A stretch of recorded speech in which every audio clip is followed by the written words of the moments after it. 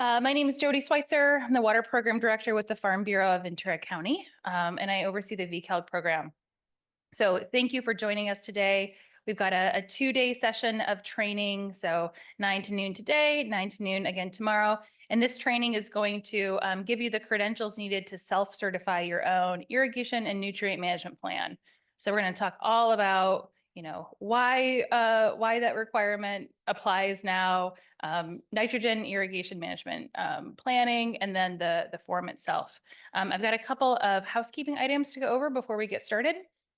So those in the room, you should have all grabbed a workbook. So we're going to follow through this workbook as we go. It follows through each module and each lesson that you'll see up here on the slide, and the activities that we'll talk through are also in your workbook. And this is also a really handy resource for you to take home with you afterwards. So take notes in this because it's yours to keep. There's also a few handouts included with that.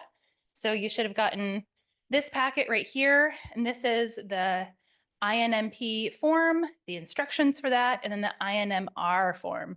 So I'll define all of those acronyms if those aren't familiar. A couple other things that are also kind of loose handouts in your booklet is this sheet. This is a list of nitrogen removal coefficients for each crop type. This is in draft form. We'll talk about this more. These are all things just for you to have handy as we talk about them through the presentation. If you are a citrus or avocado grower, we also have these two handouts. So these are the nitrogen demands for tree support, which we'll talk about. And then lastly, there's this ag order summary of requirements. So this isn't something that we're going to talk about today, but just something that's really handy to have. The INMP and INMR requirements are one of the new requirements listed on this handout. And we have other workshops talking about some of the other requirements as well. Please make sure that you sign in at the front. That's where you get your CEUs for VCALG, but also where you document your attendance to get your certification. So even if you don't need CEUs, but you want to be certified, please sign in. We also have microphones on all the tables. So as we go, if you have a question, if you can use that microphone so that the people on Zoom can also hear your question, there's a little button here. So you'll see when the light is green, your microphone's on. When it's red, it's off. Coffee and some light refreshments are in the back. And then if you need to use the restroom, that's down this hallway right back here. And then for the folks on Zoom, you all should have received a link to the workbook, which I also just put in the chat, as well as links to the INMP form, the INMR, and those handouts that I just talked about. If you have questions as we go for the folks on Zoom, if you can put those in the Q&A section, and we can either answer those by typing in an answer for folks, or we can read that aloud if it's going to be for the benefit of everybody at the training. If there's something that would be easier to ask yourself, you can raise your hand and we can authorize you to unmute. By registering for Zoom, Zoom is recording your attendance. So that's how that's taken care of. And let's get started. Okay, so a quick overview of the agenda. So we have this split out into 2 days, so it's not, just too overwhelming all in one sitting. I'm going to start off with an introduction, just why are we here, what the new ag order required, etc. And then Andre is going to talk through the nitrogen cycle. So this is going to be kind of the foundation for understanding a lot of how nitrogen moves and why irrigation efficiency practices and good nitrogen management are so important. And then I'm going to talk about nitrogen contamination. So again, why are we here? Why is this important? As well as the INMP requirements, the deadlines coming up, and then what we're going to do with all of that data. So that's the statistical outlier process. And then starting to build a foundation of how to develop your INMP. So how do you divide out your parcels and fields into what we call management units? And then Andre's going to come back after our break and talk all about irrigation and irrigation management for the remainder of day 1. For day 2, we're going to pick up with Ben Waddell with Fruit Growers Laboratory. He's going to talk through harvest information, how we quantify harvest, how it's reported on the form, what we do with those numbers. Andre will talk through nitrogen management. And then we'll go through, I'll kind of wrap it up with how to certify your plan, how you submit the report aspect of this plan, and then we'll be ready for the test. So people who are here attending in person will be able to take that test in person. It's a 30-question multiple choice test that you can retake if you don't pass it. I think it's 70% is the passing threshold. So you can always retake it. And then those folks on Zoom will receive a link to the test. So I'll talk more about that test tomorrow. Okay, so if you've come to one of my talks ever, you've probably seen this slide. I know we have some folks who are a little newer to the program on Zoom too, so I wanted to go over this. This is kind of just why are we here? Why are we doing all of this? What is the Irrigated Lands Regulatory Program? The Irrigated Lands Regulatory Program is overseen at the state level by the State Water Resources Control Board.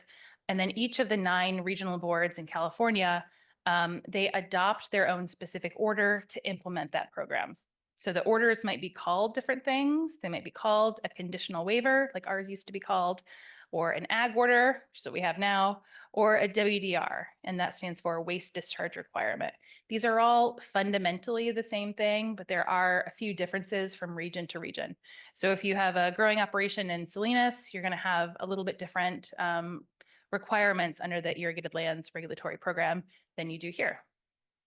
A couple of things that it does have in common, though, is it applies to all growers who irrigate and sell their crop. So if you irrigate your crop and you sell it commercially, then you are subject to the Irrigated Lands Regulatory Program, which regulates water that flows off of your field. So this could be surface water, kind of overland flow that happens during an irrigation event or during a storm event, as well as what leaches below the root zone and infiltrates down to groundwater. So it's protecting both surface water and groundwater for their beneficial uses of those water bodies, whether that be a drinking water purpose or a habitat for flora and fauna or recreation, whatnot. Every water body is listed for one or more beneficial uses, and those beneficial uses have water quality standards associated with them. And then lastly, another thing that all of the programs, no matter what region you're in, have in common is that growers who are subject to this regulatory program can comply as an individual, which they would do all their own monitoring, they would do all of their own reporting to the Regional Water Quality Control Board, or they can comply through a group. So that's what the coalition is known as, and that's what VCALG does, the Ventura County Irrigated Agricultural Lands Group. I got that mixed up, Ventura County Agricultural Irrigated Lands Group. So we started in 2006 and have been running this group since then. I won't go over all of this, but I just want to stress that this program has changed. So the reason that we're here today is because of a big change that was adopted in the ag order last September. So this regulatory program was first adopted in 2005, and we had 5-year iterations of conditional waiver orders. In September of last year, an ag order was adopted. So this is, again, just another regulatory order that's been updated. It carries through all of the requirements that applied previously, and then it adds new requirements as well. A couple things that are significant about this is that unlike a conditional waiver, an ag order isn't limited to 5 years. So a conditional waiver has to be renewed every 5 years. So we were kind of always on this renewal cycle every 5 years. An ag order can stay in place until the regional board decides that it needs to be reevaluated and replaced with something else. So this could very well be a long-term program, or the regional board could decide to change it at their discretion. And there were 2 big changes that were added in to the ag order last year. One is these statewide precedential requirements for nitrogen tracking and reporting, and that's what we're going to talk about today. The other is TMDL, so total maximum daily load driven requirements. And we just had a workshop on this last Monday. It's recorded, so if anybody wants to see that and catch up on those TMDL driven requirements, just reach out to me and I can send you a link to that recording. So what are the precedential requirements? In 2018, the State Water Resources Control Board adopted the East San Joaquin WDR. And in that WDR, they said, all of these requirements must be precedential for every regional water board in the state within the next 5 years. So 5 years from that got us to 2023, and that's why they were incorporated into our ag order at that time. All of these things focus on addressing nitrogen and surface and groundwater through comprehensive irrigation and nutrient management programs. So those include groundwater quality trend monitoring, which is actually something that we happen to be required to do under the conditional waiver. So we've been doing this already. And what you see here is a map of one of our latest reports that shows for each little dot there is a well that we are monitoring the nitrate trends of. Where you see a blue dot, that means it was either non-detect or 2 milligrams per liter nitrate nitrogen. The threshold is 10, so you just want to be under 10. Anything that is green is between 2 and 5 milligrams per liter. Yellow is between 5 and 10. Orange is 10 to 25 milligrams per liter, and red is over 25. So you can see there's no red icons on that well, so nothing that's over 25.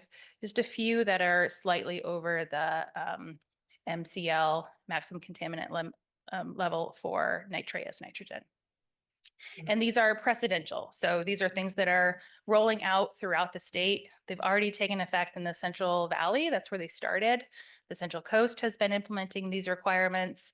And then now they're beginning to be adopted in regulatory orders throughout the state. So the Irrigation and Nutrient Management Plan, INMP. It's an acronym you're going to hear a lot today. The INMP itself is a plan. So this is an active planning document. It has to be developed annually, and it's kept on farm. So this is your document to keep on farm. The INMPs themselves are not submitted. One INMP needs to be developed per field or management unit. We'll talk a lot more about that. So that's the same crop, same age, same management practices, and contiguous land. And then there's a pre-season component to it where you're planning for your upcoming season. And then there's a post-season component where you're kind of truing up at the end of your harvest to say, how much nitrogen did I actually apply? Because you can plan, as well as anybody possibly could, but you're never going to get it quite right. There's always unforeseen circumstances that are going to happen.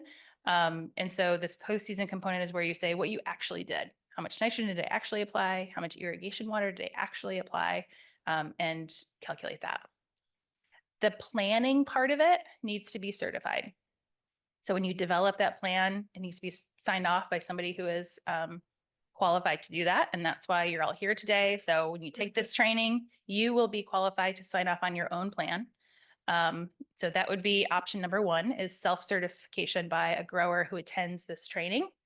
You always have option number 2 or 3. Number 2 would be self-certified by a grower whose plan adheres to the site-specific recommendations of NRCS. And option number 3 would be working with a CCA.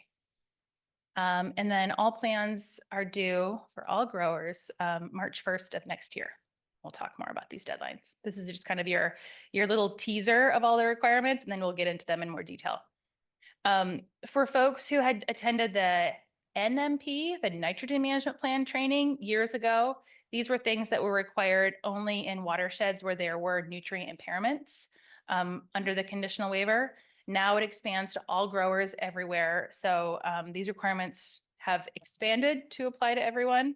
But then there's also a couple of changes to the forms themselves. So there's an irrigation component now added in, as well as some management practice questions, just asking what types of irrigation and nutrient management practices you're implementing. And then most significantly, there's some summary reporting that needs to be done as well. So it's no longer just something that you're keeping internal. At the end of your season, the end of your year, there will be a reporting aspect of that. And that is the irrigation and nutrient management report. So this report kind of pulls summary information out of your plan. And the report itself also has to be submitted annually. So it's a year after you develop your plan.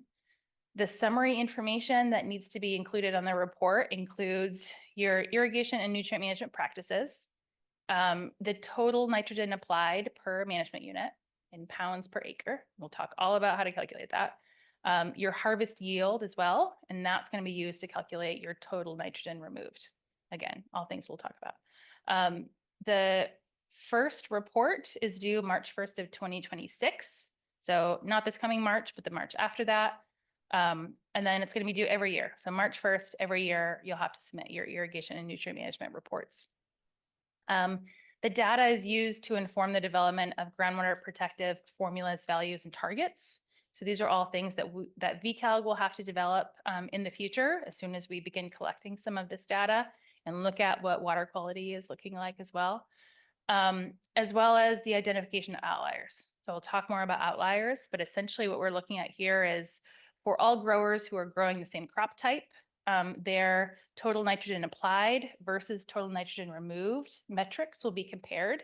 So if you are a lemon grower, you will be compared to other lemon growers for total nitrogen applied per acre versus total nitrogen removed per acre, and plotted on a distribution curve to see most growers are within this range, but maybe you're over here. And so you would be an outlier. And then there would be a follow-up education program that you would have to participate in. And this is my last slide, I think, before I hand it over to Andre, but I just wanted to stress that this is a new requirement. This is a program that is in development still. So, I welcome any questions you have today. I hope we're able to answer the majority of them, but there's certainly going to be some questions that we might not have answers to yet, or that might require the regional board to answer. So please give us your questions, and then if we can't answer them today, we will answer them as soon as we can. A couple things that we've done recently to build up this program is develop the INMP and INMR templates. So those are things that needed to be approved by the regional board. Those were approved in March. So the templates you have with you are the final versions.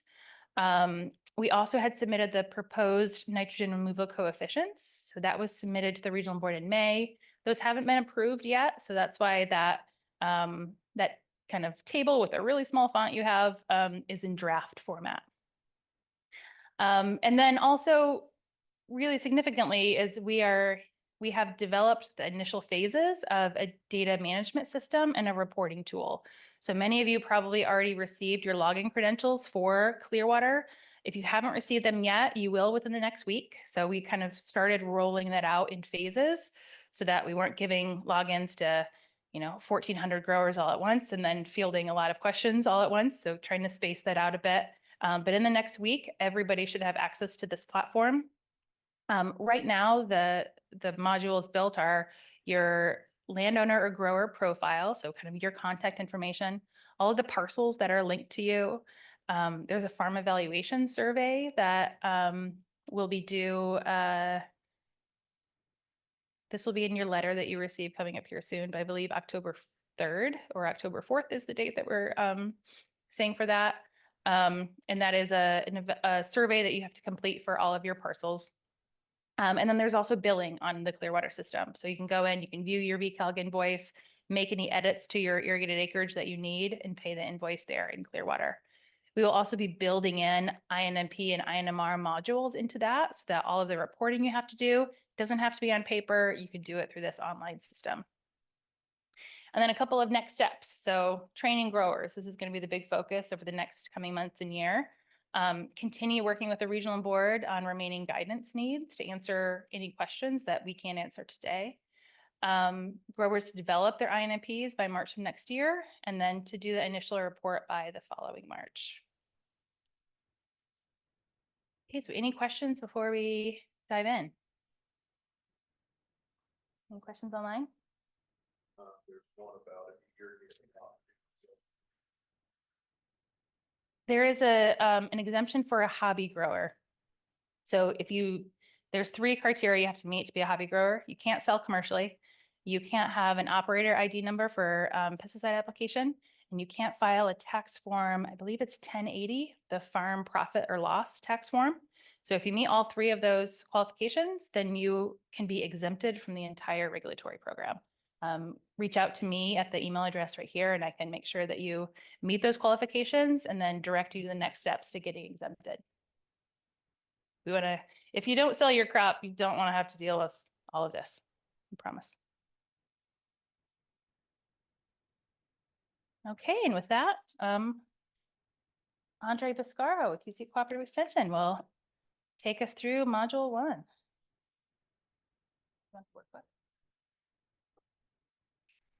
Thank you, Judy. Hello, good morning, everybody. I believe I met most of you. My name is Andre Biscaro. I work for the University of California Cooperative Extension Office here in Ventura County. And I work primarily in irrigation and fertilization of berry and vegetable crops, right?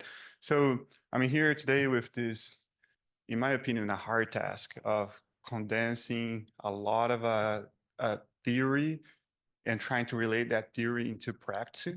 So please don't excuse yourself if you feel overwhelmed with the amount of information, but try to grasp the main concepts, right? Usually the whole content here, this material is taught to like different classes in college, right? So we're gonna power through them, make sure, and try to make sure that you guys get the main concept, okay?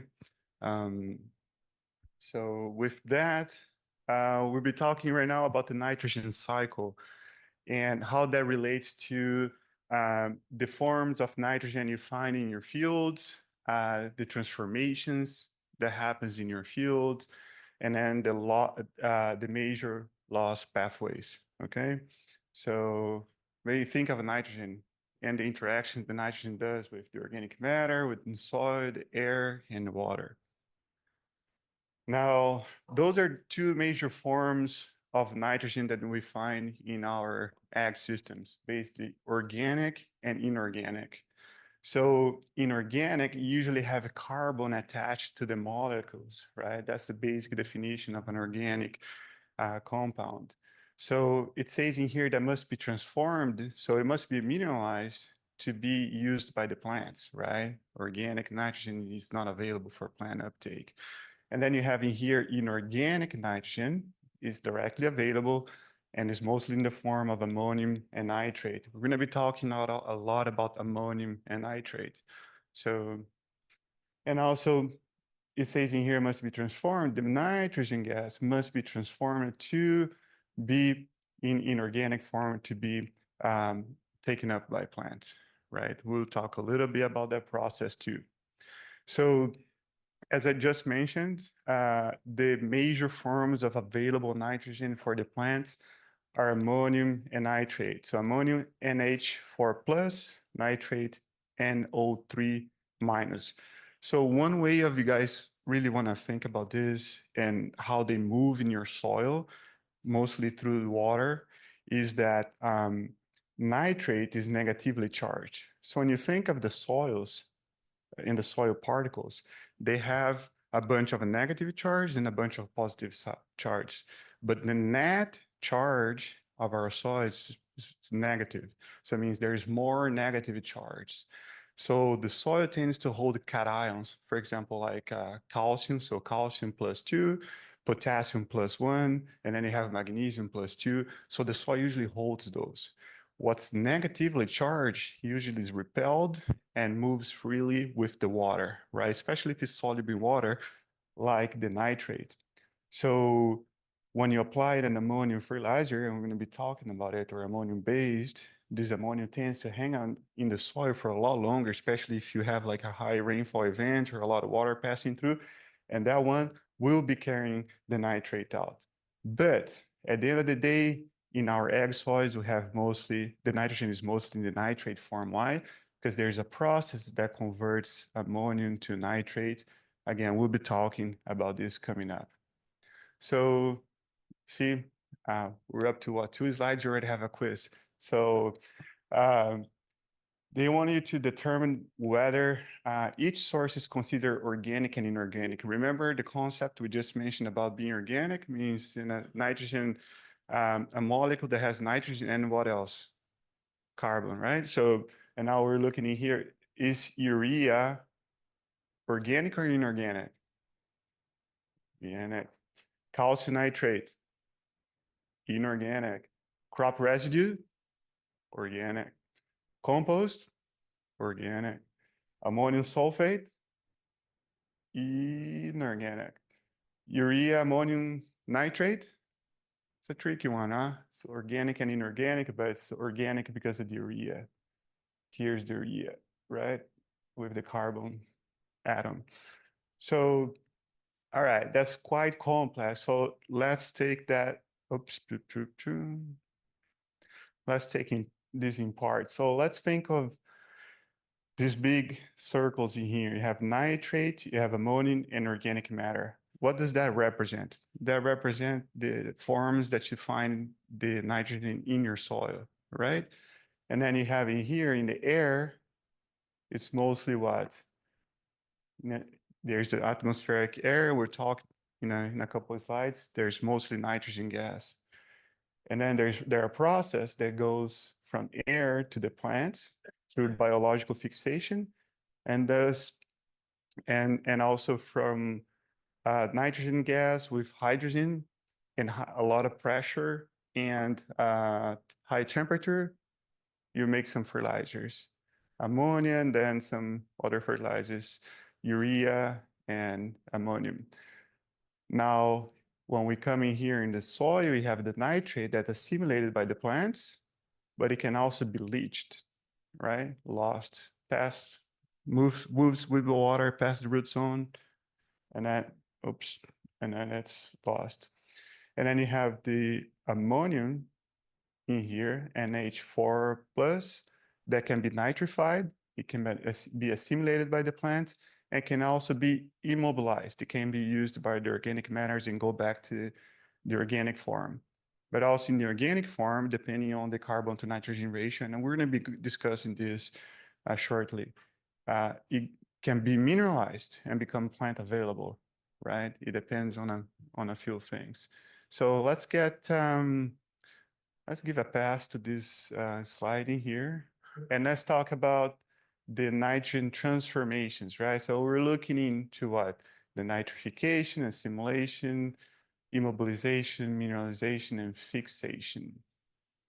So as I mentioned before, the air is composed mostly by nitrogen gas and oxygen and a few other gases, right? Like CO2. So the biological fixation happens in certain plants. We don't grow too many of those crops in here, but we've seen some lima beans around, right? So beans, alfalfa, they have the rhizobium bacteria in the roots that can convert nitrogen to ammonium for the plant. So it's a symbiotic relationship, right? So what do the bacteria get in return? Bacteria get some carbohydrates, some sugar, some energy for them. And in return, they do this nice favor to the plant, get nitrogen gas and converts that to ammonium, which is, an essential nutrient, nitrogen for the plants. Now, there's also the industrial nitrogen fixation. Is that process I'm not sure if I'm going to pronounce this correctly, but it's the Haber-Bosch process that was invented like a while back, when you get nitrogen gas with hydrogen and put those two under a lot of pressure and a lot of really high temperature, and then you can get some ammonia, NH3, and with that, in water, you get some ammonium fertilizer, right? Nutrient that's taken up by the plants, and it can get urea produced by that process too. That's where most of our nitrogen fertilizer comes from. So, and then nitrogen in the soil is composed mostly in the organic form, right? And that's not available for the plant. And you have a little bit of that as inorganic form. What's inorganic? Inorganic is what is usually plant available in the soil, nitrate and ammonium, right? So that's like a small part. But the other part is the organic matter. When you get the mass of your crop, of your soils, and you take what's the percentage of organic matter in the soils in here, if you get soils from the mountains, it's usually about 0.5%. The soils in your field, 1.5%, 2%, 2.5%, 3%. But when you get that huge mass of soil in your fields and you take that percentage, that's the organic matter. When you multiply by the content of nitrogen, there's quite a bit of nitrogen in there, but to be available, it needs to be mineralized. And what does the mineralization of the organic matter it's mostly microbes. We're talking mostly about bacteria, but there's some fungi that do this as well. Those are processes where they're, trying to grab energy and nutrients and interacting with the environment under certain conditions like temperature and moisture, right? And moisture also, we're thinking about oxygen availability. So that when you saturate your soil, you deplete oxygen, and then you have an anaerobic condition. Some organisms will favor anaerobic conditions or use that environment to drive some of the process. So now, when we talk about mineralization of organic matter or having the nitrogen in the organic matter going from unavailable to available to the plants, we're discussing about a process called mineralization, and we'll be talking about it. And the opposite way from the mineral nitrogen, ammonium nitrate, back to the organic is the immobilization. So what drives those processes? Basically, those microorganisms. But now the environment drives it too: temperature, humidity, and CN ratio. What's the CN ratio? CN ratio is when you get any organic material and you send it to a laboratory and you ask them, what's the carbon content and what's the nitrogen content of the material? And they'll tell you a carbon content is 40 ppm, your nitrogen content is 2 ppm. So you divide 40 by 2 and you get 20. That's your carbon to nitrogen ratio. It's a reference for us to better understand if these organic materials will lead they'll lead your system more to mineralization or immobilization. Is it going to favor making the nutrients more available to your plants, or is it going to actually use some of that mineral nitrogen that's in your soil? So we'll talk more about this.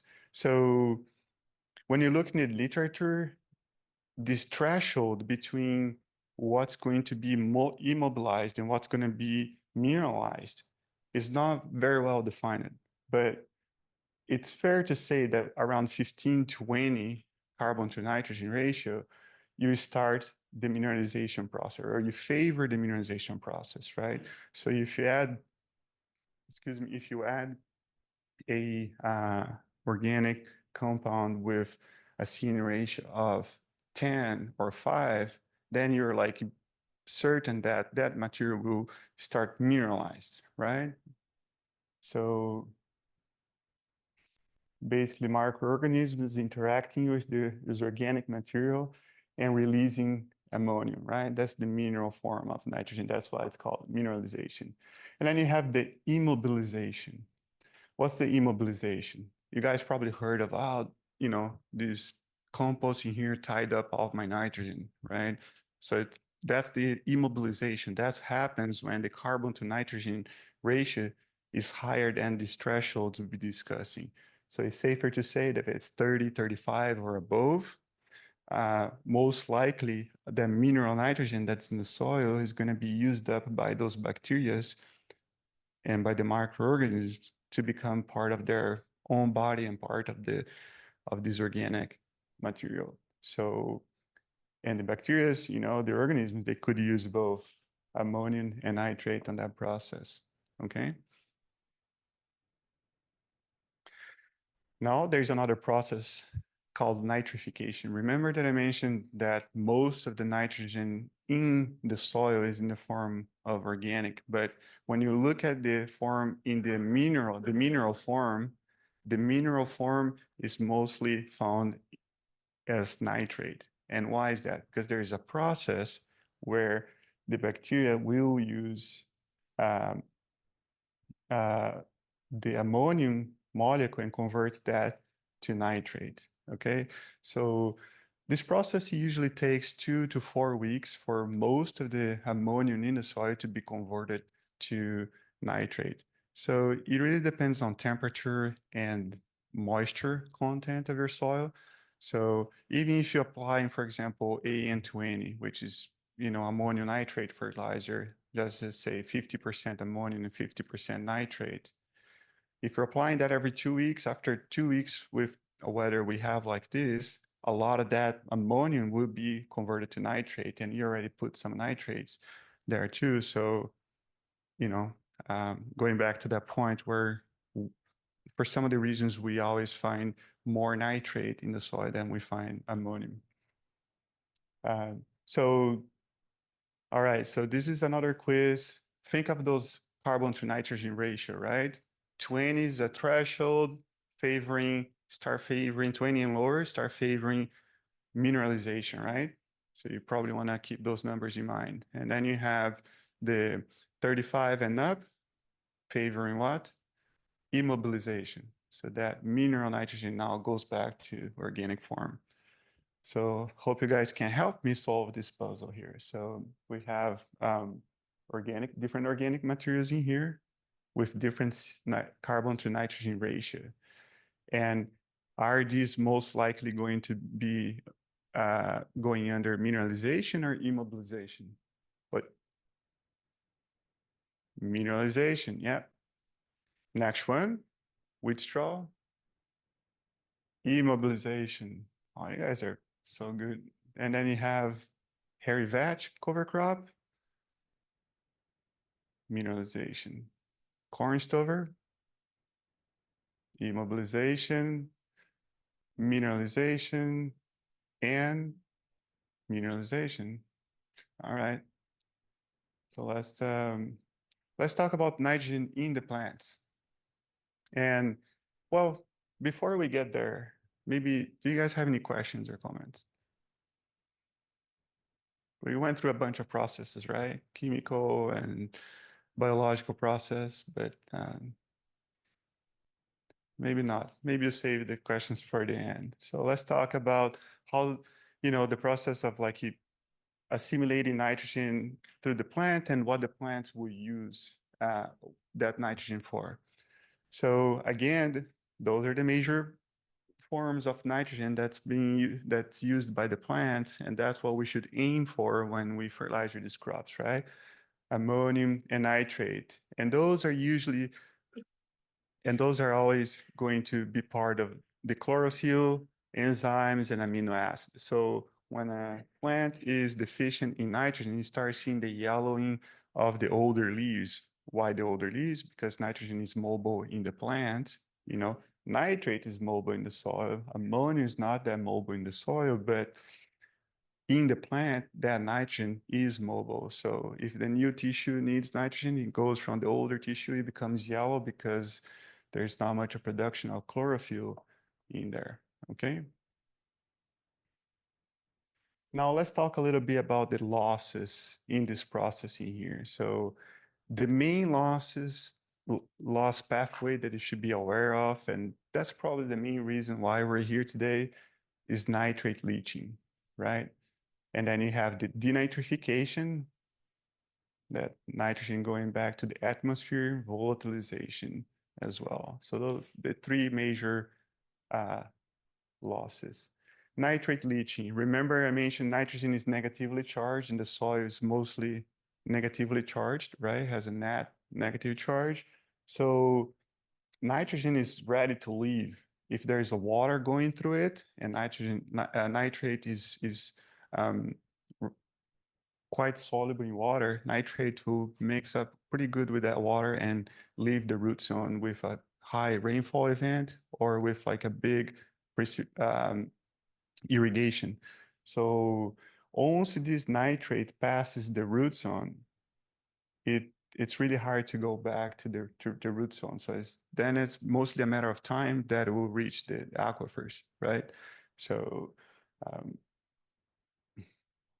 and now there's the process of there's a process of denitrification. What's the denitrification? Denitrification is a process where the nitrate in the soil is converted to these other nitrogen gases in here because the soil is saturated. So when the soil is saturated with water, there's little oxygen. So some of these bacteria still need that electron from the oxidation of or part of the oxygen. So they will end up using some of that from the nitrate. And then the byproduct are some of these gases in here. So this usually happens again in conditions where you have a pool of nitrate in a region, in a part of your soil profile that stays saturated for a longer amount of time, amount of time, right? If you're just irrigating and then going back to that normal cycle, this is minimum. But if you're keeping your soil saturated for too long, those losses will happen. And then the next loss pathway is volatilization. Oops, I don't know why I'm making. So nitrogen, when applied in the form of urea, needs to be incorporated to the soil. If you're applying urea and left urea hanging in the surface of the soil, most likely you're going to have a good amount of volatilization of the ammonia. Why does that volatilization happens? It happens because or what you can do to avoid that is to incorporate. You can mechanically incorporate that urea to avoid this contact of the urea with the atmosphere and hold it so it doesn't go up to the atmosphere. But it's also driven by pH. So high pH and having this urea in a moist soil hanging in the surface of the soil with high temperature will cause this fertilizer to volatilize in the form of ammonia. So I don't think most of you guys apply this in the surface. I think urea in here in this region is applied most as UAN 32, like urea ammonium nitrate, and it's mostly injected through the drip tape that's delivered right there at the mouth of the plant in the roots, right? So this should not be a problem, even though our soils in here are mostly with high pH or that will favor this condition. So some of the key points of what discussed here is that the soil contains organic and inorganic nitrogen. The crops taking mostly the nitrogen in the inorganic form, again, nitrate and ammonium. So the nitrogen goes through transformations, including fixation, biological and industrial, mineralization, immobilization, nitrification, and assimilation. Also, excess nitrogen in the soil is susceptible to loss through leaching, denitrification, and volatilization. Leaching being the major loss pathway here in our region, okay? All right, quiz. So how about we label some of these missing components in here of the nitrogen cycle? So how about we start with the main one? Nitrogen being lost when the water passes through the soil profile and take the nitrogen down. What's that called? Leaching, yeah. So if I go forward, you show everything, but maybe I'll go back a little bit. So what's the process called when the ammonium goes back, goes to the nitrate? Oh, from ammonium to nitrate, what's the process called? Nitrification. From organic nitrogen to ammonium nitrogen. From organic to mineralization. From ammonium to organic matter. Immobilization, huh? Available, unavailable. It's immobilized, it's tied up. And then, oops. And then you have in here, nature's made. What's this process that gets the nitrogen from the atmosphere to the plant? Biological fixation. And then man-made, industrial fixation. And then you have the nitrogen going up to nitrate being converted and going up to the atmosphere because of what? Saturated conditions mostly, right? In the soil, and that's called denitrification.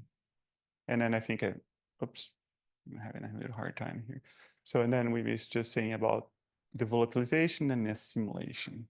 Hey, everyone. So we're going to move on to Lesson 2, nitrogen contamination. So Andre just talked about all of the ways that nitrogen is transformed and mobilized in various loss pathways. So why do we care about where nitrogen ends up? Because of nitrogen contamination and the impacts that it can have. So module 1, lesson 2, by the end of this module, you should be able to identify the impacts of nitrogen loss on the environment and human health, and distinguish between nitrate measurements in drinking water reported as nitrate N or nitrate. So excess nitrogen impacts. While nitrogen is essential for crop growth, applying too much nitrogen can be damaging to the environment and human health, as well as your profit, because fertilizer costs money. Excess nitrogen can also lead to crop production issues like excess vigor and increased susceptibility to disease. Nitrogen in the atmosphere, so volatilization. Nitrous oxide is a powerful greenhouse gas produced by microbes during the nitrification and denitrification process. Nitrous oxide is roughly 300 times more potent in warming the climate than carbon dioxide. And this means that even a small amount of nitrous oxide can produced by many microbes can have a large impact. And nitrate in drinking water. This is one that the regional board is especially concerned about, and why we're doing that groundwater nitrate trends tracking every year and monitoring kind of which direction our wells are trending. Is it an increased trend or a decreasing trend, and where are they in their concentration as well? So when nitrate leaches below the root zone, it can contaminate groundwater. High levels of nitrate in groundwater can cause illness when used for drinking.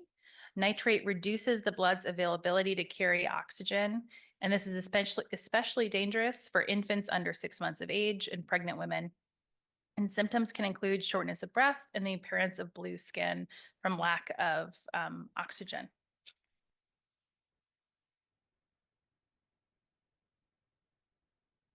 So how do we measure nitrate? When nitrate is measured, it's either reported as nitrate or nitrate nitrogen or nitrate-N. When it's reported as nitrate, the weight of the nitrogen atom as well as the oxygen atoms are measured. When it's reported as nitrate nitrogen, only the weight of that nitrogen molecule is measured. So we'll talk about a conversion formula. So if you were to get lab results back that give you results in just nitrate, how do you convert that into nitrate as nitrogen? And then the maximum contaminant level. So I had talked before about how the maximum contaminant level, or the MCL, is 10 milligrams per liter nitrate as nitrogen for drinking water. This is equivalent to 44 parts per million or milligrams per liter, which are equivalent as nitrate. So this is why it depends on how you're measuring that nitrogen, because the thresholds are going to be different. This same standard, or even sometimes a lower standard below 10 milligrams per liter nitrate as nitrogen, applies in creeks, streams, and rivers, depending on the beneficial use of that water body. So the regional board may have determined that a level below 10 milligrams per liter was necessary to protect that beneficial use of that water body. And nitrate contaminated groundwater can be found in agricultural areas throughout California. Nitrate contamination disproportionately affects low-income communities and communities of color.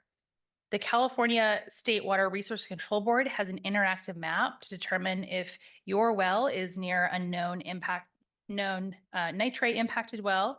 And there's a link here on the screen. This is also in your workbooks, where you can go to this interactive map. In the lower left-hand corner, there's a couple of parameters you would select. So you select nitrate as the constituent of concern, the type of well. So do you want to look at drinking water wells, municipal supply wells, agricultural wells, whatnot, and then as well time period as well. So you can look at which wells have nitrate exceedances over that MCL. So our area right around right here, as you can tell, we're not in a hotspot for nitrate contamination in groundwater. I showed that slide earlier where we saw a lot of red and green icons for our wells. So while we do have a few areas in the county that exceed the drinking water MCL, for the most part, our groundwater is looking good. But we obviously want to keep it that way. So this is the quiz, which you don't need to do right now, but this link is in your workbook. So when you get a moment, go ahead and log into this map and take a look at what the wells are looking like in your area. So a couple of the key points that we just went over: applying nitrogen can harm the atmosphere, drinking water sources, and growers' profit. Nitrate in drinking water can be dangerous for infants, pregnant women, and livestock. And nitrate in drinking water can be measured as nitrate or nitrate dash nitrogen, so nitrate as nitrogen.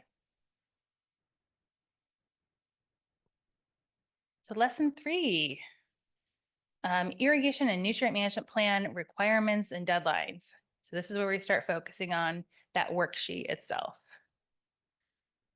So what we're going to talk about in lesson 3 are the following objectives: to summarize the goals of the worksheet and the INMRs, the report, and then recall and be able to locate the deadlines by which the INMP worksheet must be developed and the INMR submitted. So the INMP worksheet was designed to help growers increase efficiency of irrigation and nitrogen applications. An INMP worksheet must be completed for each parcel that is covered under the Irrigated Lands Regulatory Program. So every parcel that you have enrolled in VCALG needs to be accounted for on these INMP worksheets. And we're going to talk about how to account for parcels in just a bit here. The worksheets are also kept on farm. So as I said, the INMP is a plan. You keep that document on farm, but it does need to be certified. So that's why we're all here today. The INMR was designed to help monitor nitrogen application and removals from the field through harvest. The INMRs are submitted annually to VCALG, and then VCALG compiles and anonymizes the data prior to submittal to the regional board.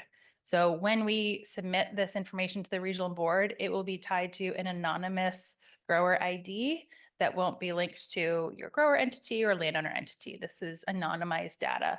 VCALG will know who that is, and so we'll be able to follow up with you if you're identified as an outlier or if we have any questions on your INMR, but the regional board won't, and it won't be publicly reported either.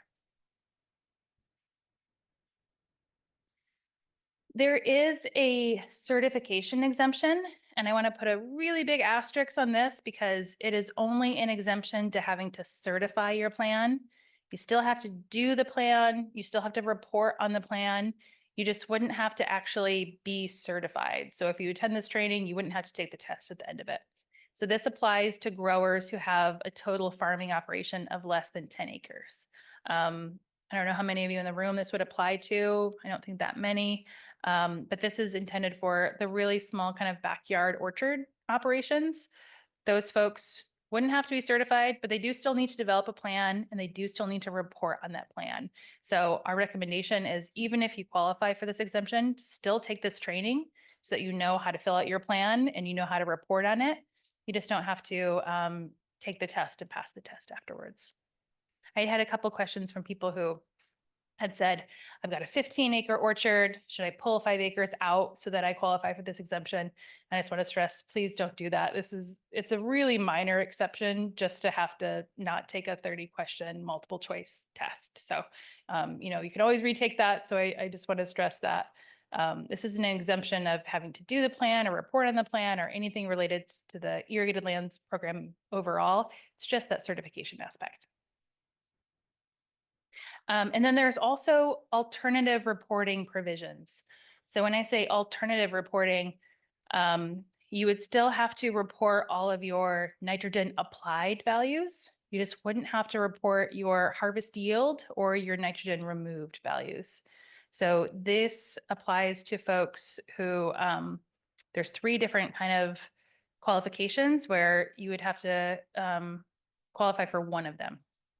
The first is a grower who operates in an area with evidence of no or limited nitrogen impacts to surface or groundwater, have minimal nitrogen inputs, and have difficulty measuring yield.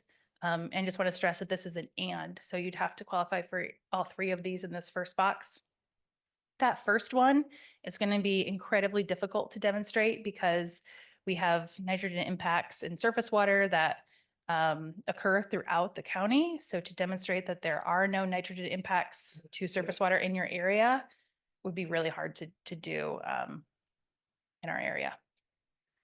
But a lot of growers definitely have difficulty measuring yield. So, you know, nursery operations are one, and I'll talk about how they'll report yield. Some like U-pick operations, you know, some really high crop diversity operations that might be growing for like a farmer's market. Those are going to be the folks who would have a really difficult time measuring yield separated out by crop type. So these next two categories might apply to them. If a grower meets the definition of a diversified socially disadvantaged grower, and this definition is from the 2017 Farm Equity Act, and they have a maximum total acreage of 45 acres, gross annual sales less than $350,000, and a crop diversity greater than 0.05 crops per acre. So one crop for every 2 acres. If you have a higher crop diversity than that, then you would have to report your nitrogen applied values, but you wouldn't have to quantify your yield. You would just say, for my whole operation, this is how much nitrogen I'm applying. And then this last category is for those growers who essentially wouldn't meet the definition of a diversified socially disadvantaged grower, but this is just a grower with a maximum acreage of 20 acres and a crop diversity greater than 0.5 crops per acre. So again, that one crop every 2 acres. And I'm happy to answer questions afterwards if you think that your operation might qualify for one of these.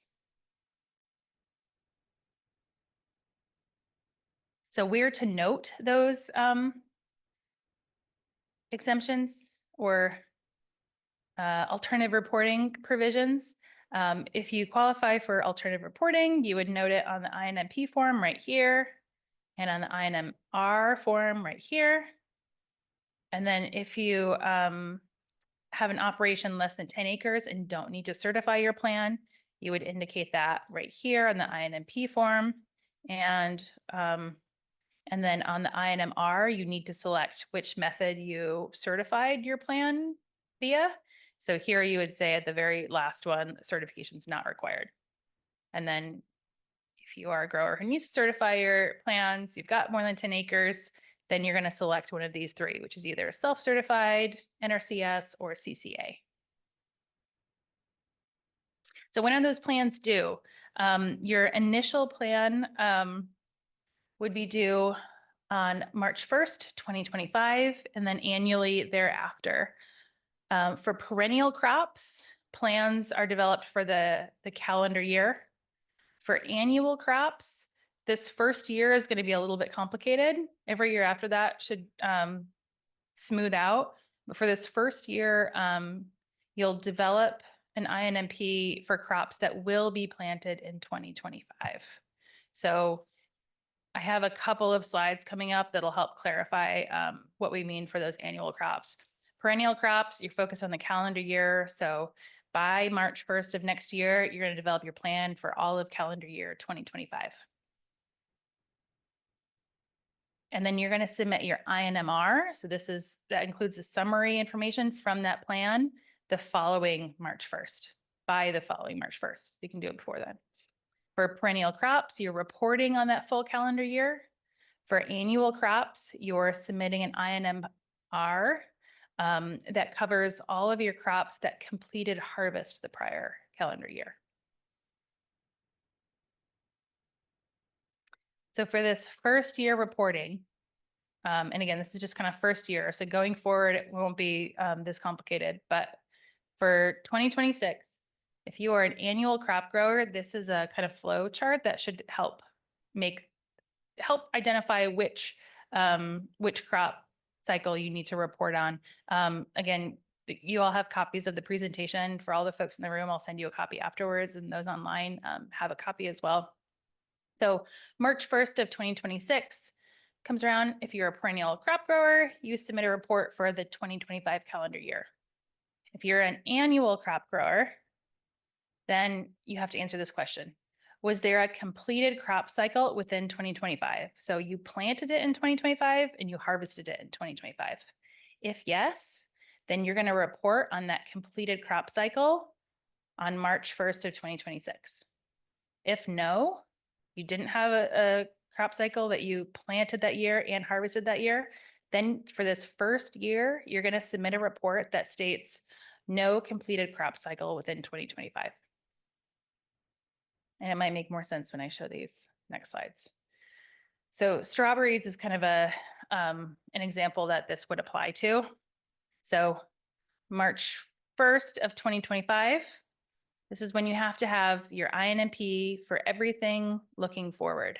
So you've already got strawberries in the ground that you planted last October of 2024. You don't have to develop an INMP for those because you planted those last year before this deadline took effect. But you do need to develop your INMP for the next season, which is your 2025 planting here in green.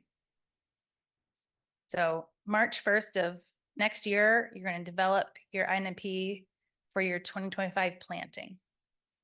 And then March 1st of 2026 comes around when you need to do your report, but you didn't have a completed crop cycle in 2025 that was planted and harvested that same year. You had one that was harvested, but it wasn't planted in 2025. And you had one that was planted in 2025, but it wasn't harvested in 2025. So you're going to submit a report here on March 1st, 2026 that says no completed crop cycle in 2025. And you're going to develop your next INMP for your 2026 planting. And then March 1st of 2027 comes due. You're going to submit an INMR for the crop that you harvested the previous year, which is now your 2025 planting. Does that make sense? I can talk through this afterwards for anybody who this might not make sense for. This is an example of a rotational vegetable where you would have a completed crop cycle.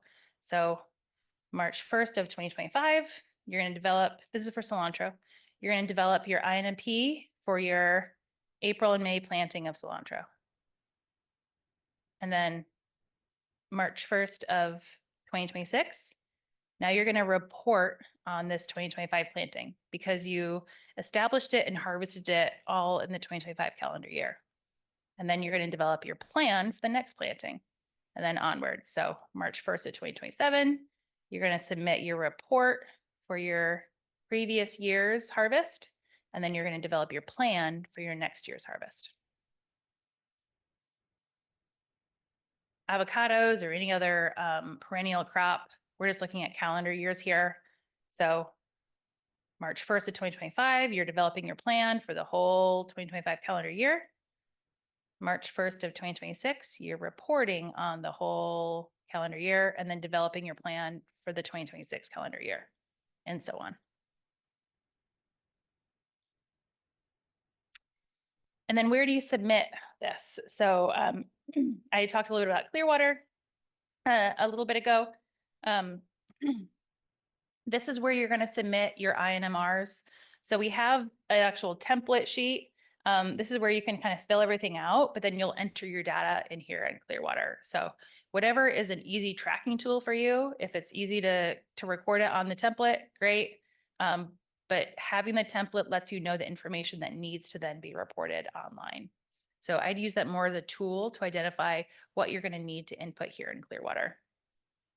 And then we'll have office hours available and call support and all of that. So this first year of reporting, I'm sure there's going to be a lot of questions from folks. So we will be there to support you all and have videos and lots of help and guidance along the way. And I doubt many people are going to take me up on this, but in case you want to read the ag order and review any of these requirements for yourselves, we link the pages where these requirements are outlined. So if you're part of the Ventura group, Ventura County group through VCALG, here's a link to the ag order and the pages that it's cited on. If you're part of the LA group, they have their own kind of section of the ag order. And then those are the pages that their requirements are referenced on as well.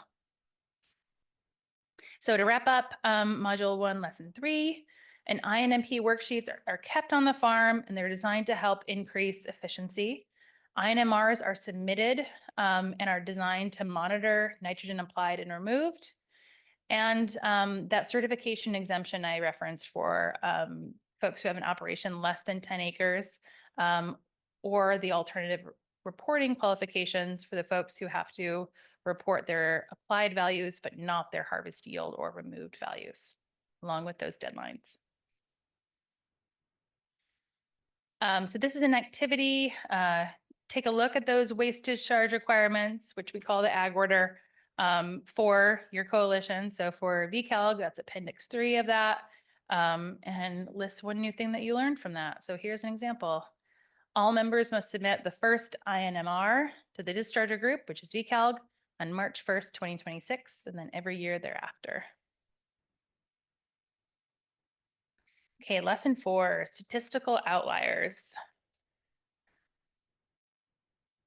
So lesson 4 covers the process and the purpose of identifying statistical outliers. It also covers what it means to be an outlier. And by the end of lesson 4, attendees will demonstrate the ability to describe the general process under which management units may be defined as an outlier, summarize the purpose of outlier identification, and recall additional requirements that may apply to growers who have a management unit that's been identified as an outlier. So the first step is that data is submitted to VCALG. And so this is the INMR form that you would fill out. It's got all of your management units, and it's got all of your applied and removed nitrogen totals. And then VCALG will use that data to calculate nitrogen applied versus nitrogen removed. So we call those A and R. And these A over R or A minus R metrics are used to evaluate potential for nitrogen loss. So your A values include your fertilizer, your organic amendments, as well as the nitrate in your irrigation water. And your removed side of the equation includes your harvest yield, which removal coefficient is then applied to calculate how many pounds were in that harvest yield. And then A over R or A minus R is then compared across growers of the same crop type. So this curve represents the value that most growers fit within. And then as soon as we get all of the data back to us, we'll be able to calculate a threshold value. So this is kind of the level above which most growers are under. So if you are over this level, then you would be considered an outlier as compared to your peer growers. And there's a couple of reasons for why a field might be identified as an outlier, might have a high A over R or A minus R value. Maybe nitrogen applications are greater than crop demand. Maybe there's inefficient application of nitrogen or irrigation water. There's also some things that are more outside of your control. So reduced yields or crop failure, disease, pest issues, whatnot, or reporting errors. I mean, if you're doing data entry, maybe you entered an extra 0 or put a decimal in the wrong place. So it could have been a reporting error. Anything that is kind of anomalous for your crop season. So, if you had a pest issue or you had a crop failure, those are all things that should be noted in the note section of the INMR so that when we're calculating or we're helping to identify outliers, we can take that into consideration. So was there crop failure where this field just needed to be disked under? So you had only an A value and you had no R value because you had no crop removed. You would definitely be an outlier in that situation. But if it was because of a pest issue or crop failure for another reason, then it wouldn't be something that would necessarily warrant identification as an outlier. That would need additional education in the same way that if you're just applying more than the crop demands or if it's an inefficient application.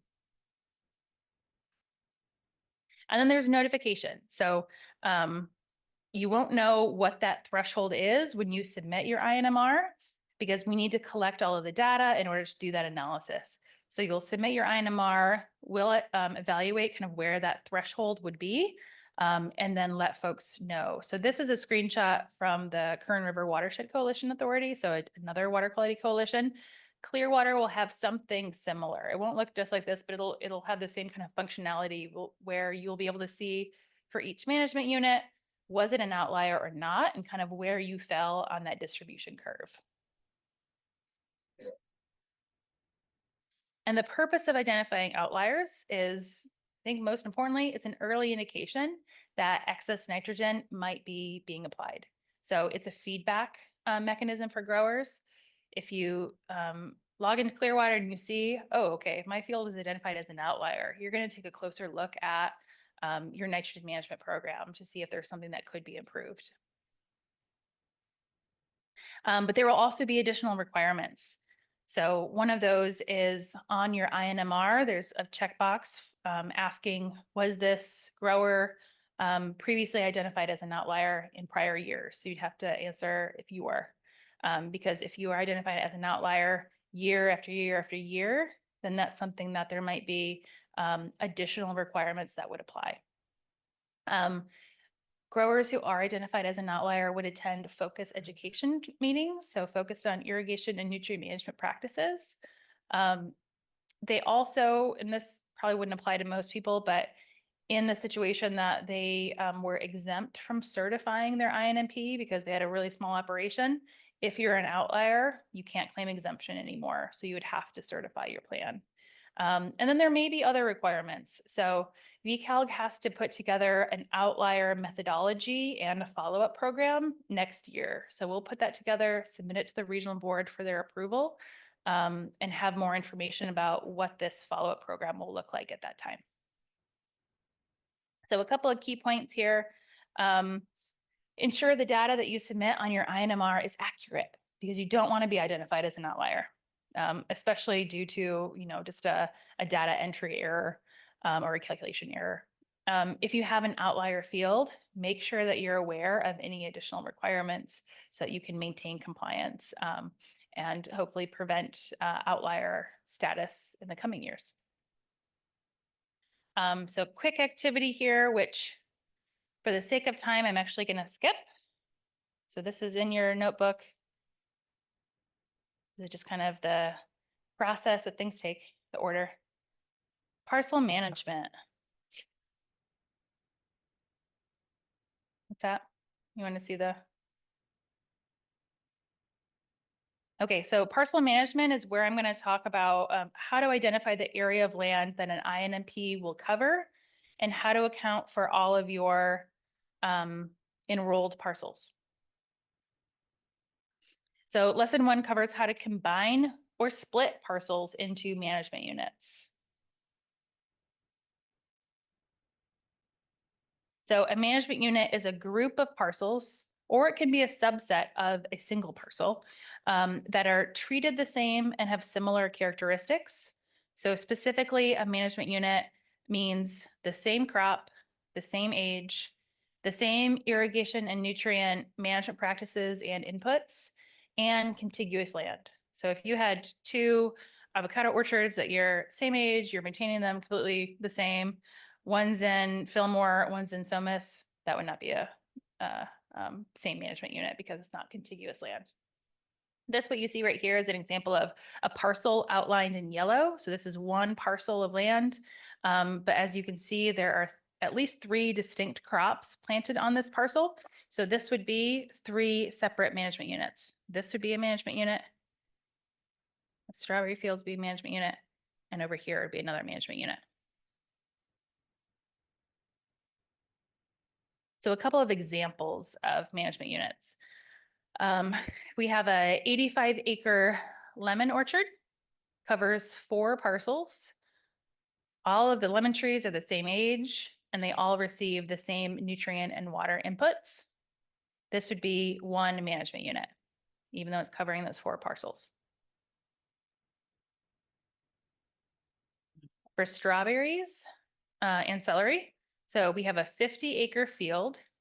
We have a rotation of strawberries and celery.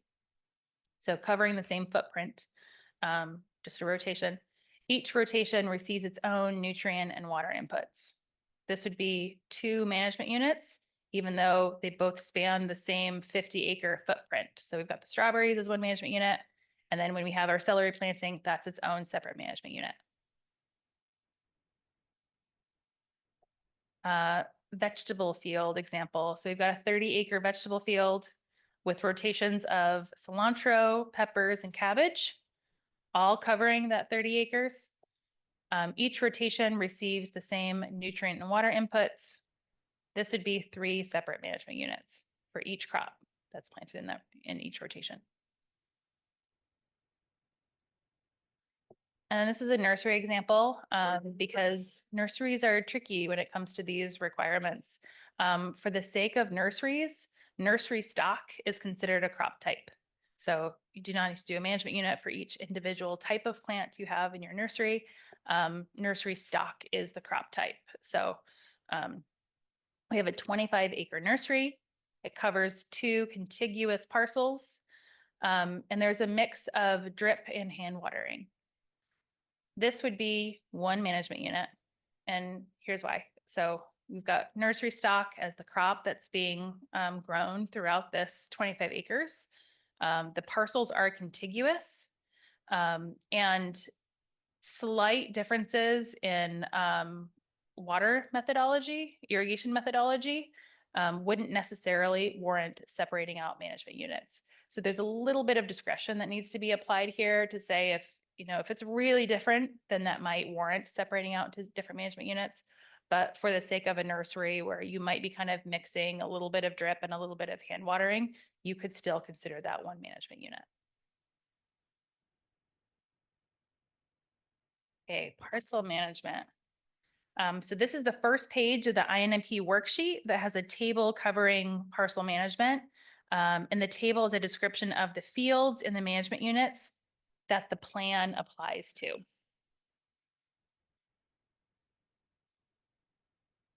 The key points that we're going to talk through here is, or the key points that we just talked through is a management unit must have the same crop, same age, same nutrient and irrigation inputs and management practices, and be contiguous. A management unit can consist of a portion of a parcel or multiple parcels together.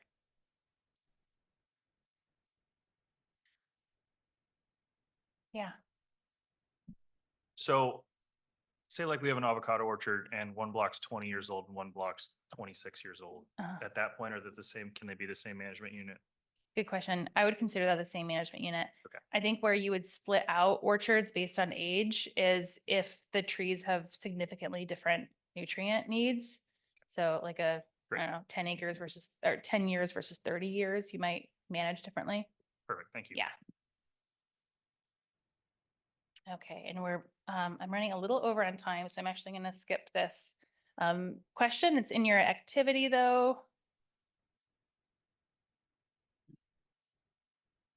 It's 5 management units. There we go. So if you have questions on that, I can answer that afterwards. Okay, assessor parcel number. So this covers how to locate your APN, how to define what an APN is, and then outline the reporting process for accounting for all of your APNs on your form. So this is that same table that I just showed, the first page of your INMP. So irrigated acres are listed right here. So what you'll do is you'll list for each INMP, you'll say which management unit is this for, and then which parcels are encompassed within this management unit. List those parcels here. You can give it a friendly name. So whatever you call this block or this field is kind of your friendly name as the grower. And then you would list the irrigated acres associated with that parcel. So if it's a situation like I showed where that one parcel with 3 different management units, for each management unit would include that parcel number, but it would only include the irrigated acres that are within that portion of the management unit. So it wouldn't be the irrigated acres for the whole parcel. It's just the irrigated acres within that portion of the management unit of that parcel. There's kind of an overlapping effect here. And one thing that the Clearwater system will be able to do, will have a mapping tool. So right now, if you've been on it, you can see your whole parcel list, and there's a map that shows where your parcels are in the county. Well, when we build on the INMR section, they'll have a mapping tool for each of your parcels to be able to map out, this is my management unit, and that'll help with this. So to define APN, this is a unique number assigned to a parcel of land by the county tax assessor, and it's used for record keeping and to track land ownership. So a common kind of comment that we hear from growers a lot is that growers don't farm by APN, which they don't. So it's clearly kind of a clunky basis for keeping track of management units or your enrollment in the VCAL program in general, but it is what is required by the regional board. So where to find your APN? It's not listed here, but probably actually the easiest thing will be on Clearwater. So log into Clearwater, you'll see every APN that is linked to you as a landowner or a grower. It's going to be the easiest place. But you can also find it on your tax bill. You can find it on your lease. And you can find it through the county assessor. So the county assessor has an interactive map that's called County View, where you can kind of click on each area of land and it'll tell you what the parcel outline is and what the number is. If your management unit contains multiple APNs, you would list each of them right here. You give it a friendly name, whatever you call that area of land. And then you would list the irrigated acres within that parcel, so that corresponding irrigated acres for that parcel. And to review the key points here, an APN is a unique number assigned to a parcel of land by the county tax assessor. The APN for a parcel can be found on your property tax bill, county assessor, the property owner if you're a leasee, or through Clearwater. And you must list the APN and the irrigated acreage for each parcel that is within that management unit on your INMP. And this is a quick activity to identify, if you're looking at your tax bill, where do you see your APN? Right there.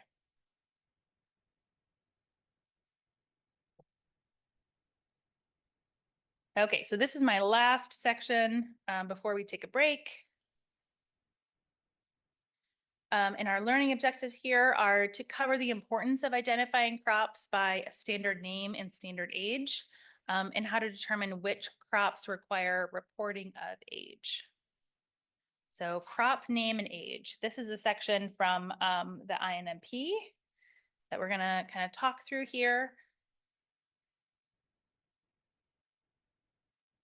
So standard crop names are linked to nitrogen removal coefficients, which are used to calculate the nitrogen removed from the field. So that table that I had shared, it's kind of a one-pager handout that lists crop types and then the associated nitrogen removal coefficient. That's still in draft form, but that's what we are proposing to the regional board.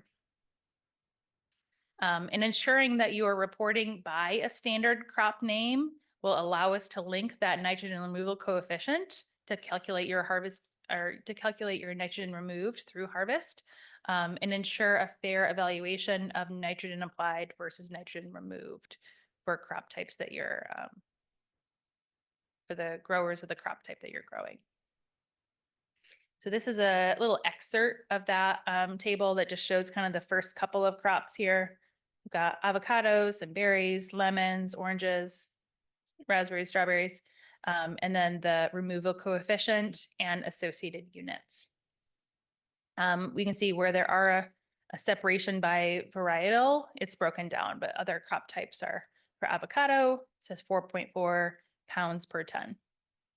And as I also mentioned previously, this is still in draft format. So as soon as this is officially approved by the regional board, we will update everybody. In the meantime, this is what growers should be using though. And then crop age. So crop age is only required for perennial crops because it influences the yield that you're going to get off those trees. It influences the nitrogen, the demand of those trees, as well as what's removed by harvest. And then crop age is based on the calendar year that the INMP covers. So if you are reporting in March 1st of 2026, you're reporting on the 2025 calendar year. So it would be, what was the age of your orchard in 2025? And then this is a activity here, which I'll go through kind of quickly. So Grower and Zomas planted avocados in October 2018. Avocados were planted on an 85-acre block. Here's the APN. And you're developing your INMP for the calendar year 2025. So you've got one management unit. It's all avocados, all the same age, 85-acre block, one parcel, all in Ventura County, avocados. Your crop was 6 years old in 2025, and then your irrigated acres are 85. So to review, standard crop name is needed to be reported on that INMP and INMR. When you enter them into Clearwater, there will be a drop-down menu that you'll select from a list of crop types. And then crop age is required for perennial crops. Hello, folks. Hope you had a nice break. Let's get back to the program. So we'll be talking about irrigation management and irrigation and nitrogen fertilization and how this water also can be managed efficiently too, so we can also manage nitrogen efficiently. So there are, 7 different lessons for this module. So I stop at the end of each lesson and ask if you have questions, okay? So there's a good amount of material here, about 80-ish slides to cover. So let's get started and talk about irrigation and nitrogen management. So the learning objectives in here are to describe the relationship between irrigation and nitrogen management and differentiate between irrigation efficiency and distribution uniformity. All right, so what we're looking at here on the picture to the left is this crop in here was irrigated up to just a little past the root zone, right? And in red, we have the nitrate illustrated, nitrate in the red dots. So they're mostly staying around here, the root zone. So if you think of this scenario compared to this is quite efficient, right? Why is it efficient? It's efficient because you apply the water, stayed around the root zone, and now that most of that nitrate is also hanging out around the root zone. And in here, most of it is actually leaving the root zone, going past under it with the water. So this is what happens when we have high precipitation, rainfall, or a longer irrigation than it's needed, right? So how do we maintain the water in the root zone? Well, there are some techniques, and we'll be talking about this. So already, we already have a quiz there. So why does nitrate move so easily through the soil profile with water? So remember we talked in the previous lesson, nitrate is negatively charged, it's weakly held in the CC, right? So, and it's soluble in water. So that's your answer right there. Now, irrigation efficiency. How is irrigation efficiency defined? So it's the percentage of applied water that's beneficially used. Why do we use this term, this different term called beneficially used? Well, it's what the crop needs for evaporation, for transpiration, some evaporation, and then you have the leaching of the salts, some climate control in some cases, and maybe other cases that you guys have, right, that we're not describing in here. So typical irrigation efficiencies can change based on the irrigation method that you have, right? So basing it probably means in here like flooding irrigation, right? So it's one of the less efficient, include with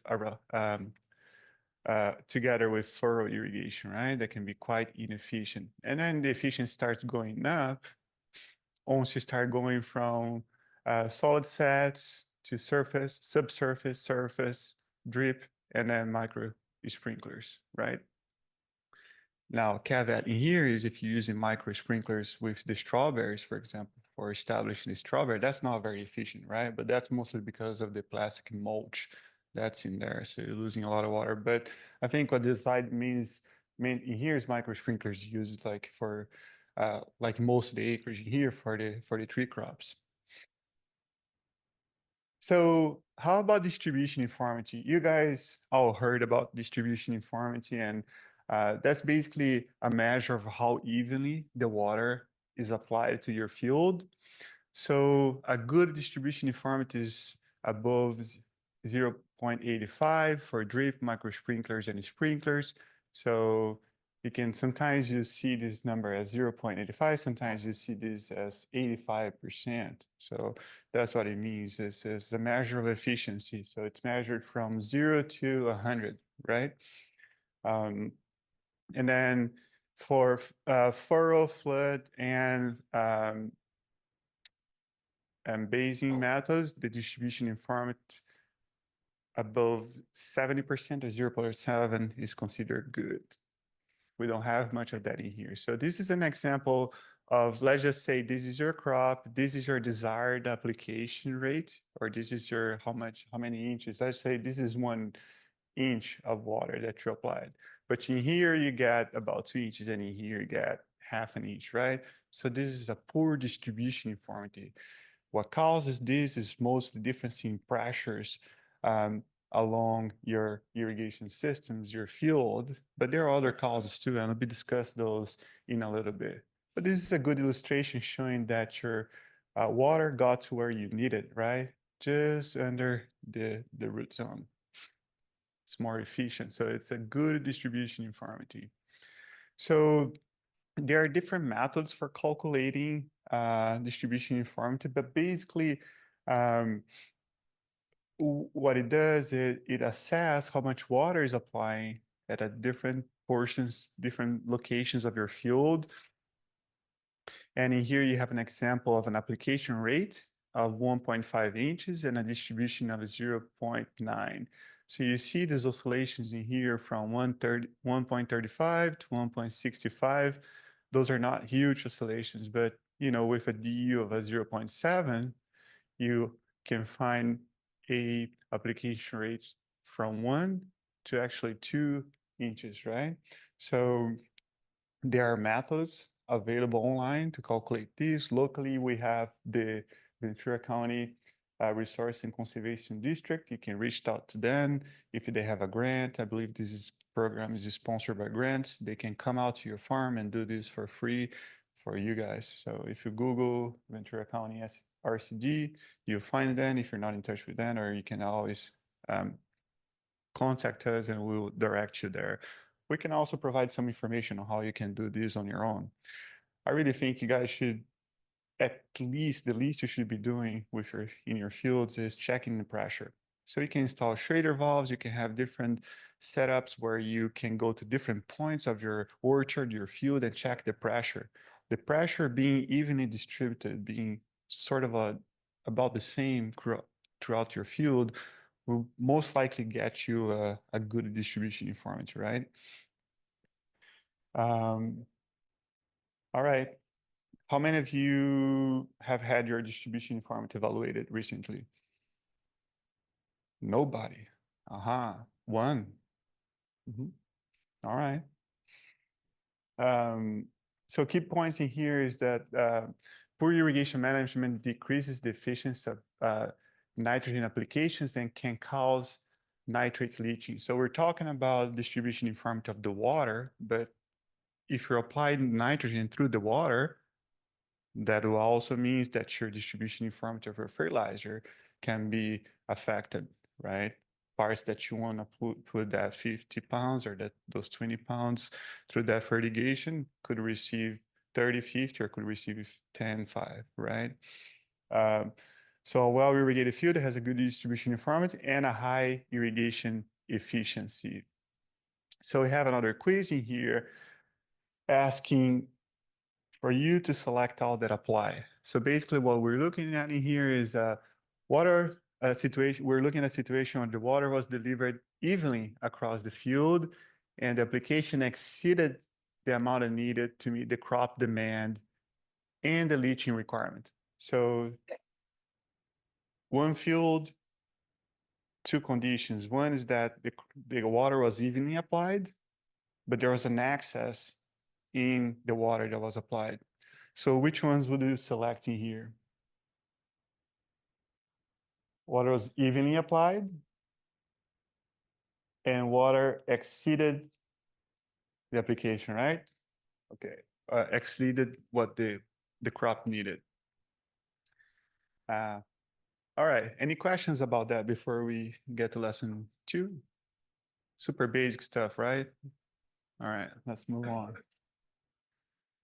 Okay, the objective in here is to identify the role of a primary irrigation method. So if you didn't know at this time that your primary irrigation method is meant to deliver water to your crop for the crop growth, now you learn that.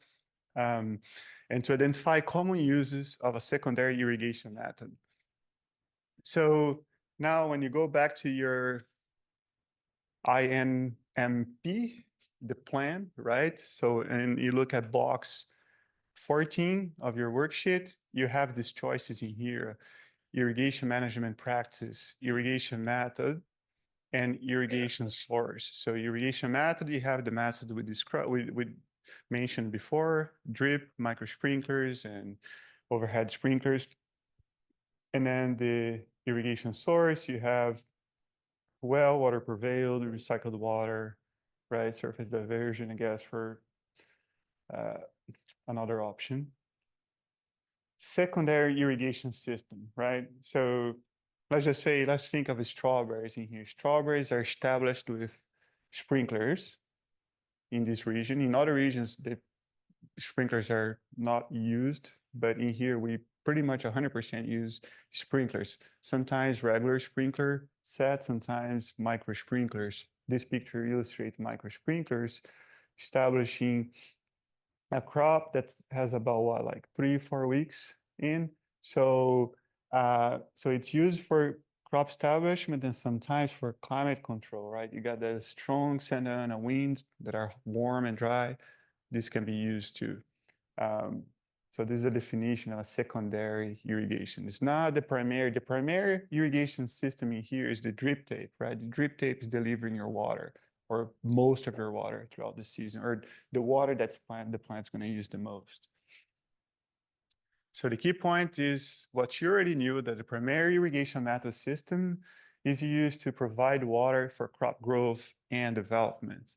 And then examples of a secondary irrigation use include crop establishment and climate control. Okay. So what other purpose may a secondary irrigation system be used for? Secondary, right? Not primary. Secondary is a crop establishment and climate control.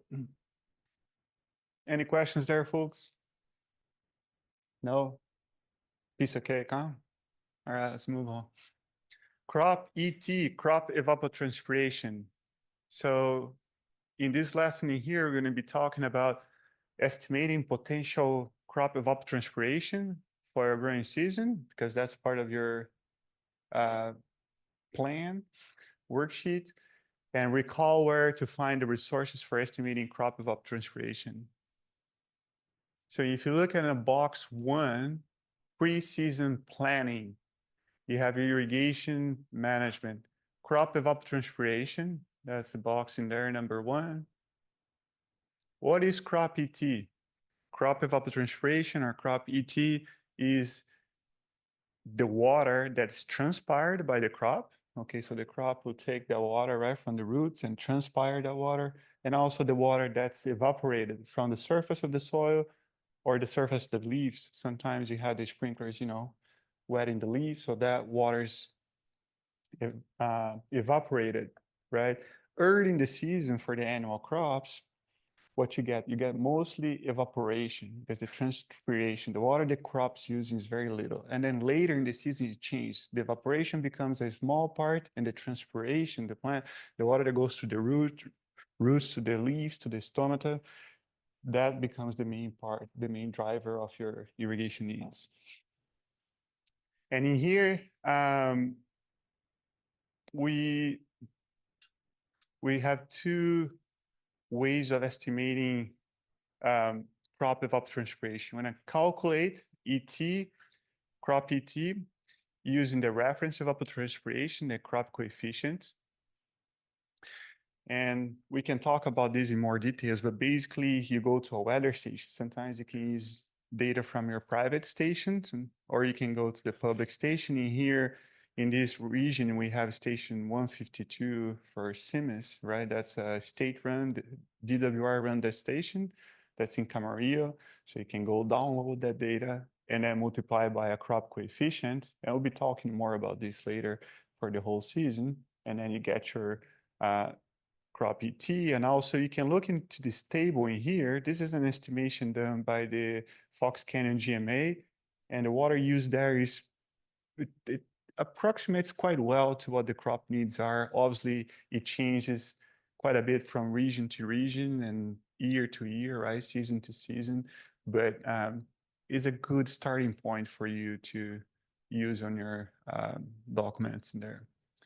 So again, so the reference ETO is information collected by a bunch of sensors that measures what the weather or the climate's doing around this grass area here. So it's a well-watered grass in most cases, and it measures solar radiation, wind speed, temperature, relative humidity, and a couple other things too. And it uses the equation to tell, okay, this is today, for days like this, we have like ETO or reference evapotranspiration of about like 0.2, 0.18, 0.16.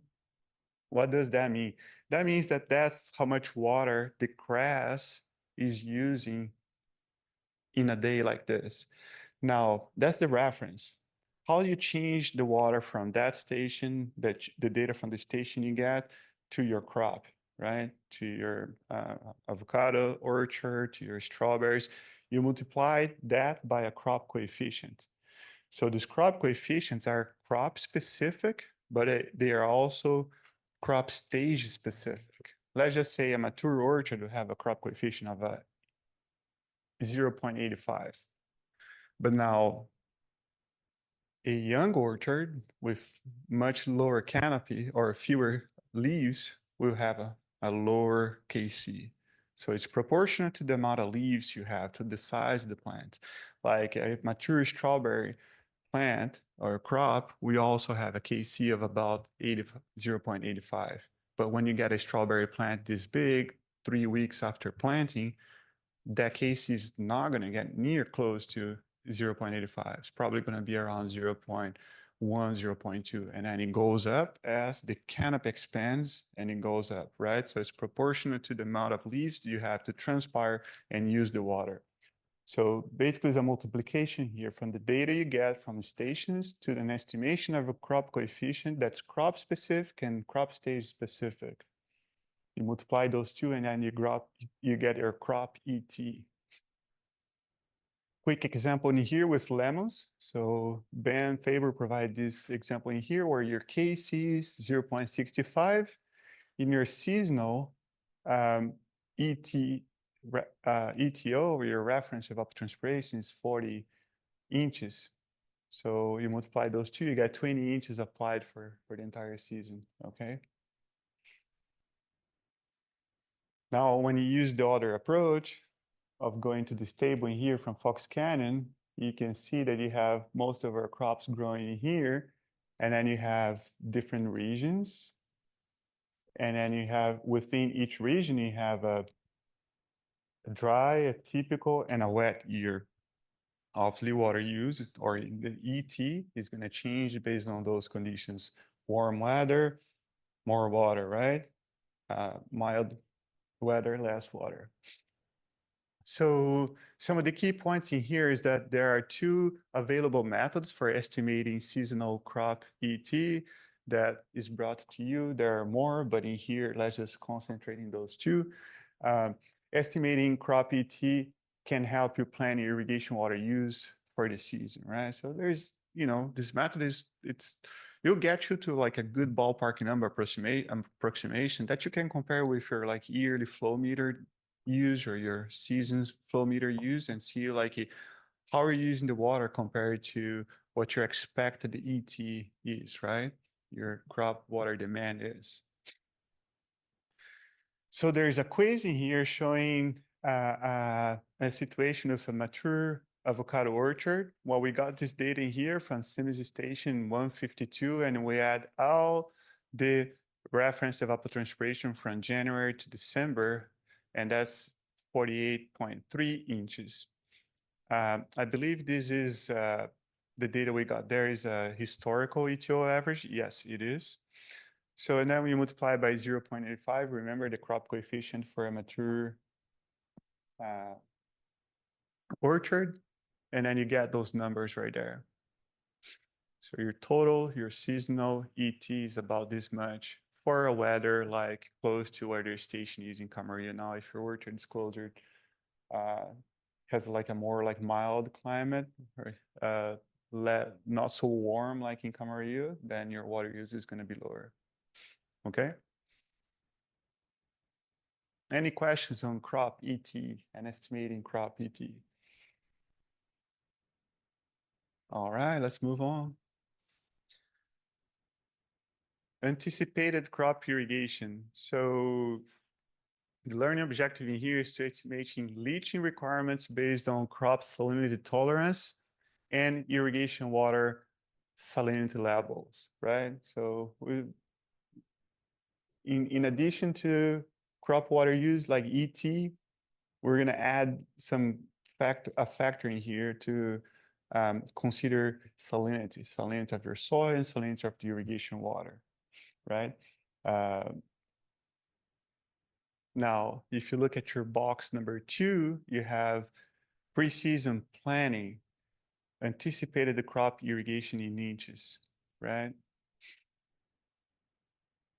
So anticipated crop irrigation rates, it's composed by the crop demand, ETC, crop evapotranspiration, and additional water requirements, and the irrigation efficiency. So additional water requirements, we have additional requirements for leaching, right? For germination or crop establishment, and climate control.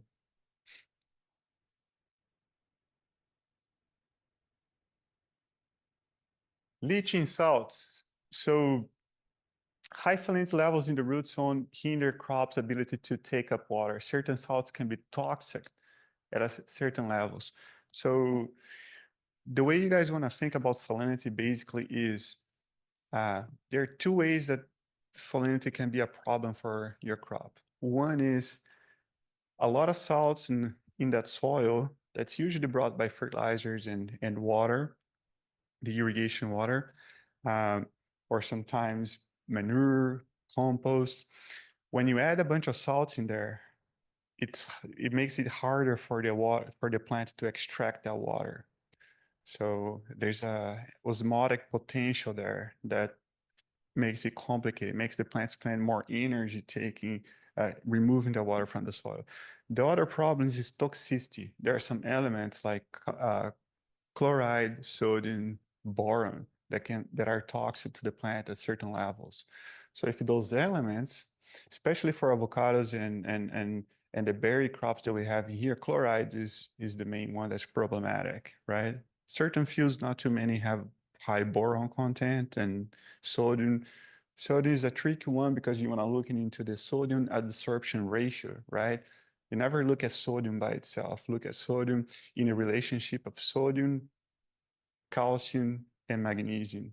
So if your sodium is high, but you have high levels of magnesium and sodium, magnesium and calcium, it's probably not so bad, right? SAR, but that's beyond the point in here. So leaching moves the salts below the root zone to prevent a decline yield, but there's a big caveat in here. Not every salt moves equally, right? It's really hard to leach boron, for example. It's also really hard to reach sodium. They're both positively charged, right?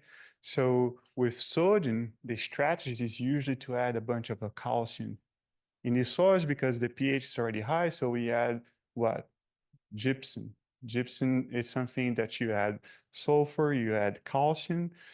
We already have sulfur, a lot of sulfur from our water. We have sulfur from the soils. So it's usually not a problematic salt. Sodium and bicarbonates, it's usually not so problematic. But to remove the sodium, what you want to do is to put a bunch of calcium. That sodium gets out of the soil colloids, and then you can try to push that out with water. So, okay, now the chloride behaves more like nitrates, negatively charged, it's easily leachable. Fields where you find high chloride levels are usually there because poor leaching fraction, poor water quality, but also poor leaching fraction. You're not leaching those salts. But after a couple seasons like what we have, you know, most likely those chloride levels should be going back to normal or low. And also you want to consider how much nitrate you have in your soil when you're planning that leaching, right? So if you're at peak season, start wrapping up your nitrogen application rate, probably not the time you want to add like a 20, 30% or 40% leaching fraction to take care of your salt problems, right? So,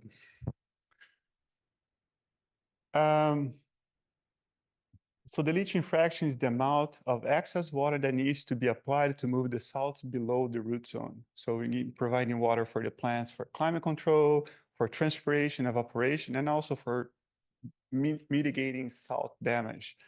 So you apply a little extra water, so you try to move some of those salts below the root zone. So based on, this method is based usually on the average salinity of the water and the salinity of the soil, right? So the information you need in here is basically you need the salinity threshold for your soil, for your crop, salinity, soil salinity threshold. So that can be also tricky because the salinity can be, the soil salinity can, and the water salinity for that matter, can be driven by, is usually driven by multiple salts. So what you're going to find in the literature is some of these thresholds based on sodium and chloride being the main component of this salinity. So those thresholds will be lower. In our case in here, don't get too scared when you send your sample to fruit growers and you get your salinity levels at 2, 3, 4 for the soil. Normal because we have a bunch of sulfate and bicarbonate being the major component of that salinity. But now if you look at your chloride, your chloride levels are, you know, going up like 150, 200 ppms, now you got a problem, right? Especially depending on like if you're growing avocados or strawberries, that can be problematic. But so you get this from the literature, what's your threshold of soil salinity, and then you get your water EC. This comes from your water analysis that you send to the lab, or if you have like a EC meter, you can do that too. And you will use this formula here, pretty straightforward. We're gonna, I think, yeah. So there's an example in here of an orange orchard in Moore Park that has an irrigation water salinity level of 1.3 decisims per meter, and the soil salinity threshold for orange is 1.7. So what is the leaching requirement? So what number goes in here, folks? Yep, and what numbers go in here? 1.7, and then you get what?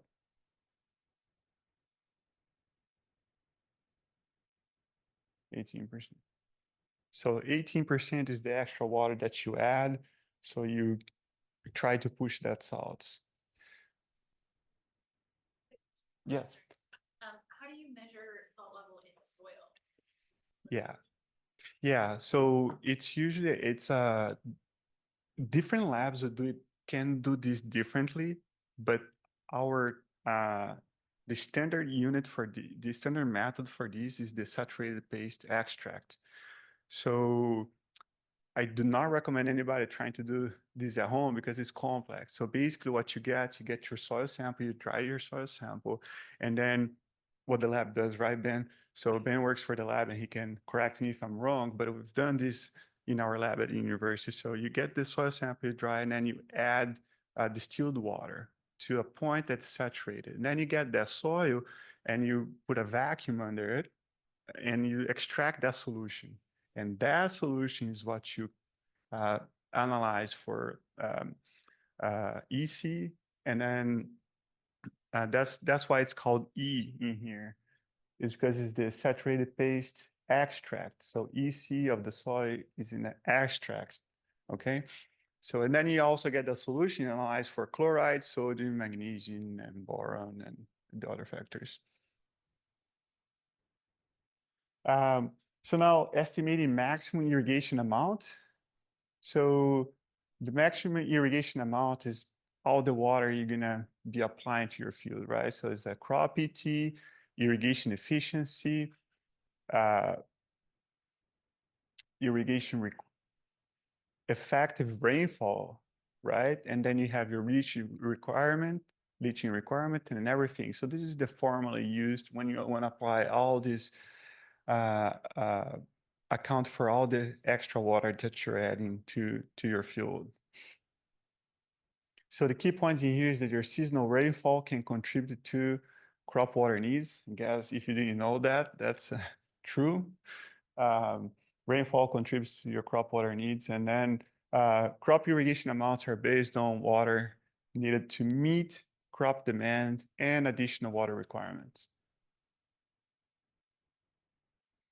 So there's a quiz activity here where we're looking at,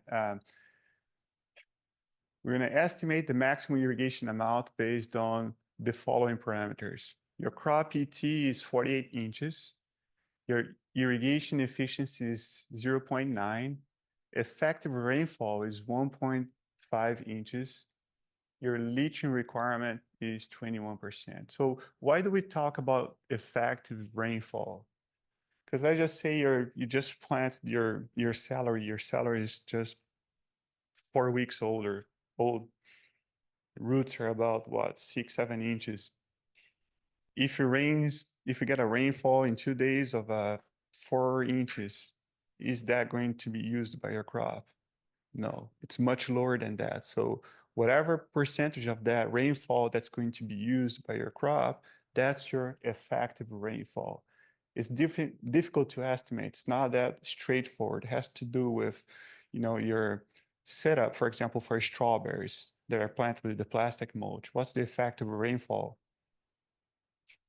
It's much lower. It's much, much lower than most other crops, right? So when you do all that calculation, do you guys get a number? Well, that number should be around 66 inches, right? So you can see a jump in here of from 48 to 66 inches when you consider some inefficiencies or additional water that's added to account for salts.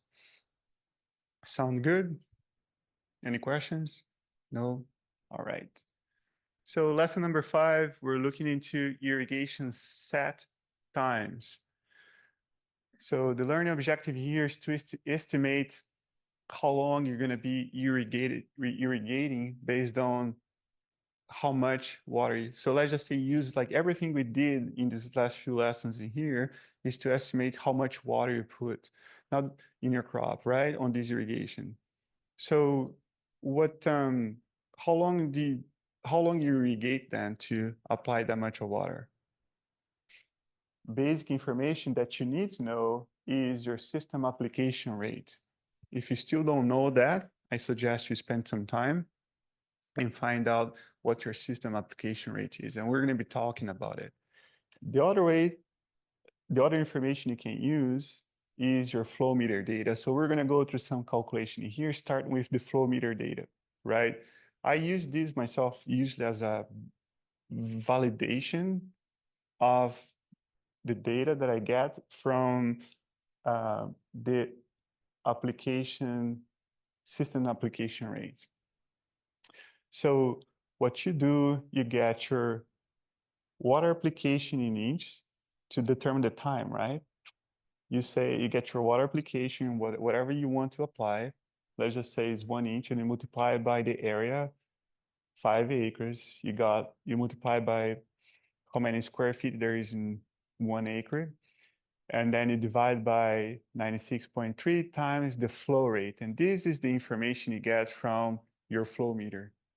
For some of you folks who have not used the QR code yet, you can just open your phone, point the camera in there, and there's a link that pops up. You just click on that link, and that will take you to that website from Washington State University that has a calculator for that. Okay, but you can also do the calculation by hand here. If you're old school like me, I like doing that. So there's an example here for us to use that formula. Basically, a grower is irrigating 25 acres with an average flow rate of 850 GPMs. So if the desired water application depth is 1/2 inch, how long should they run the irrigation system? So water application, 1/2 inch, right? Area is 25 acres. So we multiply by that, 96 times the flow rate. What's the flow rate? 850. And you should get about 6.6 hours.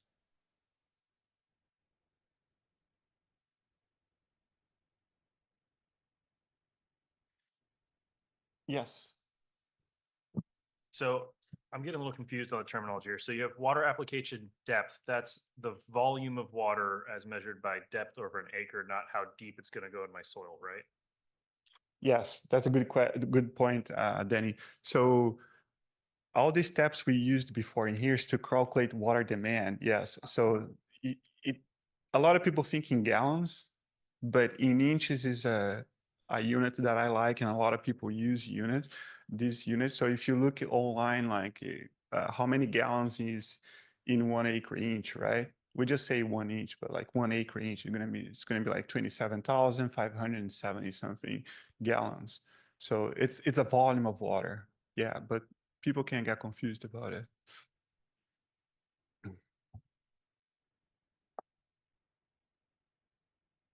Now, my favorite way to know how long I should run my irrigation system, if I want to apply that inch or 2 or 3 of water or so many gallons, is by knowing the application rate. Okay, so there's a little calculator here that you guys can use also.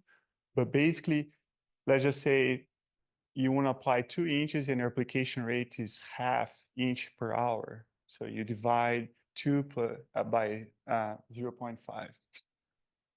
All right, so there's an example in here. So a drip irrigation system has an application rate of 0.15 inches per hour. How long should the grower run the system to apply 0.5 inches of water? So again, you get your application, which is the desired application, which is 0.5 inches, divided by the application rate, 0.15, and you should get a 3.3 inches. Oh, hours, sorry. Make sense, folks?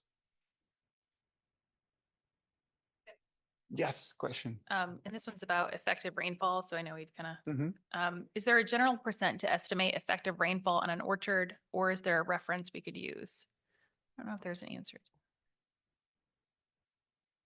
That's a really good question. Well, I'm sure there's a rule of thumb. I don't know what it is. I don't work directly with orchards, but it has to do with a few factors. Like in here, a lot of the orchards are in a sloped terrain, right? So a lot of that water will fall and some will run off. It's hard to estimate. So there's a slope to consider. There's the depth of the root system to consider. For, the way we irrigate our crops trains the roots to stay shallow or go deeper. So if you have the same crop, same age, but two different irrigators, one that likes to irrigate less often, one more often, and just like do pulse irrigation. The pulse irrigation, the more often irrigation, we train your system to stay around the top, around the surface, right? The root system won't go down exploring more water and nutrients. Now, if you training your roots to go a little deeper, they'll go a little deeper. And then I'm saying this because it's the effective rainfall is how much water your crop is going to use.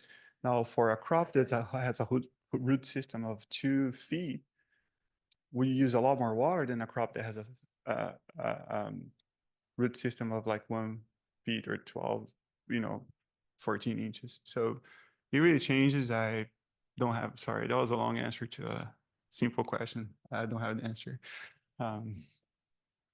Maybe common sense, look at your sensors and try to get like some estimations, I think, based on what you observe, right?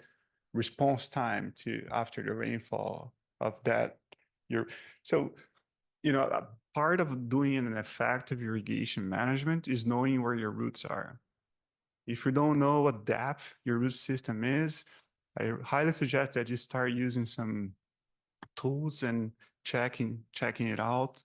Sometimes we can see that based on the response of some soil moisture sensors and install them at different depths, different locations, and see how they're responding to irrigation and how quickly each depth is changing, is drying up, right? So, yes, another question. Most emitters are measured in gallons per hour and micro sprinklers are gallons per hour or gallons per minute. So how are we converting to inches per hour? Gallons to inches. Right. So you can use the formula provided on the calculator. The formula. Did we talk about a formula for that? I don't think we. Oops, I'm going forward. I should go backwards. Yeah, we didn't show a formula for that, but you can find a formula in here for your application rate. So, for example, if you're doing, I guess the question is converting gallons per hour to inches per hour, right? So it's just a math calculation, right? Basically, what you're doing, if you Google convert gallons to acre and inch, you find what the factor is, and there will be some calculators that are popping up on your page, and then you can just verify those are coming from a credible source, usually university, and you can find what that is. You can do the hard math too by hand if you know what how many gallons there is in a 1 acre and inch. So one more, yeah. How are we accounting for actual rainfall in this irrigation calculation? The actual rainfall, how you're accounting for it? So is the actual rainfall it's not, right? The actual rainfall is not in the worksheet. So I don't think it is. So, but like you can find out what the actual rainfall is from weather stations, right? Private or public weather stations. Try to choose the ones close to you. And then you see what the rainfall is. Now, how we're going to use that rainfall information again is it depends on your crop type, right? Your crop type, stage, the system you have. Do you have plastic mulch? You don't. So yeah, can be a little tricky. Yes, question there. Yeah. That like in inches.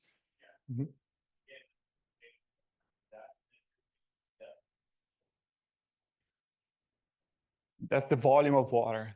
That is the volume of water that you're applying to your crop. Yeah. Yeah. So basically, like, think of like getting like a pan and filling that pan with water, right? So that depth that you measure is basically a measure of volume, right? So what we're assuming in here, this gets tricky because we're assuming that that's just one depth measure, but we're actually using a depth per acre, right? So you have the area of an acre, 43560 square feet, and the depth is 1 inch. So when you exactly. So when you look at a weather station, most likely your rainfall is going to be showing in the depth, right? So it's actually volume when you consider a certain area. Yes, question. Why isn't mentioned in here the option for using ground moisture sensor? Oh, we're going to be talking about it. I think that's the next point. Well, I just noticed in the option, it says another option, water meter, another option, soil sensors, right? The soil sensors will help you with determining the right time to irrigate your crop, but it won't tell you how much time, how long you should run your system. Okay? How long you should run your system. Yeah. Yeah, that's a good point. I do not recommend that you do that. And the reason is, think of the volume of your soil around your plant. It has roots all over the place, right? So think of how uniform the process of drying up the soil is. It's drying up sort of uniformly, right? Based on the volume of roots. So you got a bunch of roots and less roots. So it's drying up more where there's more roots and less roots. So you put your sensor right there in the middle of the highest volume of the roots, and then it dries up uniformly. But now your irrigation system is what, a dripper at the top, right? Or else like a wetting bulb. So the water is not uniformly getting to that same volume of water. So there could be a channel of water going straight to your sensor and telling a lot quicker the sensor to you that you're wet enough that you turn your water off, or could be the opposite. It could be going all around your plant, but not to the sensor because it's coming from a single point, or sometimes, from drippers. And so the point here is that that volume of water is drying up uniformly. So that's in favor of using a sensor, right? But it's the wetting process is a lot less uniform. So it's not a good one for you to use to tell when you should stop. For how long you should run your system, I suggest you use a ET-based method. Are you into orchards, right? Right. So it's a little cumbersome. It's a little complicated. You're doing avocados? You're doing avocados? Yes. So we're we're creating a calculator, and Dan is part of our group in here that got a grant from the Avocado Commission, and we're incorporating avocados to this calculator. So basically, it's that process that I mentioned before. You tap into the weather station data, assume a crop coefficient based on your crop and crop stage, and then you get you account for other things too, like heat distribution uniformity, leaching fraction, and you know the volume of water you should apply. Then you convert that to how long you should run based on your application rate, your system's application rate. But this app will do that a lot quicker than you going to your computer, download the data, estimating the KC, and doing all these calculations that we just went through. And sorry, that's our best chance of doing like an accurate estimation of what your crop needs. There's nothing like more that's practical, accessible, and more straightforward than that. What about density of tree? Yeah, density of trees is definitely a factor at certain stages, right? And so the more trees you have more coverage of foliage. So the higher the canopy coverage. This is based on surface area, right? Yes, how much the plant transpires is definitely based on the surface area. But you do get to a point where when you start cramming too many plants in the same area, you start hurting yields because your plants are competing for resources, right? So it's not as straightforward to account for that, but what you can do is you can say, what's my maximum canopy coverage of my orchard? Let's just say 80%. So 80% should be my maximum KC, that's 85. And then for a 50% canopy coverage of your orchard, account 50% of that the 85 KC or 0.85, right? Should be 0.425 or something like that. So you decrease that proportionally to the canopy. Make sense? Sounds good.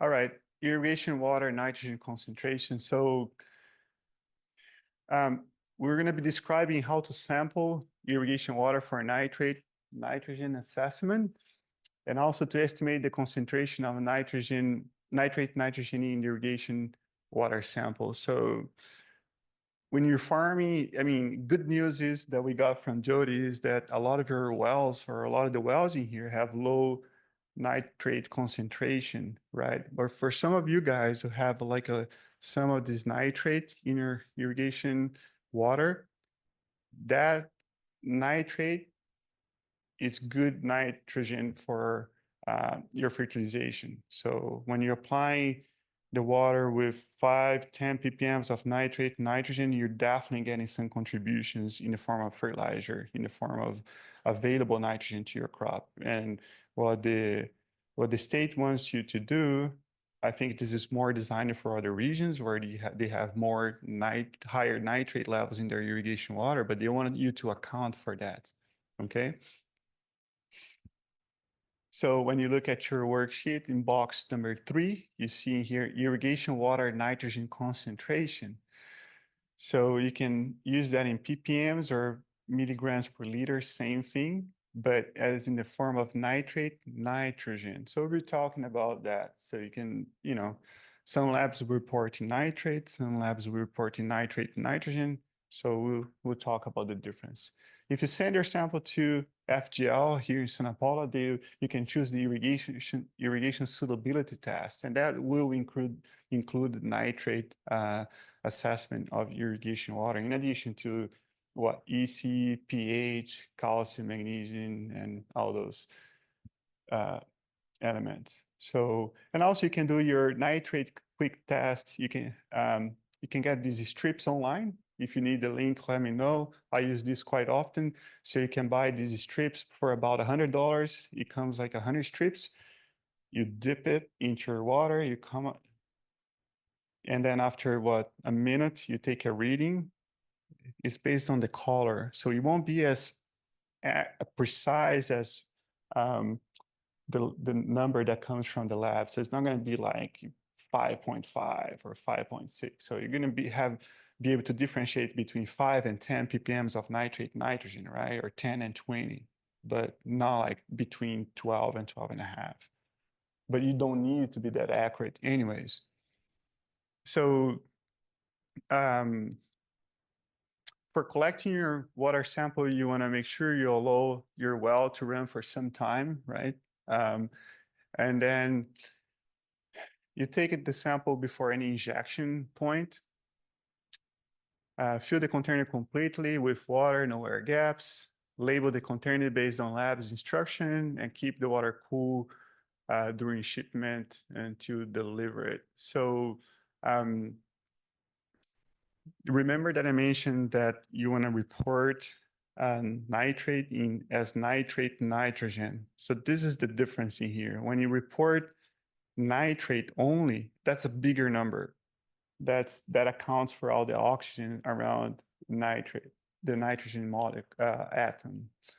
When you're looking into nitrogen, you're looking basically only at the nitrogen in the nitrate. Okay, so mathematically, this is what that means. When you get a result from that's expressed in nitrate, you multiply by 0.23 and you get the result in nitrate nitrogen, right? So this number here is almost higher than this number, okay? It's always higher. It's about 4 times higher. If you divide 1 by 0.23, that's about 4.2 or 3. So this is an example from our local lab, FGL, for our irrigation suitability analysis. And if you look carefully here, you find your nitrate nitrogen, 1.7 ppms or milligrams per liter. So they are already reporting nitrate nitrogen. You don't have to convert. Now, I want to give you an example of how to account for that nitrogen that's going to be fertilizing your crop if you do happen to have nitrate in your irrigation water. So you get that concentration in nitrate nitrogen multiplied by 0.227. That will get you pounds of nitrogen per acre inch of water. And then what you do, you multiply that by how many acre inches you have, you put throughout your growing season to your soil, to your field, and then you get your pounds of nitrogen per acre applied through that irrigation water. So if you get irrigation water at 10 milligrams per liter of nitrate nitrogen or 10 ppms of nitrate nitrogen, and you're applying 1.5 acre feet, you're going to get about 41 pounds of nitrogen per acre. Now, if you're putting 2.5 acre feet, right? If you're growing for a longer time, then you're getting 68 pounds of nitrogen per acre. This is not going to be required for you in the test, but it's good to know, right? Any questions about this?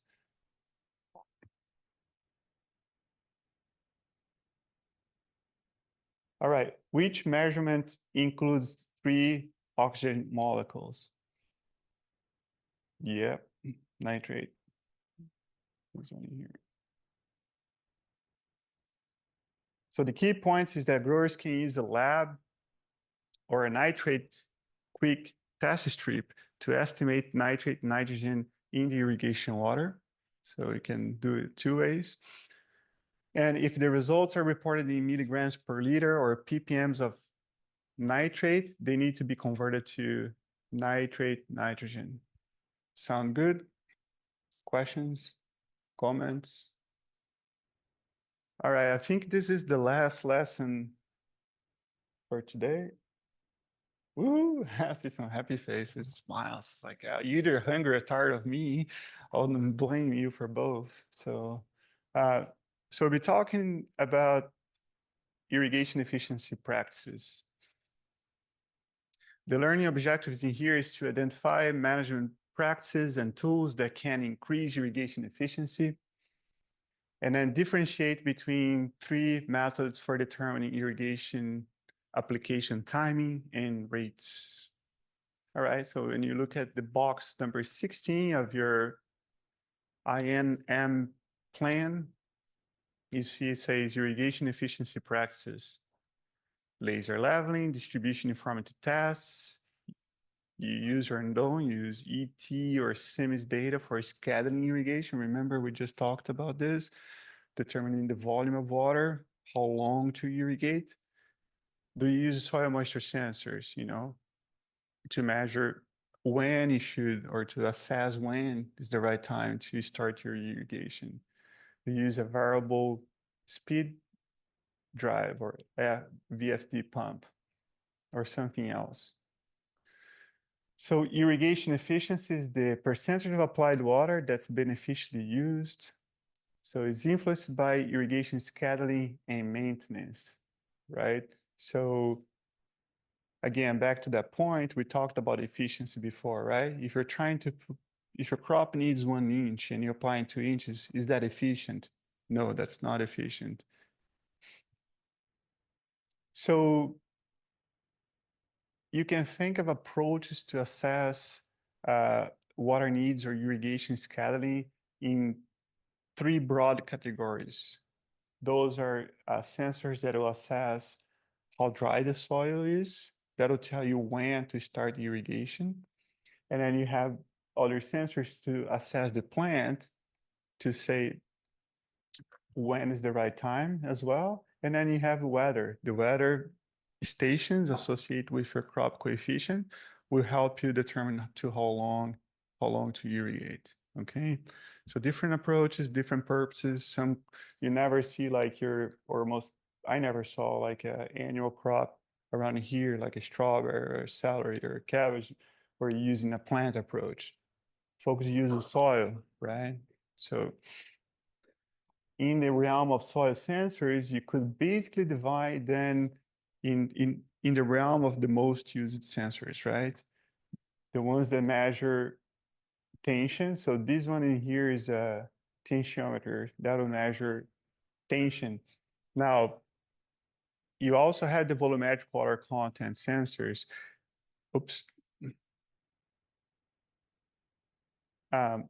For the tension measurement, this one is not a straight tension. It will give you the result in tension, but it does not measure tension. It measures electrical conductivity that's happening inside of this device in here. So I do not recommend growers using this, but this is better than not using anything. Those are the watermarks. They're cheaper, they're easy to install. The problem, they're not very accurate in the moisture range that is ideal for most of our crops in here. The sensors are very popular. They've been around for many decades. There are different brands. This is Eurometer, you have Portal, you have Meter Group, and you have other brands too that do a good job. I really prefer this type of sensors over any of these in here. Why? Because it's a direct measure of how difficult it is for your crop to extract the water from the soil. These other sensors in here, volumetric water content sensors, they measure what's the volume of water in a certain volume of soil, right? They're usually easy to install. The connection to the data logger is easy, so you won't have any problems with that. The problem is that once you get let's just say we all have like an idea of how variable the soils are, right? So part of your ranch has a more like sandier soil and the other part has a more clay soil. When you use a threshold, let's just say a threshold of a 0.25 to start your irrigation with the sensors in here, this threshold, if it's 0.25 for a clay soil, that threshold will change dramatically when it's a sandier soil. So you go to different parts of your field, you have a different threshold. What's measured in here is always the same as the tension, how difficult it is to remove the water from your soil. So that's why I favor those sensors. So what are some disadvantages of soil-based monitoring? So the reading needs to be representative, right? So if you install, the problem with the sensors is a lot of people say, well, they don't work, well, if you check they're working properly before they install, if they're not malfunctioning, and then you install them in a representative site or area, so it's going to get you good readings. But if you install a good sensor close to a weak plant, that sensor is not going to be providing representative information, right? So it's about making sure the sensor is working properly and is well installed. Now in here you have examples of plant-based monitoring the pressure chamber. It's quite cumbersome. It's not very popular around here. So you have the dendrometer, I believe. I don't work with these sensors, but those are more for like tree crops. They can provide good information as well, but you have to be very specific on how the sensors are being used. Okay. So question on. Yes. So if you can go back to the slide just before the soil-based monitoring. Yes. Two questions here, kind of related. Clay loam soil, growers tried tensiometers and found that they're not reliable. So do you have an alternative to suggest? And the second part of that question is, what's the name of the second soil monitoring device that you have there on the screen? This? or that? Maybe both. Not sure. Okay, so this is the typical tensioner. This brand is Eurometer out of Riverside. They cost about $100. This is the Watermark, also made by Eurometer out of Riverside. They cost about $40, I believe. Those are, I believe this is Semtech. I don't use those too often because of the limitations we have into determining when is the right time to irrigate. You can do some tricks. You can install one of these close to this and determine like what's the equivalent threshold that you get to this sensor in here. Let's just say if your threshold is 20 centibars, you install one of these close to this, and once this sensor here reads 20, you see what this sensor here reads, and then you get your approximation. Now, for the clay loam soil, yeah, it is tricky. You have more oscillations and a faster response of these sensors, but they're still measuring what the plants experience, which is how difficult it is. So, it's tricky because you think that the clay soil, you think of a clay soil as like, yeah, you have a bigger reservoir of water there, right? Because it holds more water. Well, that's true, but it's harder to remove the water from the soil. So when you see that sensor going up quickly after an irrigation, especially on a warm day with bigger plants, it is what the plants are experiencing. So they're faster to respond, but they're still, if the sensor is working properly, they're still reading what they're supposed to read. So if the person who asked for the question is farming like an orchard, right, where you have this wetting bulb around the tree, now what's key is like where you install the sensor. Ideally, you want to install like in a transition between the drying and wetting, but you can also use a strategy and install this like right in the middle of your root zone, right? But then as long as you consider what that is when you're assessing that information, you say, okay, this should be wet, and if that's dry, I'm in trouble, right? While if you put like right in the line between the wetting bulb, between being dry and wet, that's probably when you're getting dry in there, that's not so much of a problem. But then some of the sensors could fail once you hit 80, 90 centibars, especially the sensors in here, they can fail, they cavitate. So air goes inside of the ceramic tip in here. So Cortal is another brand of sensors, and I know some of you guys here use it. They've come up with a sensor that has a gel inside the sensor instead of water. So this gel is a lot more sensitive, so it shows oscillations during the day for when it's warm, the plant is pumping water, so it shows that suction, but it will not cavitate. The sensor will go to really high tension. So that might be an answer for somebody who is having trouble with sensors like this, like in Central Valley, people using these for like almonds, right? So I've seen people saying, oh, the sensors don't work well. They do. Oops, did I miss one in here? Oh, maybe it's about time to miss because we're getting close to the end. So weather-based, so basically these stations here, as I mentioned, they're surrounded by, ideally, right, the stations that measure ETO or reference of transpiration, they have this well-watered grass around them. So, and that they'll measure this, the evaporation of the water from the soil, from the plants, and the transpiration of the water from the plants. So what are some of the disadvantages of the weather-based monitoring? So it's time consuming. It needs a representative weather station data. So because if you're growing by Ormond Beach, if you're growing like close to the, harbor, and then you use the station that's in Camarillo, that's not going to be very representative. So that's a limitation of it. So it's time consuming too for you to go online, download this. So hopefully, we're going to be solving this with creating like a user-friendly app and adding more weather stations. So we just got some funds. We're adding 2 more stations. We're about to order those. I'm not with the WRSMs. Those will be a separate network of stations that will be available to you. So stay tuned. Now, to wrap up, let's talk about cleaning and inspect for damages, you want to make sure that your filters are cleaned as recommended by the manufacturer. Do the periodic cleaning, flushing.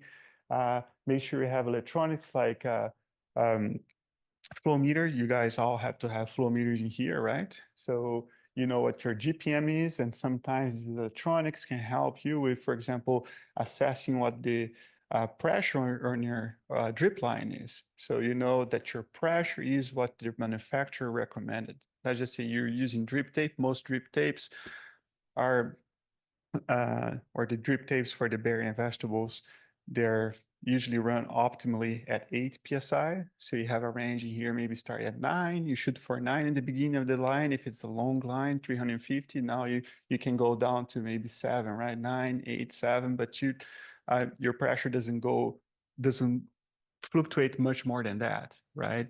But there are pressure compensating emitters in some cases for tape and different irrigation systems that will account for example difference in slopes, right? You get more pressure, but then these emitters will compensate for the difference in pressures, and that's what I mentioned. So a big part of keeping a good system that has good pressure and is not plugged is to maintain, to flush your lines, make sure there's no biologicals or like materials accumulating, the meter is blocking the water from getting out of that system. And this is a pressure gauge attached to a system that can, or a setup that can measure the pressure of your irrigation lines. So it makes sure that you're applying the water at the recommended pressure. So keeping the pressure at about what the manufacturer designs that system to be is your best bet to have a good distribution uniformity. Also, lazy leveling, more for like furrow irrigation, but sometimes, you know, our conditions in here, you have the VFD pumps that compensate for, you know, you have the same application rate, but then you change from a block from 5 acres to a block of 7.5 acres. These pumps will compensate for that. And there are actually funds available, you know, through the state that you can apply and change your pump and get a more efficient pump that way. And the pressure compensating emitters too that I just mentioned. So in here, you want to match the tool with the irrigation scheduling method. So tensiometer is soil, weather station is ET, pressure bomb, plant-based. Now, key points in here are that there are 3 irrigation scheduling methods or broad categories. You have the soil-based, plant-based, and weather-based. The irrigation maintenance is key to even distribution and efficient irrigation. So, are there any questions or comments? Yes, one there.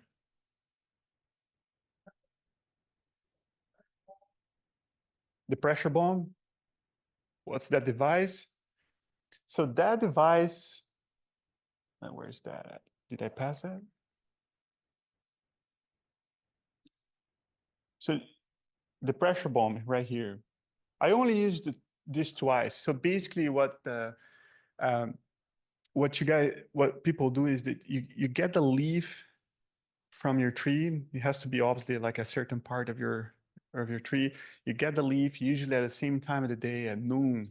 You go there, you attach this leaf, apply a pressure when the water's coming out, right? The sap is coming out at a certain pressure. You know that that needs water. So basically, it's a measure of like how hydrated your plant is and like when is the right time to irrigate this.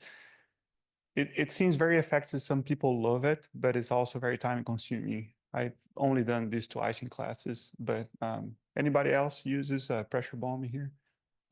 Nope. All right. So quick review of what we talked about yesterday. So we talked extensively through the nitrogen cycle.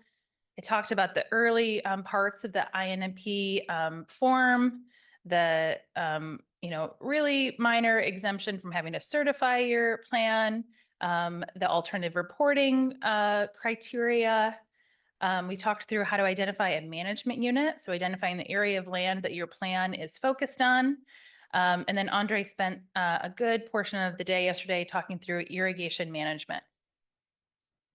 So what we're going to talk through today is Ben Waddell with Fruit Growers Laboratory is going to talk us through harvest information, how we quantify harvest, how it's reported, why we're standardizing some of these crop type and harvest quantity numbers. And then Andre is going to talk through nitrogen management. We'll talk a little bit through about how to complete the INMP worksheet, so your A values and your R values. And then I'll talk through certification and then how to complete your report element of the summary information that's carried over from your INMP. I'll give a little bit of information about the exam afterwards. We call it an exam, but don't be intimidated by that word. It's a 30-question multiple choice test. It's open book. You can retake it as well. So don't stress about that. And with that, unless there are any questions before we get started. Cool. Okay, well, I will hand it over to Ben. Oh, pretty straightforward. Back, and this is your laser pointer. Just hold it down. Yeah. Okay, cool. All right, good morning, everybody. So we're going to start off with some real softball stuff here, and I'm going to move through it not too quickly, but try to leave enough time for Andre to get into the nitrogen management stuff. So module 4 harvest information. First lesson is going to be regarding production units. So learning objectives here, we want to make sure that we're labeling our production units appropriately when it comes to yield reporting. And I'll mention, just right now why. When we're using these units and they're standardized across the board, it really plays into how we set up our nitrogen budgets. So I will talk a little bit about that. And then I'm going to also point out a few production units that might require a little bit of additional detail. It's not always just a straightforward pounds or tons. So for those of you following along on your worksheets, we're going to be looking at box 4 on the worksheet. So when it comes to production units, our most common production units are pounds and tons. The relationship there being 1 ton is 2,000 pounds. So it's pretty straightforward. If we're dealing with production units other than pounds or tons, field boxes, bins, a little bit more abstract type of units, then you need to just make sure to list the approximate weight of that unit on your report. So there are some exceptions, and there's certain crop types in this chart here: nursery, cut flowers, sod, stuff that's a little bit unusual. You do not need to include a corresponding weight. There might not even be a corresponding weight. So if you're dealing with these units, then you don't need a weight. So we'll just jump right into a quick quiz. 3,000 pounds of avocados is equivalent to how many tons? Yeah, 1.5. Pretty straightforward. So for this first section here, the key points, understand that your production unit is what serves as the basis for your nitrogen management planning. And if there's a production unit other than pounds or tons, that you need to provide an approximate weight of the reported unit. Okay, going into lesson 2, your expected crop yield. So for this one, we're going to talk about estimation of yield. So this is a preseason planning component. But we're going to talk about doing this based upon field conditions, historical yield data, and your knowledge of the field at hand. And then we'll talk about a couple of implications if you're overestimating that yield, or why you wouldn't want to overestimate yield. So again, if you're following along on your worksheet, we're dealing with box 5 here right below that production unit. And then there's a second area where it gets reported on box 13A towards the bottom of the report. So when we're doing a preseason estimate of yield, we're going to use this estimated yield to calculate nitrogen requirements for both annual and mature perennial crops. And it's important that you get this estimate as close to accurate as possible. Obviously, it's not going to be perfect. But if you're too far off in either direction, then your nitrogen planning can be thrown off. So if you overestimate, most commonly this is going to lead to over application of nitrogen because of the assumption that you need more to feed a yield that's not there. And then of course, to avoid overestimating after the fact, you need to make sure you make adjustments for your field based upon any changes in field conditions or weather conditions. So first method we'll talk about for estimating yield is based off cropping history. This works well in annual crops where you can, look back 3 to 5 years and take an average.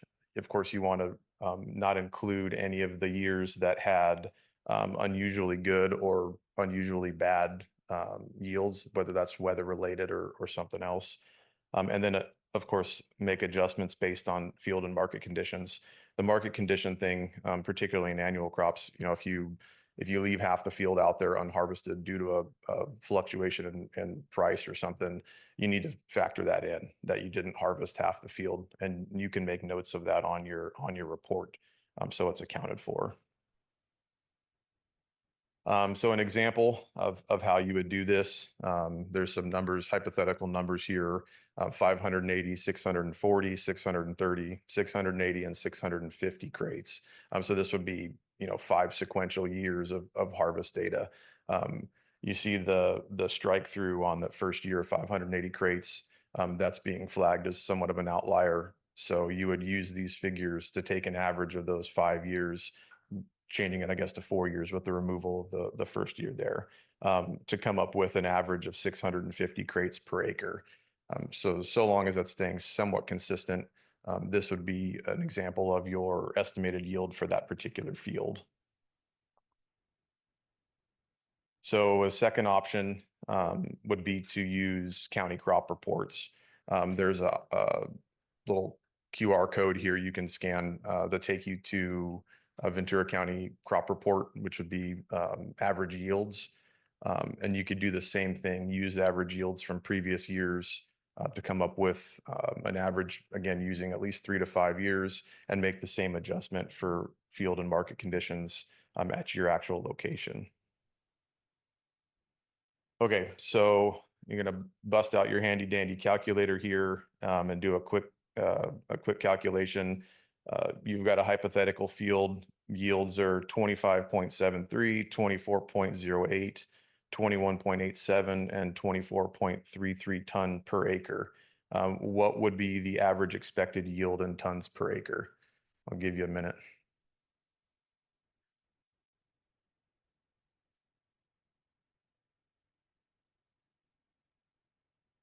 All right, so we're looking at an average of 24 tons to the acre based on these hypothetical figures. Okay, so to sum up section 4.2, you can achieve a realistic yield estimate by averaging yields from the previous 3 to 5 seasons, and you just want to take care not to overestimate, leading to an over application of nitrogen.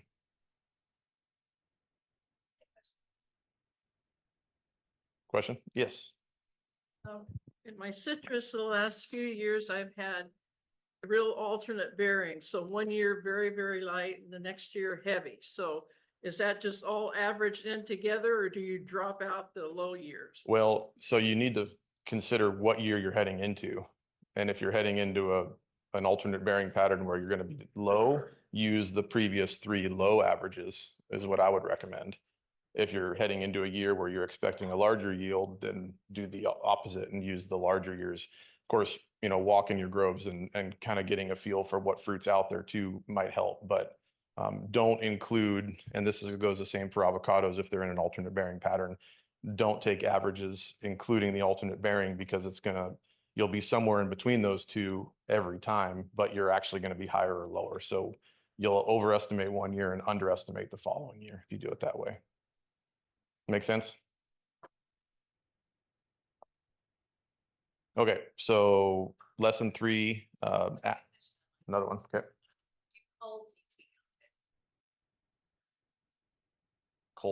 Do coals need to be counted in the harvest? That's a good question. Yeah, they would because they're coming off the field, so they are removed. So you can use that packing house data that accounts for any coals in that weight to be part of your yield. Fortunately, you don't get paid for them, but you'd still account for them. Okay, so 4.3, any more questions? Anything else online? Okay. So moving on, 4.3, just to sum it up, or I'm sorry, to learning objectives for this one. So accurately reporting yield is important. You want to make sure that your actual, and this goes back even to the coal question, you want to make sure you're accounting for all that yield that's removed from the field. And then there's also a section where you can indicate any additional yield information that needs to be reported. So this would be things like if there was a change in your yield due to a weather event that resulted in loss, something like that. Yeah, that works. Thank you. Okay, so if you're following along again on your worksheet for our harvested yield, this is going to be now at the end of the season. So this is post-harvest. We're going to be working with box 13B. So when it comes to your actual yield, again, this is column B on the worksheet.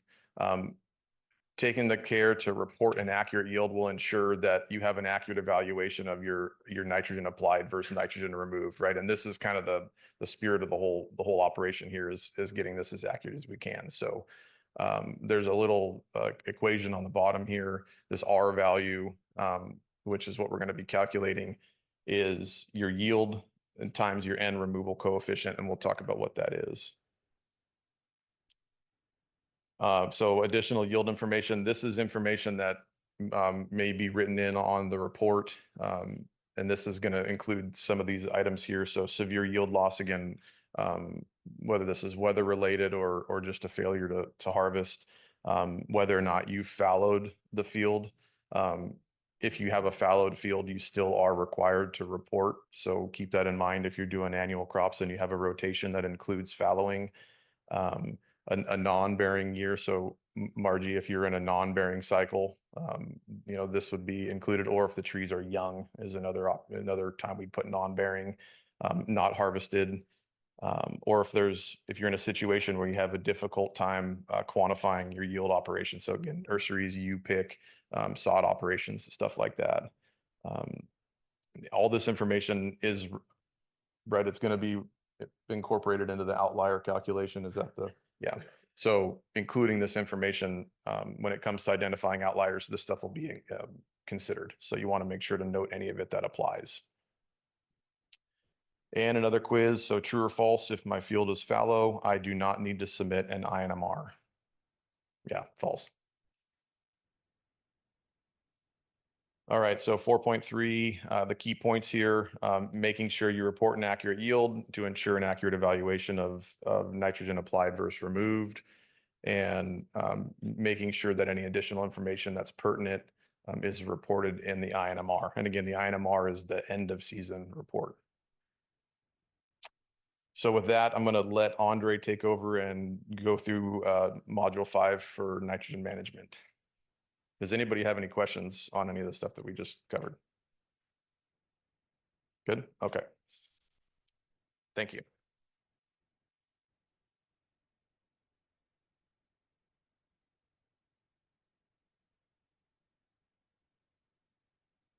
All right, good morning, folks.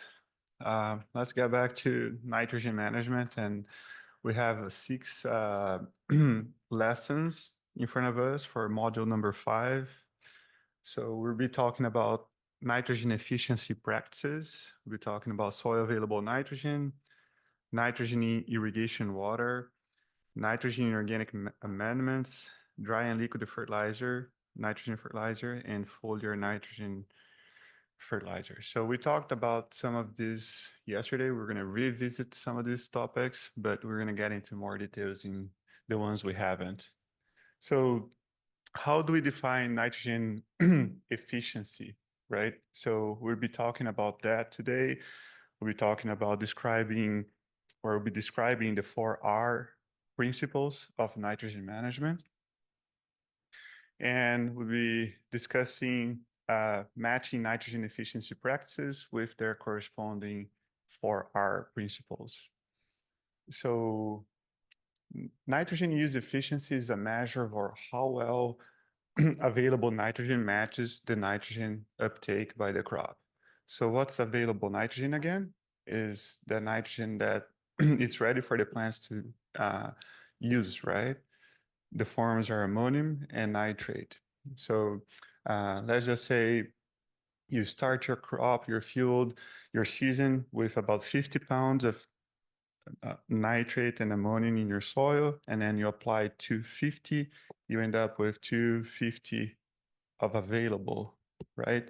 And then your crop is using 250. What's your efficiency? Should be 100%, right? What are the chances of that happening? Pretty low, but we'll be discussing the ins and outs and some of those details. In California agriculture, 70% efficiency is achievable. So this can be a little bit of a confusing term, and also it's complicated when you compare different cropping systems and different irrigation methods and different regions. But for today, you want to think of 70%, okay? But let's just give you another example. Let's just think of a strawberry field. So this grower, both fields, are taking 200 pounds of nitrogen per acre for the whole season. Let's just say this grower starts with 800 pounds of a pre-plant that has 22% of nitrogen. That's about 170, 180 pounds of nitrogen in the pre-plant. And then he's doing the weekly application. He starts with the weekly application of 3-4 pounds early season, and then late season he goes for 8-9 pounds, ends up with an application of about 220. So he got 170 early in the season, and then plus 220 later, or 230, summing up to what?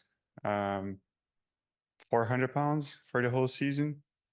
So then you get this other grower, he checks on the soil analysis before he starts with his fertilization program, and he says, hey, I don't need to add any phosphorus, potassium. My levels are high.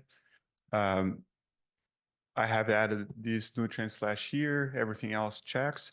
So I'm just going to go with the spoon feeding nitrogen. So he goes with the spoon feeding nitrogen, and excuse me, he ends up applying 220 pounds, right? For a crop, both fields are using 200.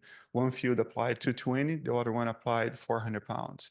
So one is going to be a lot more efficient than the other one, considering there is no deficiency, right? In this during the crop season, meaning both were applying weekly, and during those weekly applications, nothing like the extreme happened that washed away most of the nitrogen in there. So it has to do with how much you apply, how much is available, and how much the plant's using, right? So 70% I think is a good number, but sometimes, like I gave you the example before, 50% occurs. At the same time, that 90-80% can occur too. Now, how do we make sure that this nitrogen fertilization is efficient? So we want to think of the 4R principles: the right source, the right rate, the right time, and the right place. And we're going to go over each one of them. So right sources selects the best sources for your conditions. So that's where learning more about your sources really helps. Let's just say you're going through the winter, you want to make sure that the nitrogen you apply stays there. It's not going to be washed because there's some rains coming with the forecast. So you could be using the ammonium sulfate, for example, right? Well, part of it sulfate, part of it is ammonium. Ammonium is held in the soil CC, it's not going to be readily leachable, but then you say, well, I don't like that fertilizer. I'm moving later towards the season, and I'll probably need some potassium, and I want to change for something more expensive, something fancier, right? And then you choose for potassium nitrate. But then as long as you're aware the potassium nitrate too is more expensive, it has both good nutrients, is a good source of fertilizer, but also it's highly leachable for the nitrogen part of it, the nitrate, right? So it's all about being aware of what you're applying. So the right rate ensures that the amount of nitrogen available to the crop is sufficient to crop demand. So let's just say you're farming a crop that takes up on average 200 pounds of nitrogen, and then you're applying 400. That's not the right rate, right? But always you want to account for the inefficiency, right? But when we talk about the right rate, we're also looking into the right time, because I don't know anybody here who just apply one rate, right, for the whole season. You usually split that application at different stages. So most crops in here will have, at least for the annual crops, will have a smaller rate early in the season when the plants are small, and then the uptake goes up. So meaning early in the season, you could be putting 1, 2, or 3 pounds of nitrogen per acre per week. Later in the season, that rate picks up, and then you could be taking 2, 3, 4, up to 7 in the case of broccoli, for example, right? So these rates change. So you want to consider both the amount and the time that you're applying and the frequency you're using those applications to be more efficient with nitrogen. Why that's not a big deal for the other nutrients, right? Why do you don't have to be putting like potassium, phosphorus, calcium on a weekly basis? Because those are stable in the soil, right? So they don't change dramatically over throughout the season and in the next, from one season to another. They change slowly, right? So that's the main reason. Nitrogen is all over the place. Why? Because of what we discussed yesterday, all those processes and nitrate being highly soluble and weakly held in the CC. So there's denitrification and all the transformations we discussed. So right place is mostly putting the the nutrient nitrogen where the plant needs, at the mouth of the plant. That's the mouth of the plant right there. So you're gonna put the nutrient right there and make sure it doesn't pass, right, your effective root zone. So and we mostly do that in here, right? Most of the nitrogen fertilizer is applied through the fertigation, right? And it's if you don't, excuse me, if you don't over irrigate, you stay there on that root zone. So and then you find on your worksheet boxes 17 and 18. 17, you have your nitrogen efficiency practices. You can check all that applied. Are you assessing irrigation water nitrogen? Are you doing the soil residual nitrate testing, tissue or patio testing? You're using cover crops. And then block 18 is nitrogen application practices. Am I splitting my fertilization? Am I fertigating using foliar application, variable rate application is not so common in here because of the nature of our agriculture here. Smaller blocks, high fertility, fertilizer prices are not so high in compared to the whole cost of the crop. When you look at like regions where you use this technique more predominantly for corn, soybean, cotton, bigger areas, low crop value, so the fertilizer makes a difference. So in box 19, you see you enter information on decision making. So do you adjust your fertilizer applications on this management unit based on irrigation water, soil residual, or tissue patio testing results? And I think most of you guys do that. So, check that, you get some points in there. Now there's an activity here. So you want to match the practice with the principle. So splitting nitrogen fertilizer application. Do you guys remember what the 4 principles are? Right place, right time, right rate, and the right source. This one is the right time. So you're splitting, right? You're not putting everything at one time. So if you're testing your nitrogen levels in the irrigation water, what are you adjusting? The rate, right? So you adjust, so you're counting how much is in the water, so you adjust the rate you're applying. And also if you're testing your residual soil nitrate, so if you're checking how much is in the soil, what are you adjusting? Again, you're adjusting the rate, right? So you're fertigating during the middle third of an irrigation set. So you're putting the fertilizer at the right place.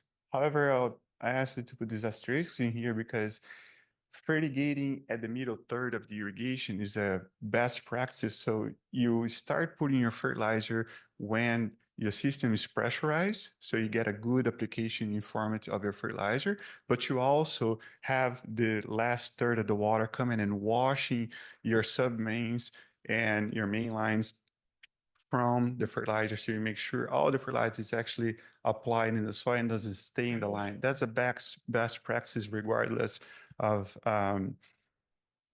what you're doing. So, and then applying ammonium-based fertilizer to minimize leaching. Right, sorry. You guys got this. Yes. Mhm.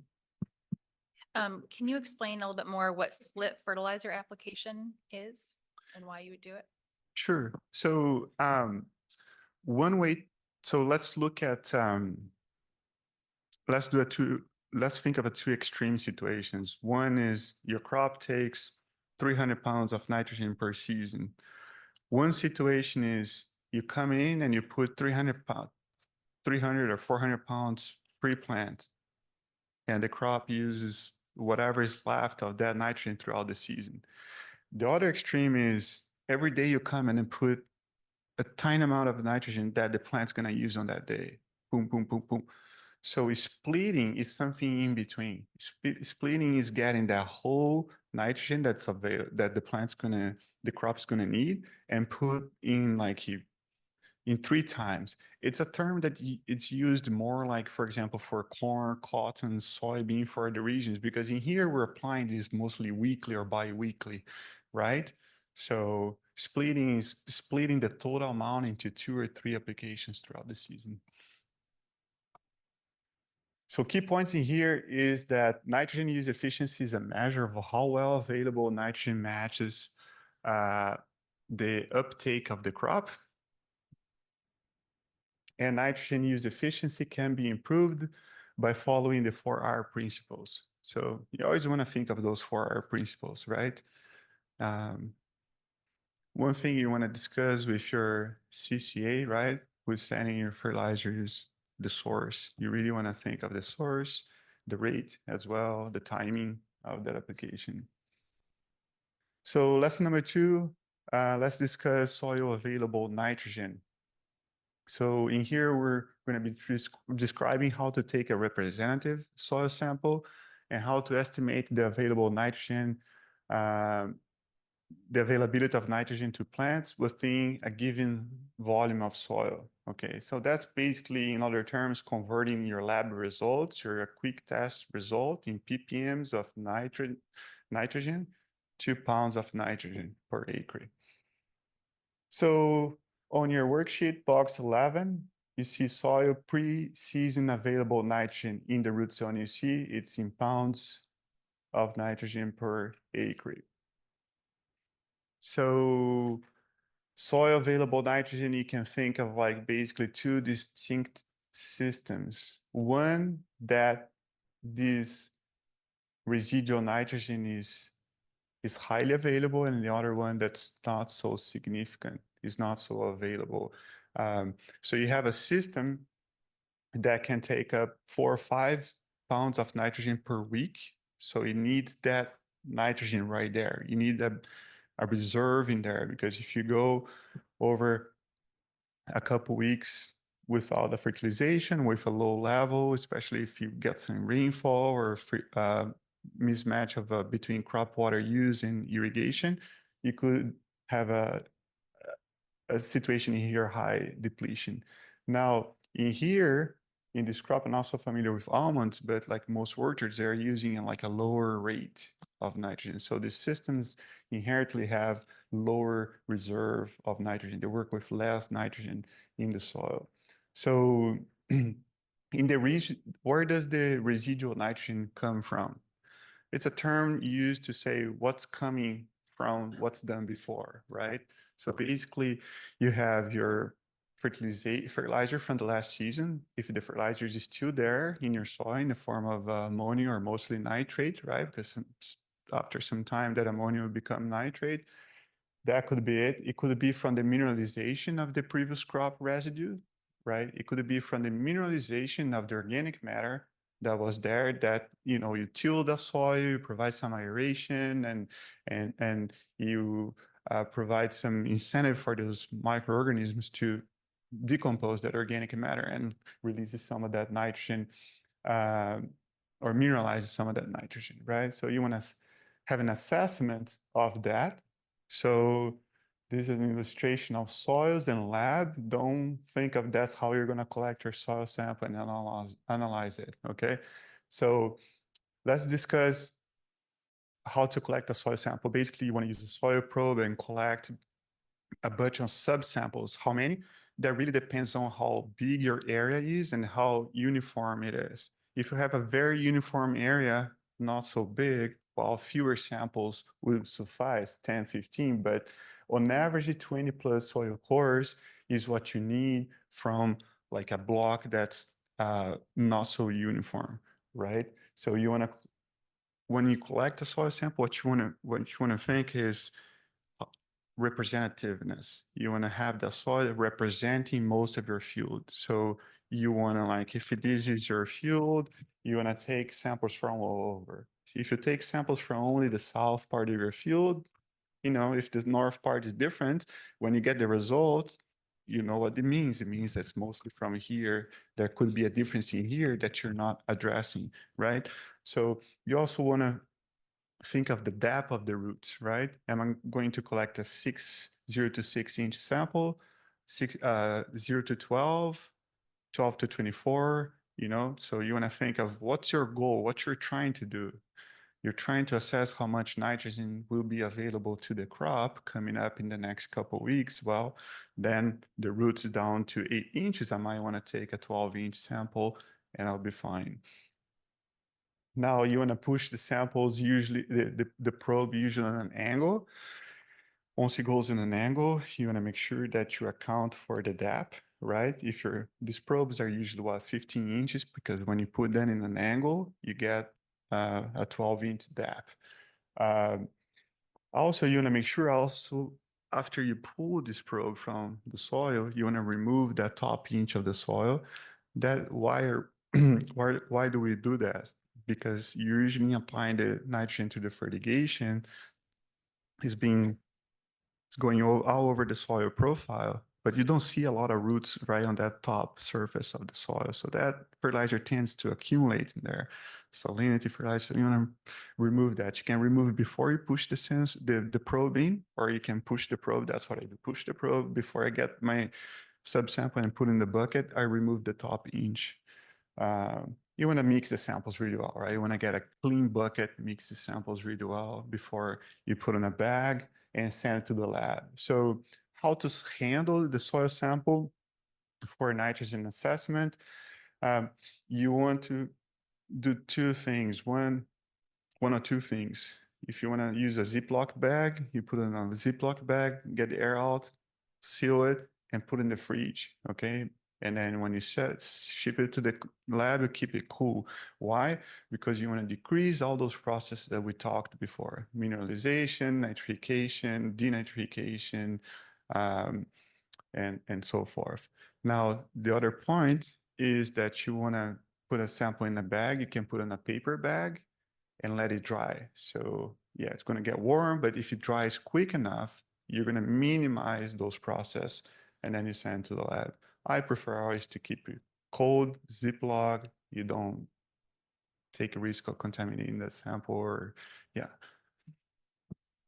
Good question online asking to explain why you would have to angle the probe. What's the advantage of sampling in that way?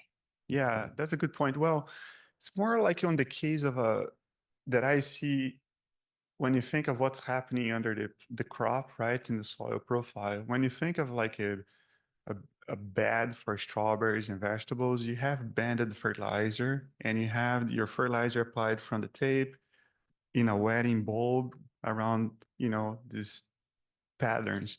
If you just insert your soil probe straight down, you're gonna get what's in there. But when you put on an angle towards, let's just say this is your bed, you put on an angle across the bed, you're gonna get parts of a different parts of you're gonna get a more representative sample. That's the idea. Now, obviously, you want to be aware where there is a fertilizer band. You don't want to push your soil probe there, right? You want to avoid that. It's all about being more representative. So we talked about this yesterday, right? The whole thing is nitrate, the whole molecule, the nitrogen and the 3 oxygen. And when you talked about just the nitrogen in the nitrate molecule, we talk about nitrate nitrogen. So for standardization, yes, let's use nitrate nitrogen. So we talked about this to convert ppms of nitrate to nitrate nitrogen, you multiply it by 0.23. And now this is something new. We didn't talk yesterday. It's an approximation and it works quite well for, most soil types. It is that once you get your concentration of nitrate nitrogen in the soil, you want to account for the depth of that sample that was taken. And let's just say if you're taken in the 0 to 12 inches depth, then you multiply that by 4 and you get how many pounds of nitrogen you have per acre, right? So let's just say your result came in as on a 0 to 12 as 20 ppms of nitrate nitrogen. You multiply that by 4, you get what? 80 pounds of nitrogen. That's quite a bit, huh? Oh, I just gave you the answer, I guess. So convert to 20 ppms of nitrate nitrogen to, actually, no, this is a different exercise. Huh? So convert 20 ppms of nitrate to nitrate nitrogen. Fairly simple, right? Now, if you've been to the workshops I've given throughout the years, we talked quite a bit about the soil nitrate quick test. That's a very useful tool, fairly cheap. You can buy the strips, as I mentioned, for online for about $100 with 100 strips, basically $1 per strip, $1 per test. Now you need like a little centrifuge tube, a solution of calcium chloride, and I can provide that to you. If you want to use, just reach out. And this is what I like about this is that you can go there, do yourself, fairly simple. There's a procedure written. I can share that with you, and you can make an assessment yourself in the same day, of how much nitrogen you have in your soil. You don't have to, fill the form, send the sample to the lab and wait. So you get a pretty decent approximation if you do everything correct, right? So it's a matter of like how often you do this. And like, when do you need the information? Is it worth to send a sample to the lab just for nitrate? So if you prefer sending the sample to the lab, fine. There's a bunch of information online. If you need some, just reach out. I don't think we're gonna play that today. So there's a quiz in here. How many pounds of nitrogen are available per acre in the top 12 inches of the soil? So the concentration of your soil sample is 17.5 ppms of nitrate nitrogen.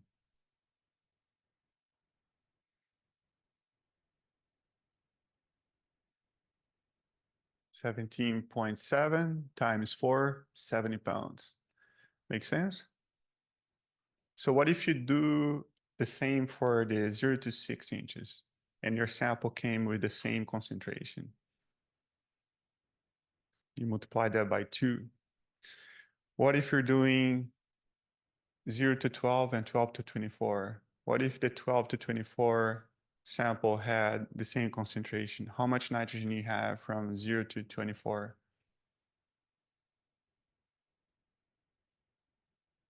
Double, right? So you have 70 on the top, 70 on the bottom.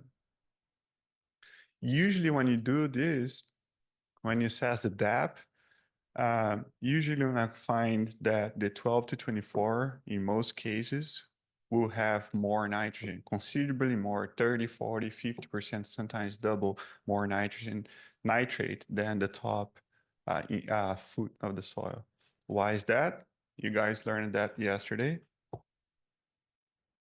Because nitrate is soluble in water, moves with the water, weakly held in the CC. So every irrigation is a chance of pushing your nitrate down the soil profile. So key points in here is that for a representative soil sample, you want to collect about 20 cores, more or less, throughout the field for the management unit. Think of your management units like Jody described yesterday. So you have your unit in here with the same crop age or planting, approximately planting date, same history.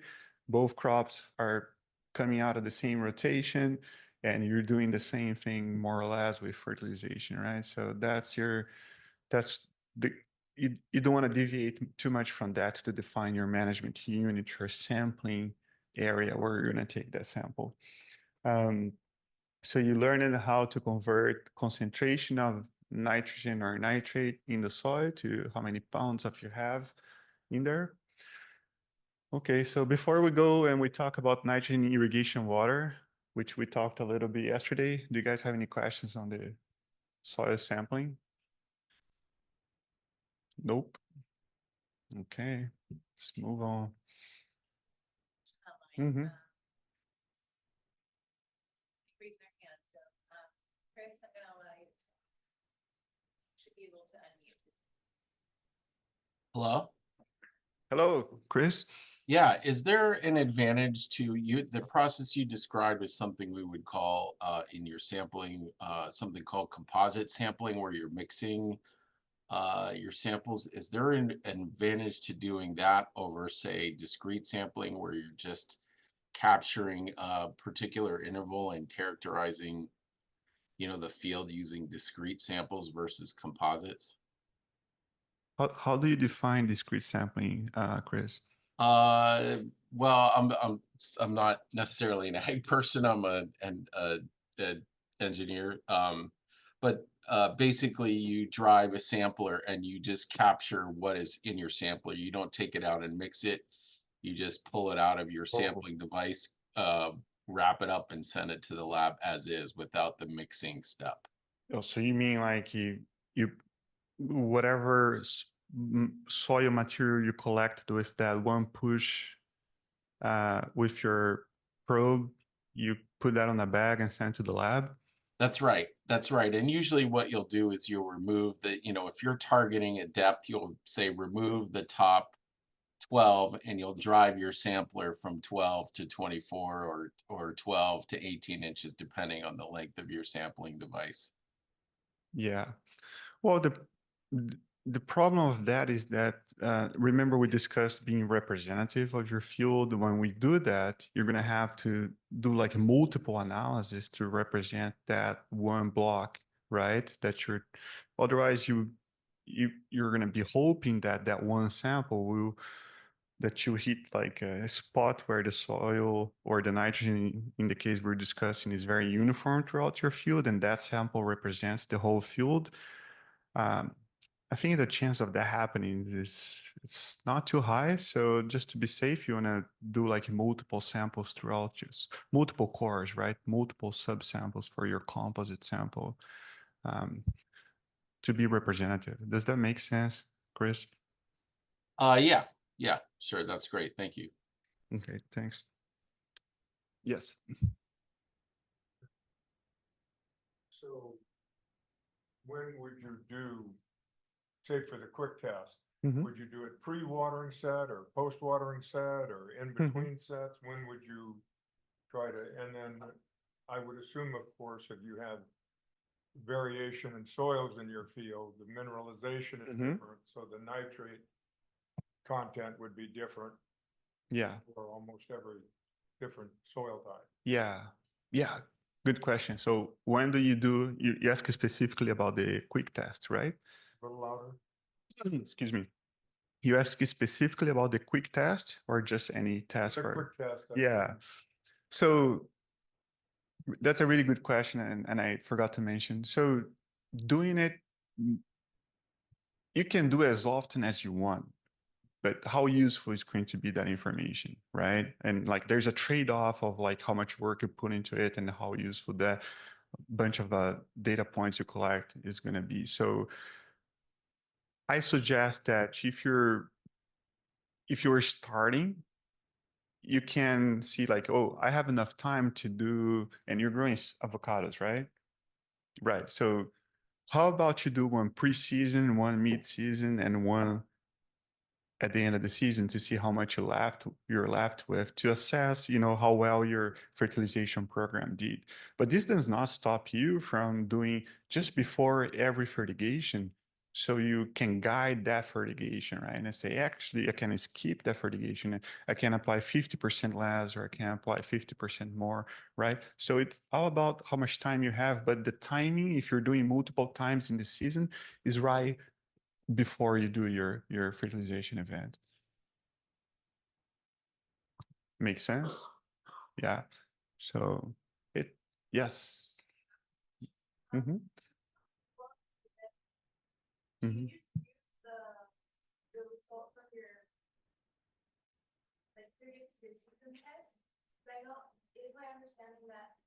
Before you plan such, the content of nitrogen in the soil is higher than what you actually need. So then would it be accurate to use one number to plot these spots, or do you have to take an average? Mm-hmm. Okay. So what I will do is, if you're going to use that as a credit, right? So oops. So this is a credit. So preseason, I would not.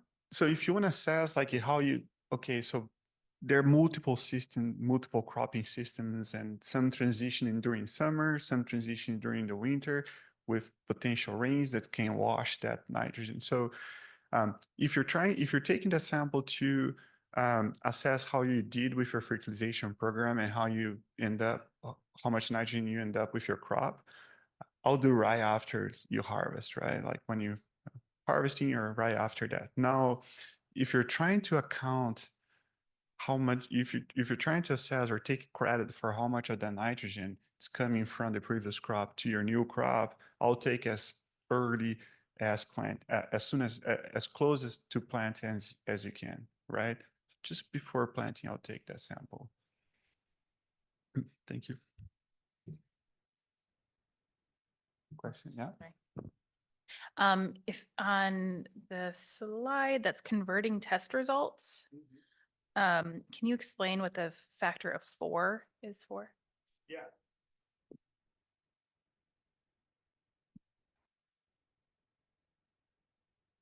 So let me see.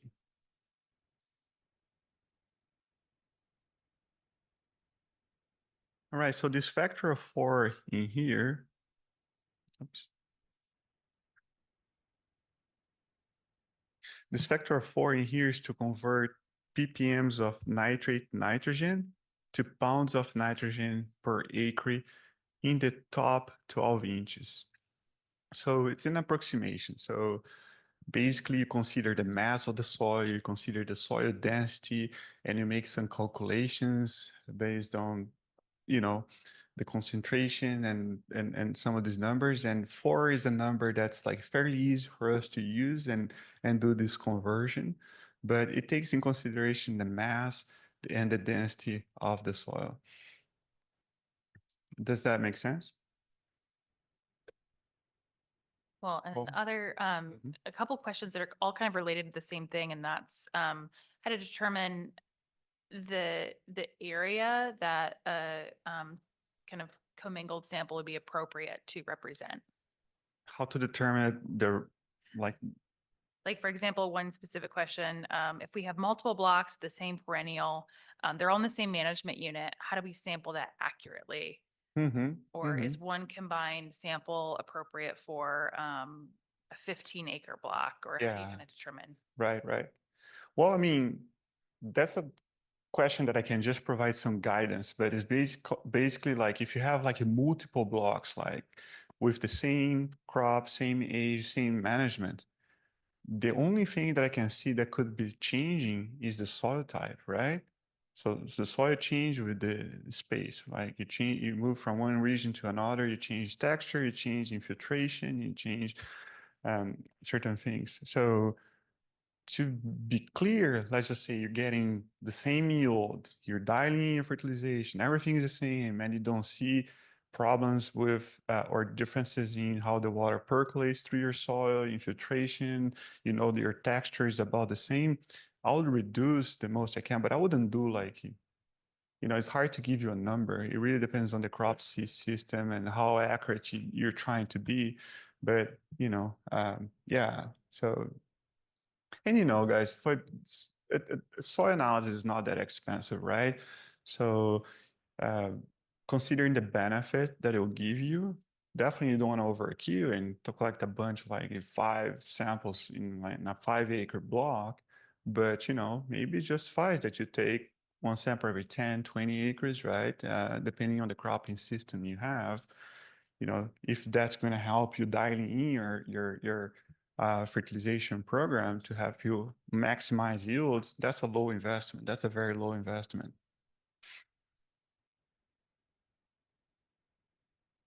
Let me know if there are more questions there. No, good. Yeah. See if I remember. Is this where we stopped? I'll just take it from here then.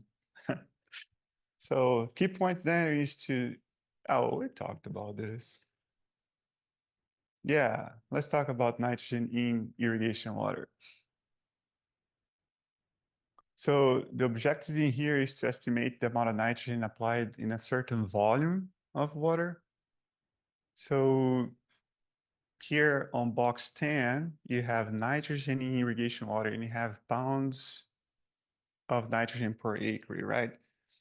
So the nitrogen the nitrate that comes from irrigation water is as effective as the nitrogen that's in your soil or applied with the fertilizer.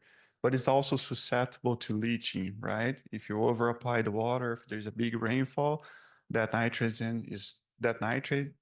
is still nitrate and is going to behave as nitrate and could be leached. But as far as the value, you can consider all that nitrogen that's coming from irrigation water. So we can use some numbers in here, but basically the estimation can be done by using the anticipated crop irrigation, so the volume of water, right?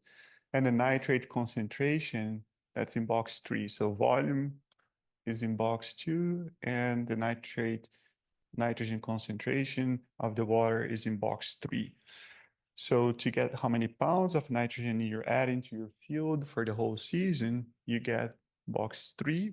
That's your concentration of nitrate in nitrogen multiplied by 0.23, and then you multiply that by the volume of water. So isn't this the same thing? Oh, this is the post-season and this is pre-season, right? So how do you determine the applied water? So we talked about this yesterday, right? So you can use 2 methods. You can use the flow meter data, or you can use the system application rate and duration. So what method do you use to determine how much water you applied over the season? Flow meter, right? So you use the flow meter totalizer. So you go get the flow meter and do the calculation. So now you know how to do that. So you get the reading at the end of the season and subtract the reading from the beginning of the season. So basically what you end up with minus what you started with is what you used. So now there's some conversions in here from gallons to acre or inches. You divide by 27,154 and divide by the number of acres. And then still, if you want to get inches per acre and you're using acre feet, you times that, multiply by 12 and divided by the number of acres.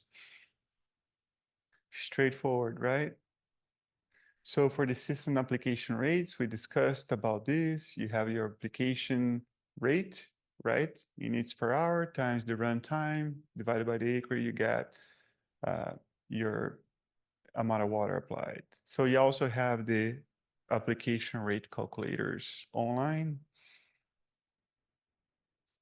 So there's an activity here. So how many pounds of nitrogen per acre will be applied in a situation where you have 27 inches of water applied and your well water is 20 ppms of nitrogen. I don't think we have wells with that high nitrate levels here, right, Jody? 20 ppms. If we do, it might be one or two. So keep your hopes low, folks, that you're going to get all that nitrogen fertilizer for free.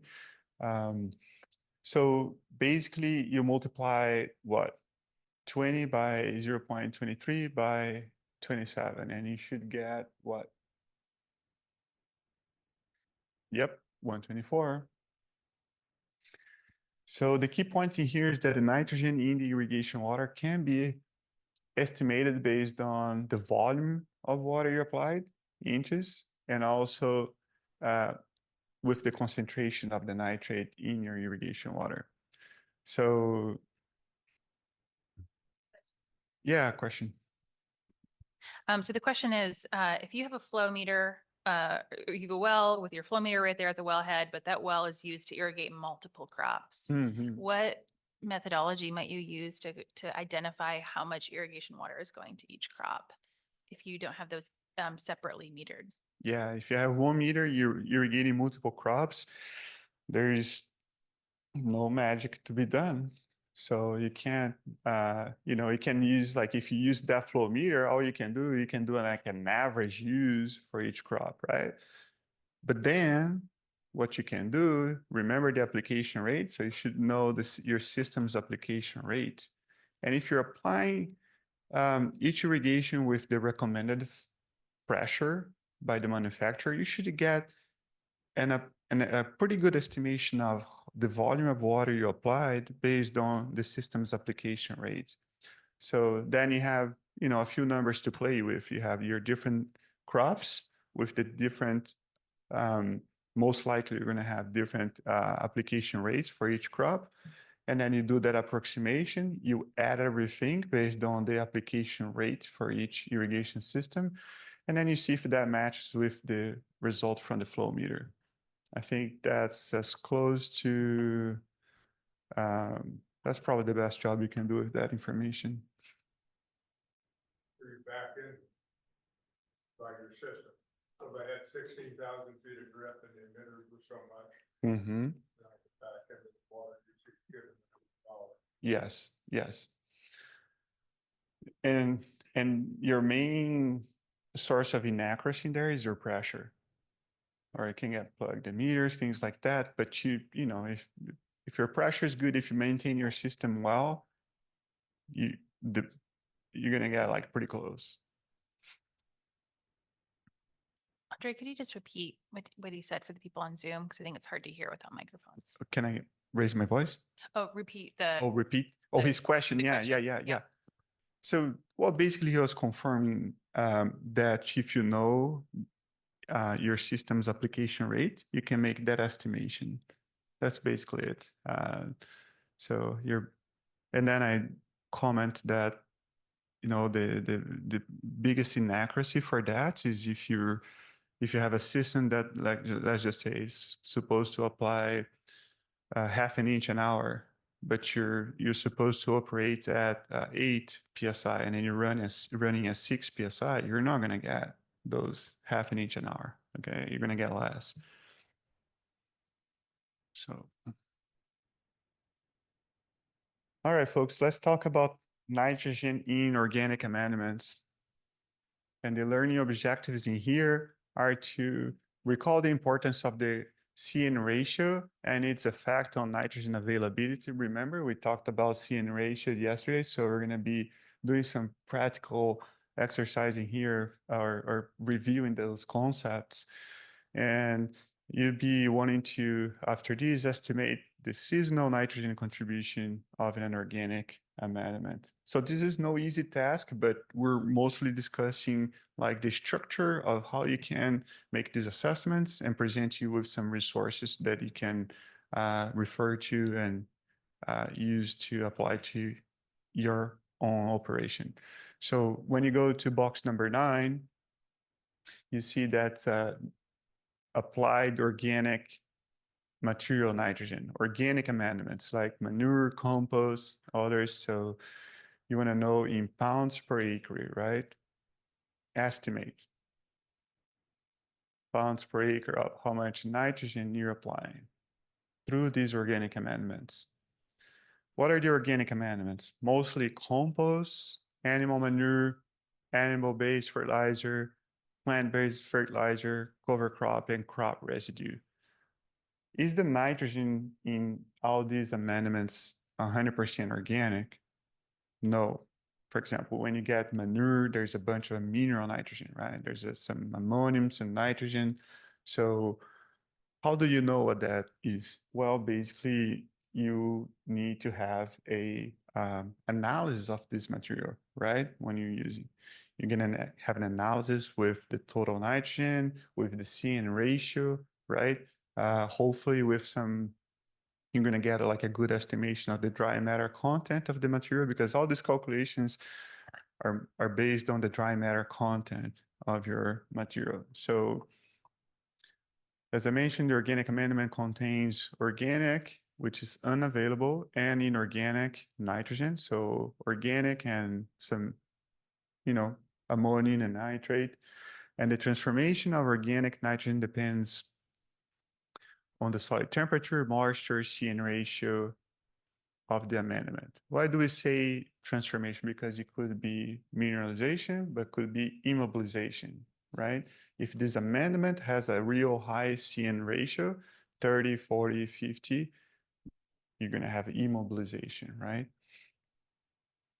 Well, with these different types of amendments in here, you have different CN ratios. And what you see here is the nitrogen availability or the percentage of the nitrogen. So let's just think of this whole range of materials in here. So for the yard waste compost, you have, let's just say you're applying 1 ton of that material. And let's just say it has 2% or 1% of nitrogen. So how much of that is going to be available in 12 weeks? Because of this CN ratio here is less than 10%, okay?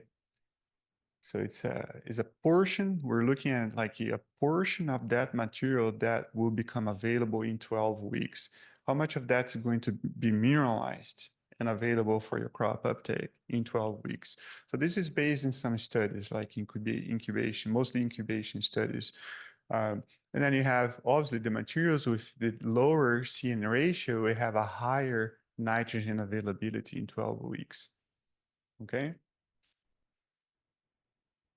Now, yard waste compost is not always just yard waste compost in the sense of like you have like this specific CN ratio. That's why you need to get the CN ratio from the person you're buying this from. So you have like a good or analysis, right? If they're not providing you the analysis, maybe you can take a representative sample and analyze so you know what to expect. And here's some resources, articles, worksheets, and calculator for you to estimate how much of that material is going to be mineralized and available and when that's going to be available, okay? Yeah, yes. About yard waste. So fresh tree removal chips, mulch, not accounted for in this table. How does that contribute?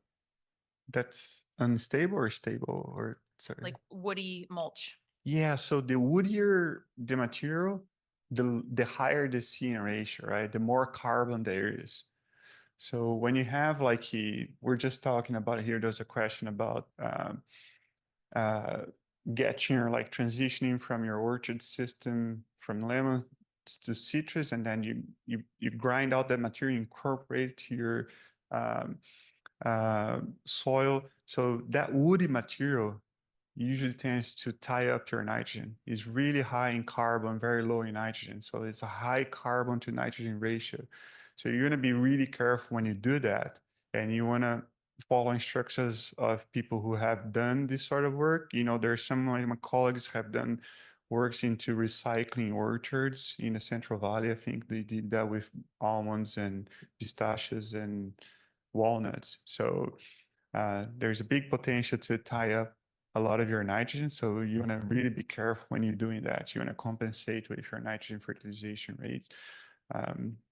Same thing when you're using these wood chips and materials that, you know, are coming from yards and so if they're not compost, chances are there will be even harder to mineralize, even more difficult. So hopefully that address some of that question, but all right, organic amendment calculator. So if you go back up here, my colleague Daniel Geisler created this calculator that's quite handy, you know, and it's one of your best chances of doing these estimations in here for how much of these materials in here would be available to your cropping system. So you add your region, so they'll take in consideration soil temperature, and then you put the type of amendment, the application rate, the date of application, if you incorporated and not incorporated, you know, and what the time span that you're interested in. That should get you a result like this, which, you know, they're modeling based on the results they got with different studies. And that'll tell you how much of that material, how much nitrogen there is, the mineral nitrogen applied, and the estimated available nitrogen from the amendment, you know, and the percent of it that will be available in the time span you select on that calculator. So pretty cool stuff. I suggest that if you're playing with these organic amendments, you check that out. So in this worksheet, it will include cover crops, crop residue, compost, and organic fertilizers.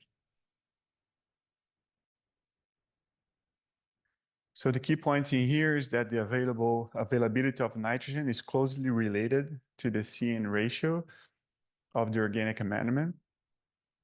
And the nitrogen contribution of the organic amendment can be estimated using the resources we're sharing with you guys in here, okay? Any other questions about organic amendments?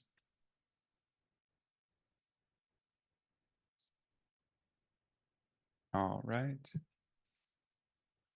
Lesson 5, we're talking about dry and liquid nitrogen fertilizers.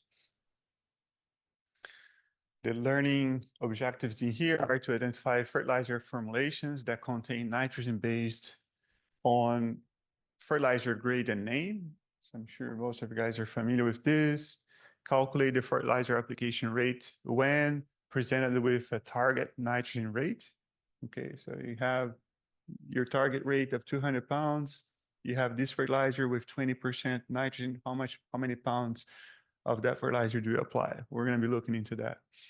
So calculate also the amount of nitrogen applied in a known quantity of fertilizer. So if you look at your worksheet box number 7, it says applied nitrogen fertilizer, dry or liquid nitrogen fertilizer in pounds per acre. All right, so there's this funny fertilizer called Super Excellent Grow. You believe me, there are some funny names out there too. So this fertilizer is 20-10-10. That's the grade, the fertilizer grade. That means that has 20% of this fertilizer as as nitrogen. So let's just say you have, this is a solid fertilizer, granular fertilizer, and you're applying 100 pounds of this fertilizer. You're applying then 20 pounds of nitrogen, you're applying 10 pounds of phosphate and 10 pounds of potash, okay? So there's an activity here. So based on the fertilizer name or grade listed below, determine the nitrogen content. So, well, the results are already there. So for this fertilizer here, you got 2%, right? 246, 2% of nitrogen. Can 17, 17%. UAN 32, urea, ammonium nitrate, 32%. AN 20, 20%. Okay. Now, how much nitrogen to apply through granular or liquid fertilizer? So for the whole season, you want to understand how much nitrogen is coming from residual nitrogen, how much you start in the season with, how much is being contributed to the water. In most cases in here is very little. And then you want to know what your organic amendment's doing. Is it tying up your nitrogen? Is it mineralized? If it's being mineralized and providing nitrogen, when is that nitrogen going to be available and how much? And then how much you're applying in liquid and granular fertilizer. So a granular fertilizer application rate is based on the percent of nitrogen of the fertilizer and the desired rate. So the fertilizer rate, as I mentioned before, you need to account for your nitrogen rate that you're desiring in pounds per acre and multiply by 100 and divide that by the concentration of nitrogen in that fertilizer. Pretty straightforward. Now, when we're doing this for the liquid fertilizer, there's just one more step. And the step is to consider the density of these materials, right? If we're talking about the common players here of like nitrogen-based fertilizers that are liquid, we're talking about CAN 17, AN 20, CN 9. The density of these materials is usually between 10 and 12 pounds per gallon. So the first step is you convert, well, let's see what we're trying to, you're trying to determine the rate. So then you get the nitrogen rates, the fertilizer rate is determined by the nitrogen rate multiplied by 100. And then you divide your nitrogen concentration multiplied by the density of the material. It's pretty simple. Just use this formula and then you'll get there. But we're going to see like some variations of those formulations in here. So this activity here is asking what's the result when a grower wants to apply 50 pounds of nitrogen fertilizer per acre? How many gallons of UAN 32 would he or she apply? So UAN 32 density is 11 pounds per gallon. So you get your nitrogen rate, 50 pounds, multiply by 100, and then you have that, 5,000 divided by percentage of nitrogen, that's 32 times the density, 11. Anybody did the calculation? Yeah, 14. Pretty straightforward, huh? Post-season, how much nitrogen was actually applied through granular or liquid fertilizer? So let's just say you end up with I think it's going to be most cases here. You guys end up with this list of this week I applied 2 gallons of N20. That week I applied 4 gallons of CAN 17 and so on. So how do you determine how much was applied based on that? That's pretty straightforward. So you get your nitrogen concentration divided by 100 and you multiply by the rate that was applied in pounds per acre in the case of granular fertilizer, right? In the case of liquid fertilizer, it's pretty simple, very similar. You get the density multiplied by the concentration of nitrogen divided by 100 and you multiply by the rate in gallons per acre. Yes, One more. one more. I just wanted to point out a typo to everybody. So this should be box 7B. So we're looking for post-season. So we'd be here in the B column. 7D. 7B. Oh, B in is boy. boy. Mhm. Yeah, sorry Okay. for the confusion there.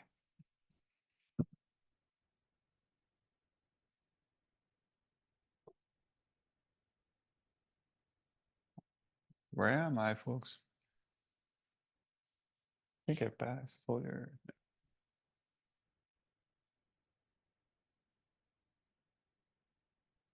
Okay, I think we're on this exercise in here. Hopefully you didn't see the answer. So a grower applied 10 gallons of can 17, which has a density of 12.7 pounds per gallon.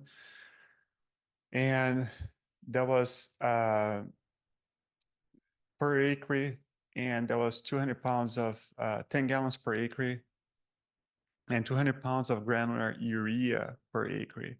In a total, how many pounds of nitrogen were applied?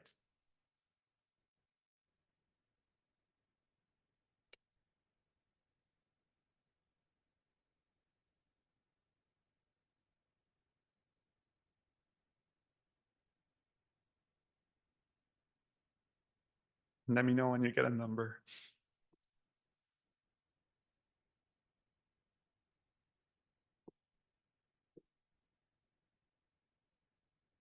So percent of nitrogen for the granular urea, that's 46 right here, divided by 100, application rate, 200 pounds. Liquid density is 12.7, percent of nitrogen 17, rate 10. 114. Yep. Okay. Got some confirmations.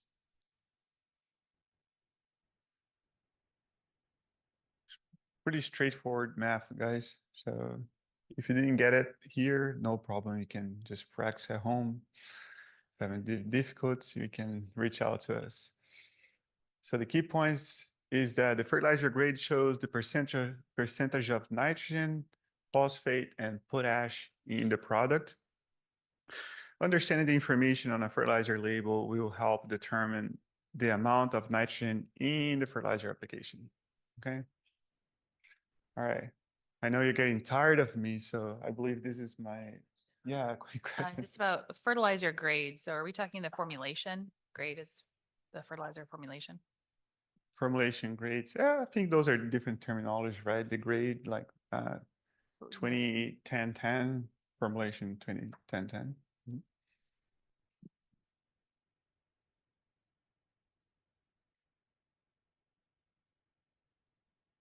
Foliar nitrogen fertilizers. So, you know, foliar application is usually quite common for micronutrients, right? Because it's more efficient and, you know, you get a good portion of what the plant needs through the foliar application. Nitrogen is not so much. But I learned recently that some of you guys, mostly in the citrus, can be applying this nitrogen through foliar applications. So I'll be talking a little bit about it. So we'll be talking about the methods or some of the techniques for foliar application and calculate the amount of nitrogen applied in a foliar fertilizer application. So this should be box 8 when you put foliar fertilizer nitrogen in pounds per acre, right? So if you're applying foliar, most likely it's going to be a liquid fertilizer that you're going to be doing the same conversions as you did before to get to how many pounds of nitrogen was applied. So the plant leaves can absorb urea, ammonium, and nitrate to the small pores of the leaves called stomata. So this is where there is some gas exchanges, from the atmosphere to the plant to the atmosphere, and the plant releases water to cool down, right? This is where the transpiration of the plant occurs. So also some fertilizer can come in and help with what the plant needs. So for foliar application, you want to basically coat the plant leaf. That's where the fertilizer will go in. You want to apply in the morning or in the evening with lower temperatures and high humidity. So think about this, like if you're applying this to the surface of the leaf with with a low humidity, there's a big chance of this material being evaporated and not going in the plant, right? So you're gonna apply with high humidity. Remember that. Early morning or late afternoon. You want to add a surfactant to the spray, and you want to use the electrostatic sprayer. Now, you obviously want to be cautious. I only recommend the spray application in exceptional cases because there's a good potential to mess something up with these foliar applications. You can burn your leaves and have the leaves looking like this, right? If you're not applying with the right rate or the right concentration. So for foliar fertilizers, they're not a replacement for soil applied macronutrients. So they should be used as a supplemental source of nitrogen in some cases. But if you're doing your fertigation, your fertilization with sounder practices, using the guidance that we discussed in here, some of these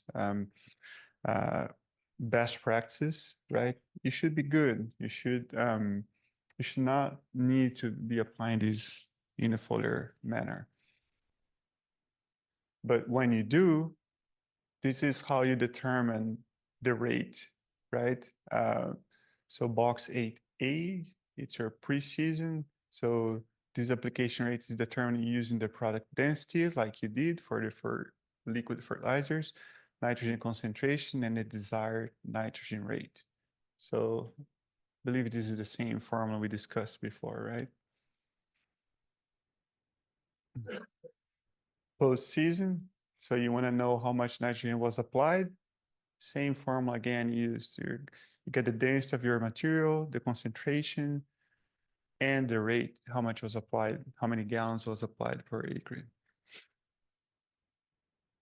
So which of the following application techniques can increase the absorption or efficiency of foliar nitrogen fertilizers?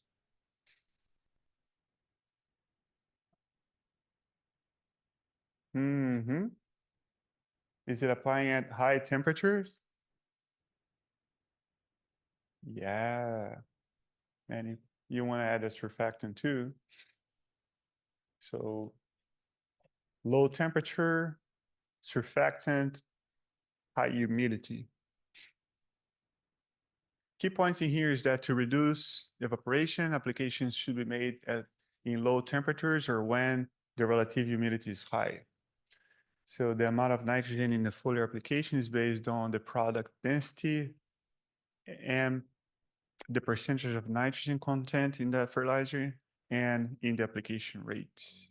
We're going to be looking at both the recommended and applied total nitrogen amount. So this is going to be your pre-season as well as your post-season figures. So learning objectives for this section, estimating total nitrogen required for the upcoming season. A lot of this is going to be based off of the material that Andre just covered. And then calculating total nitrogen applied based on all the nitrogen inputs combined. So again, if you're following along on the worksheets, we're going to be looking at boxes 12A and 12B here. Okay, so this is just a quick recap. You've already seen this figure through Andre's last talk, but for box 12A, and this would be your pre-season recommended amount of nitrogen. Again, it's going to be essentially a sum of, so this is going to be nitrogen in your soil, residual nitrate in your soil. That was box 11A. Box 10A is going to be nitrogen imported in your irrigation water. Box 9A is any additional nitrogen credits from organic amendments, organic fertilizers. And then box 7A and 8A are nitrogen applied through fertilizer applications. So when it comes to estimating your actual nitrogen required, and this is going to be crop specific, there's a couple different methods that we can use. So first being N removed from the field with your harvested yield. Again, going back, this is where having an accurate preseason estimate becomes important. Or you can do an estimation of the necessary N off of field research that's been published. So that would be method number 2. So starting with method number 1, this is primarily used for orchard crops and or field vegetable crops where the majority of crop residue is removed with the harvest. So that's an important distinction. Basically meaning there's not a whole lot left in the field. So the calculation we would use here would be the total N required is your expected yield times your N removal coefficient divided by your NUE. NUE is nitrogen use efficiency, which we covered previously. For the purposes of this, we'll use a nitrogen use efficiency of about 70%. That's looked at as kind of an achievable rate in California. This QR code right here will take you to a list of nitrogen removal coefficients. See the note there, it is pending water board approval. So it's a draft form, but you could take a look at that for your specific crops if you're curious. So working through this method 1, some mature orchard crops, they will require additional nitrogen for perennial tissue growth. What that means is this is nitrogen that's going to feed the growth of the tree itself or the vine, as opposed to just the fruit or the harvested portion. So we need to account for that when we're doing this preseason recommended nitrogen amount. So it changes that formula a bit. This would be your total N is now going to be your expected yield times your N removal coefficient. You're going to add in any additional N for perennial growth. You can think of perennial growth as branches, leaves, sticks, stuff like that. And then accounted for or adjusted for with your nitrogen use efficiency. So I believe, I'm not sure if these were included in your handouts. I know there was a link sent for these, and I think we have some printed out here available as well. But there's 2 of them here. This one's for avocados, and this one's for citrus. These are just some forms that Fruit Growers Lab produced some time ago, kind of help with some of your preseason nitrogen management plan budgeting. So I won't go through it really closely, but looking at this avocado one, you could use this this table on the top here, and there's some calculations included here that'll help you kind of work through it. But if you use your estimated yield, and note here that this is in 1,000 pound increments, not tons, but you can use your estimated yield here. So the example given is a 10,000 pound yield. And then this middle column is an estimation of your percent canopy. So we're going to assume a fully canopied mature grove that's looking at 100% canopy. If you're a younger grove, you may be more or less, well, you won't be more, but you'll definitely be less if you're a 2 or 3 year old grove just getting into harvest. And then the result using this equation down below is going to be your N rate for the season. So the example given here, 10,000 pound yield is the equivalent of 10. This is your factor on this first column, times a nitrogen removal coefficient of 2.5 pounds per 1,000 plus an additional 30 pounds. Now where that came from, this is your perennial N requirement. This bottom chart down here shows an approximation of how much additional N to apply based upon either percent canopy or an approximate tree age. So in this case, being that we're at 100% canopy, we're looking at an additional 30 pounds of N per year. You're going to add that into your equation for a total of 79 pounds of N required for the season for a 10,000 pound yield. And a similar thing can be done using the citrus form. It's basically the same, but it's just slightly different numbers. So take a look at those. If you have questions, you can always give me a call. So quick activity here, calculate the pounds of nitrogen needed per acre for a 10-year-old avocado orchard. Expected yield of 2.75 tons per acre. Note the different coefficient here, 4.4 pounds of N per ton as opposed to per 1,000. And then a perennial growth requirement of an additional 15 pounds of N per acre. So here's your equation here on the bottom.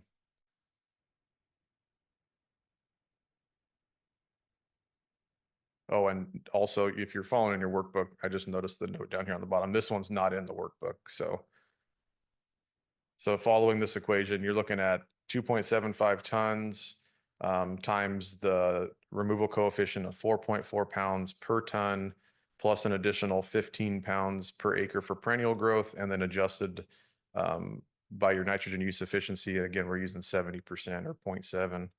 And I believe, yeah, so the result here is 38.7 pounds of N per acre for this particular grove. Okay, so is everybody clear on Charles? You got a question? My question is, when you were talking about the age of the trees in avocados, Mm-hmm. Does it make a difference on how you prune, how much the trees are using? I know when you say age, some avocado trees, when they get to be 20, 30 years old are huge. Right.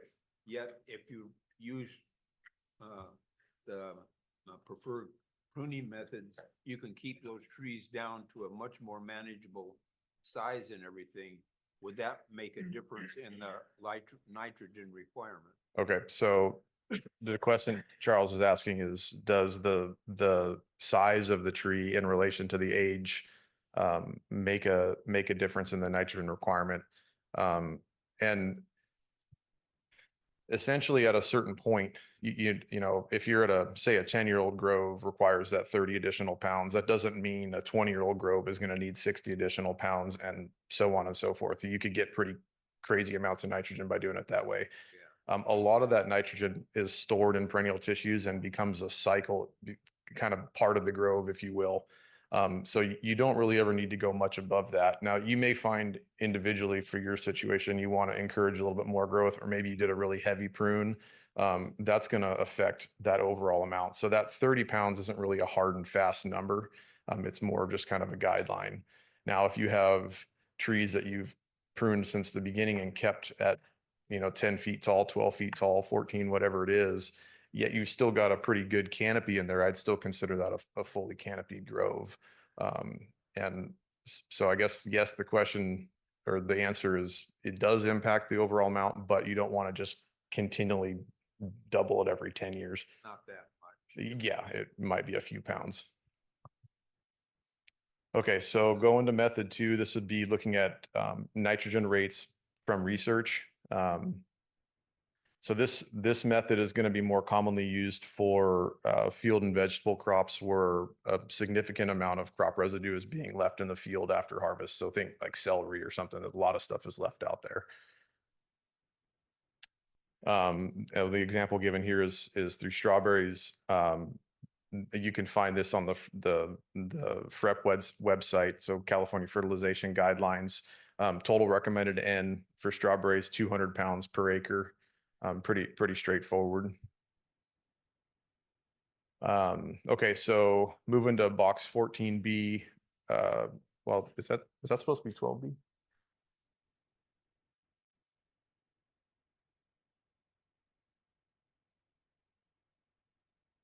Okay. Yeah, so ignore that. It should be 12B up here on the top. But anyhow, total nitrogen applied. So this is now looking at the end of the season. You're calculating what's been applied through all your inputs and credits through the season. So essentially what you're going to do here is just simply add together all N inputs, which is going to be box 7B through 10B. Now this does require some record keeping and knowing what you're putting out. I can tell you in the number of these that I've done in the past years, I've gotten everything from fertilizer invoices to handwritten pieces of paper that just have every application on there of whatever the material was and rate. You can calculate it that way, but it's easier to just, you know, make a spreadsheet or something and keep track of how much ends up being applied. So at the end of the year, you just have a nice round number. But it's just as straightforward as adding up boxes 7B through 10B.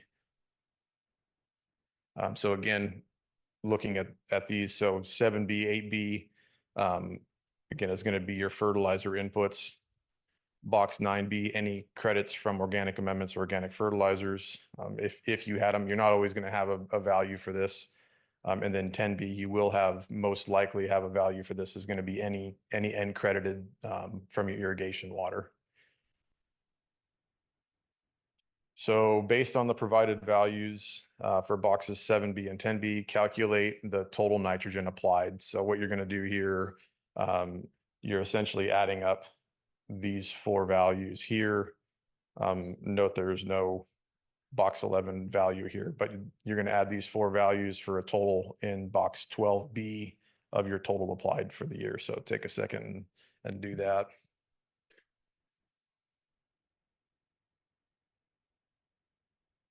So summing those four values, you come to a total nitrogen applied for the season of 122 pounds. And this is a per acre figure, not per grove.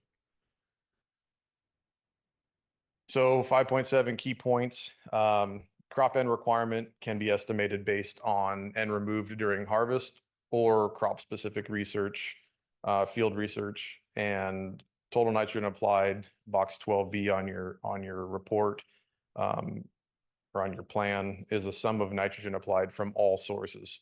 So just remember that's fertilizer, amendments, and irrigation water.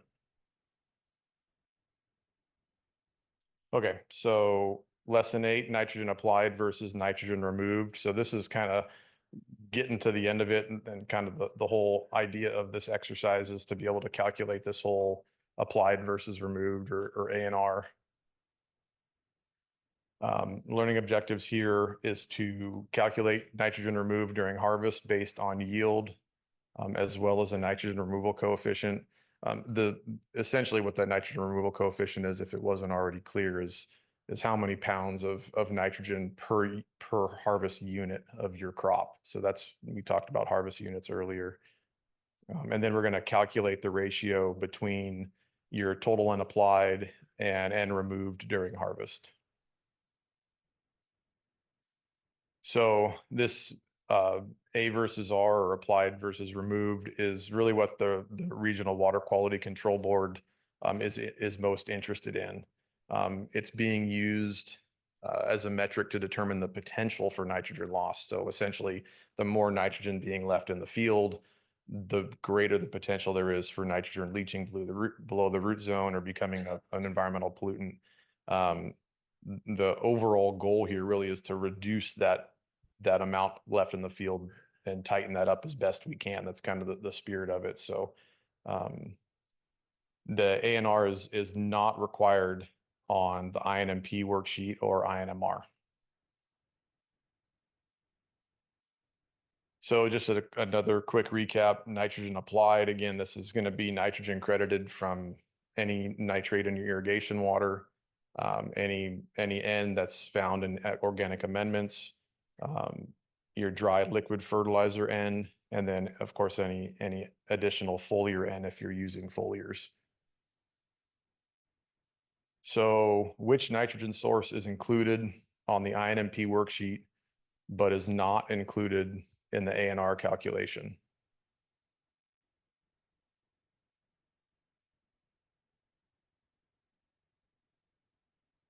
So this was box 11, which is soil available N in the root zone. This value really is used in your budgeting at the beginning of the year to say, I already have X number of pounds of nitrogen available to my crop in the field at the beginning of the season.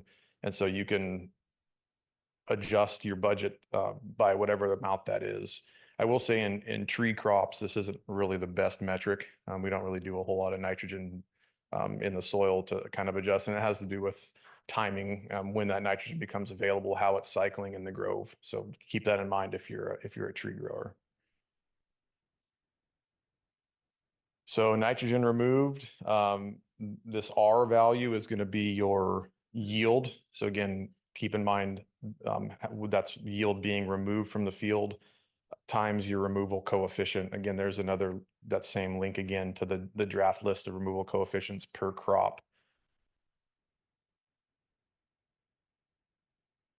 So complete the table below using the list of nitrogen removal coefficients found on the VCAL Irrigation and Nutrient Management Plan webpage. We'll work through these because rather than having to access that and take the time. But so if we're looking at lemons, 19 tons of the acre, removal coefficient for that currently is set at 3.49 pounds per ton. So that's essentially 3.5 pounds of nitrogen found in each ton of fruit. So to calculate that, you're just doing this 19 tons times 3.4 pounds of nitrogen per ton for a total nitrogen removed from the field in that year's harvest of 66.31 pounds per acre. Same exact process for celery, different removal coefficient. So removal coefficient for celery currently is set at 2.12 pounds per ton. It's the same calculation, 50 times that 2.12 for 106 pounds per acre. And then third time, just again with a different removal coefficient, 2.8 pounds per ton for strawberries, 24 ton harvest, 67.2 pounds of N removed from the field. Does that make sense for everybody? Any questions on that? Okay, we'll move on. So to calculate this whole ANR, it's an ANR ratio, and then of course the ANR. So nitrogen applied divided by nitrogen removed, and then there's nitrogen applied, nitrogen applied, and then you account for the nitrogen removed by just subtracting from that. It'll get you two different values, one of them being a ratio. So your ANR, well, hold on. So interpreting your ANR values. Okay, so once you've calculated these values, your ANR being less than 1, the indication there is that more nitrogen was removed from the field with harvest than was applied. If your ANR is equal to 1, then the same amount of nitrogen that was applied to the field was removed with harvest. That would imply basically a 100% nitrogen use efficiency. Your ANR being greater than 1 is more nitrogen was applied to the field than was removed with harvest. My assumption is most of these values will be 1, but the idea being you want to get as close to 1 as possible, which would imply a better nitrogen use efficiency. So a strawberry grower in Oxnard applied 300 pounds of N per acre and yielded 25 tons per acre. The nitrogen removal coefficient for strawberries again is 2.8 pounds of N per ton. Calculate the ANR value. So again, this is applied divided by removed.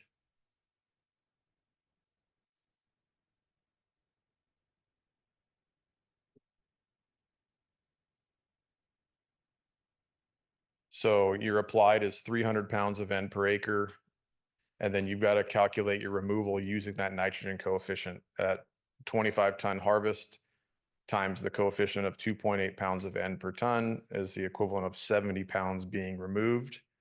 And now calculating that ANR is just a simple division of that 300 by 70 for a result of 4.3 is your ANR value. And so you recall ANR greater than 1, more nitrogen was applied to the field than was removed with harvest would be the interpretation there. Okay, so key points here, calculating your ANR and or your A-R is not required for the INMP worksheet or summary report, but it can be useful in monitoring. And essentially what that's saying is you're not calculating this value and then reporting it, but you can calculate it for yourself as kind of an indication of how close to that one value you got or how good your nitrogen use efficiency was. And then, of course, in order to calculate that A&R, you need your total nitrogen applied, your total yield for the season, and a nitrogen removal coefficient. And with that, I think Jody's going to do certification.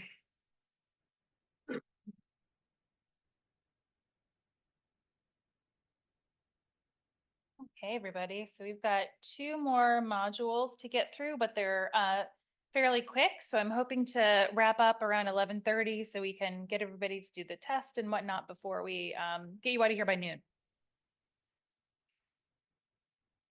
So module 1, lesson 1, certification options and requirements. This is kind of a refresher of what I talked about at the beginning of the day yesterday.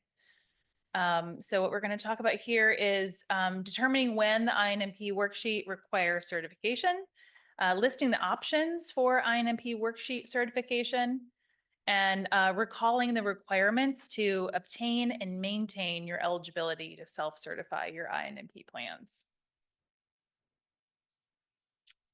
So all INMPs must be certified, with this very minor exception for any landowner or grower who has a total farming operation that is less than 10 acres. And so this is total combined of, if you have multiple farming operations, it has to be 10 altogether, and has not been identified as an outlier. So if you've got less than 10 acres and you have not previously been identified as an outlier, you don't have to certify your plan.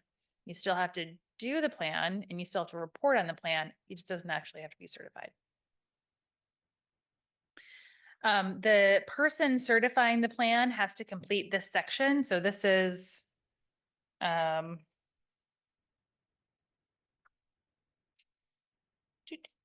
which page is this? This is on page 4 of the INMP worksheet. So it's the INMP certification page. There's a whole certification statement. And then the person certifying the plan signs at the bottom of that. So they sign, date, and then the method of certification that was used. So whether it's self-certification because you're attending the class and you've passed the quiz afterwards, or you've worked with the CCA, or you've worked with NRCS, you'll check one of those boxes.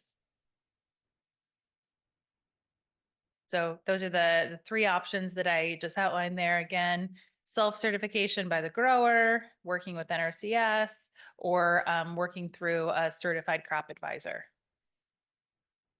Question? Go for it. So the question online is this being signed at the beginning or at the end after harvest? Good question. So it's the planning portion, the preseason portion of your INMP that's certified. So you're certifying it at the beginning because it's this knowledge and information that you're gaining from this workshop that is helping you develop your nitrogen recommendations for the season. So when you develop your plan preseason, you're signing it then. At the end of season, it's just about adding together your numbers. And that's something that really anybody can do. But the education component comes in making those recommendations that are appropriate for your crop. So you're signing it at the beginning. Same options I just went over. So option 1, a CCA who's certified by the American Society of Agronomy. Option 2, NRCS. So you can work with their technical service providers to develop a plan for you, or they can put together a nutrient budget for you as well. And as long as you are adhering to that budget, then you can sign off, or you self-certify, which is why everybody's here today.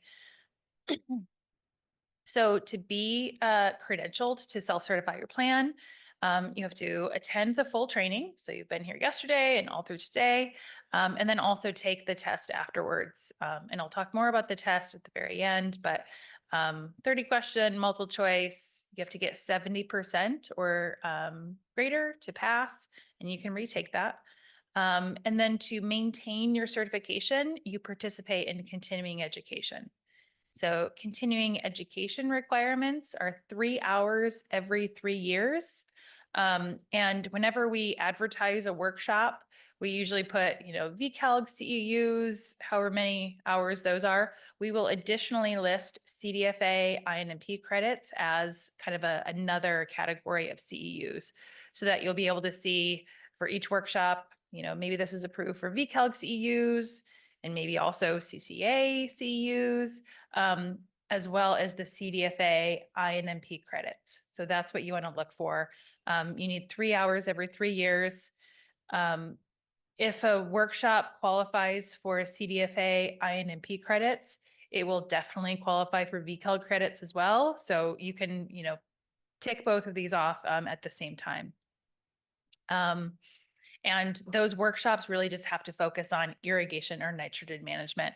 So if there was a workshop that focused on, pest issues that would also qualify for VCALG CEUs, that wouldn't qualify for this one. But anything that has to do with irrigation nitrogen management also qualifies for VCALG CEUs. So you just want to go to that type of a workshop. So activity 6.1.1, how do growers maintain their eligibility to self-certify INMP worksheets? As you just covered on the slide before, you must complete 3 hours of CDFA INMP continuing education hours every 3 years. So the VCALG kind of general requirement is 2 hours every year. As long as you're getting your 2 hours every year of a VCALG workshop that's also listed for this, then you'll be good for both. The key points for this lesson, INMP worksheets must be certified with the exception of that really minor exemption that I mentioned. INMP worksheets have to be certified by CCA, NRCS, or self-certified by the grower who attends the workshop and passes the test. And then you must complete the training and the exam and participate in continuing education to keep your certification credential. Any questions on that before I talk about the INMR?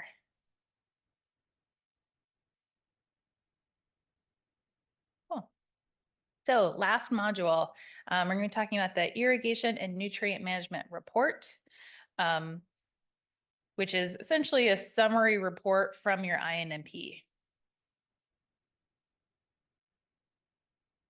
So our learning objectives here, identify the components of the INMP worksheet that are transferred over to the INMR, recognize the deadlines for submittal for the INMR, and outline the process for how you actually submit your INMR.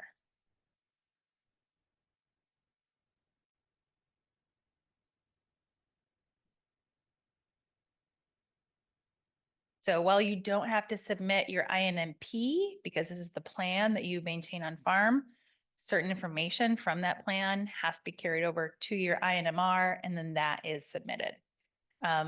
Any information that is on your INMP worksheet that's going to be carried over to your INMR is going to be indicated with an asterisk. And you may have multiple INMPs. Maybe you have, some citrus, some avocado, different blocks that are different ages. You might have rotational vegetables. Each one of those are going to be their own INMP. So you could have a whole long, or thick set of INMPs that you can combine into one INMR. So I'm going to walk through the INMR pages, and we'll talk about the information fields that are on each. So page 1 of your INMR is you've got your member information at the top. So that's, your name as the grower, your VCALG ID, the crop year that you're reporting on. You also have your management unit list. So as I said, you might have a whole long list of INMPs that you've developed for each management unit that you operate. On your INMR, you can list all of those you can list all of those management units and then the APNs that go with those. On page 2, you have general information and your irrigation and nutrient management report. So this is this page right here where you list all of your management units, you list the crops that's being grown in that management unit, and then you've got all of your kind of broken out nitrogen applied fields. So your nitrogen irrigation water, your organic amendments, dry and liquid fertilizer, and foliar fertilizers for each management unit that you'll list there. Your harvest yield as well. So Ben talked about, how you quantify your harvest yield.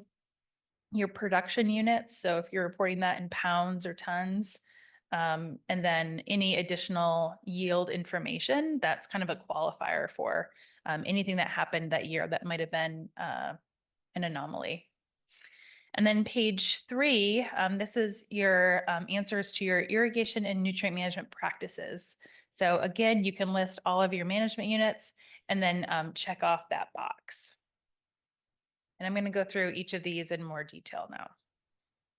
Yep, one question. Go ahead, Danny. Jody, do you have more of those? Because I didn't get one. Or is it in the book? They're actually in the back. Yep. So on your worksheet or on your workbook, in the very back, you'll have copies.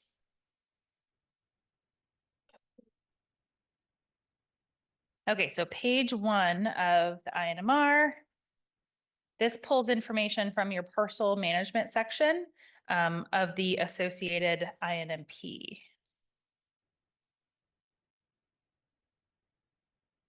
So you would populate through all of your management units and then the associated APNs associated with those management units.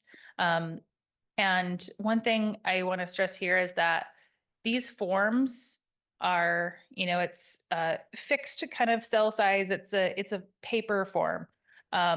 Something that's more dynamic might be more usable to a grower. So we had to create forms. It was required under the ag order.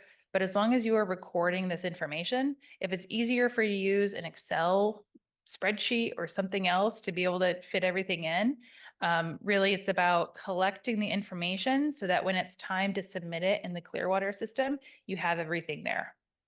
So this form will tell you all of the information you need to be recording. But if you don't like paper and don't want to fill out a ton of paper forms, you can create your own tool to document this stuff. So the INMPs themselves, I've mentioned that they don't have to be submitted to anybody, but the regional board always has the authority to request to see those. So if you ever have, an audit performed for your compliance and they ask to see your INMP, you would need to produce that. But if you're tracking everything in a spreadsheet version, as long as you are recording all the information required on your INMP, that would suffice.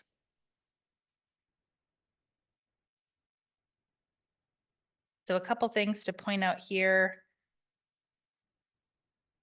This is your notes section. So, you've listed all of your management units. This is where you're going to include any additional kind of qualifiers for your data, anything anomalous that occurred during that previous season. If you had crop failure, if it was a non-bearing year, if you had pest issues, whatnot, this is where you would document that. And then there's going to be another area to document on the next page as well. As Ben had mentioned earlier too, if you have a parcel or a management unit that's fallowed or not in production for the reporting year, you would write not farmed under the crop right here. And in the Clearwater system where you're submitting all of this, we would have a drop down for when you select your crop type, you would select, it'll say fallowed or not farmed or something similar to that.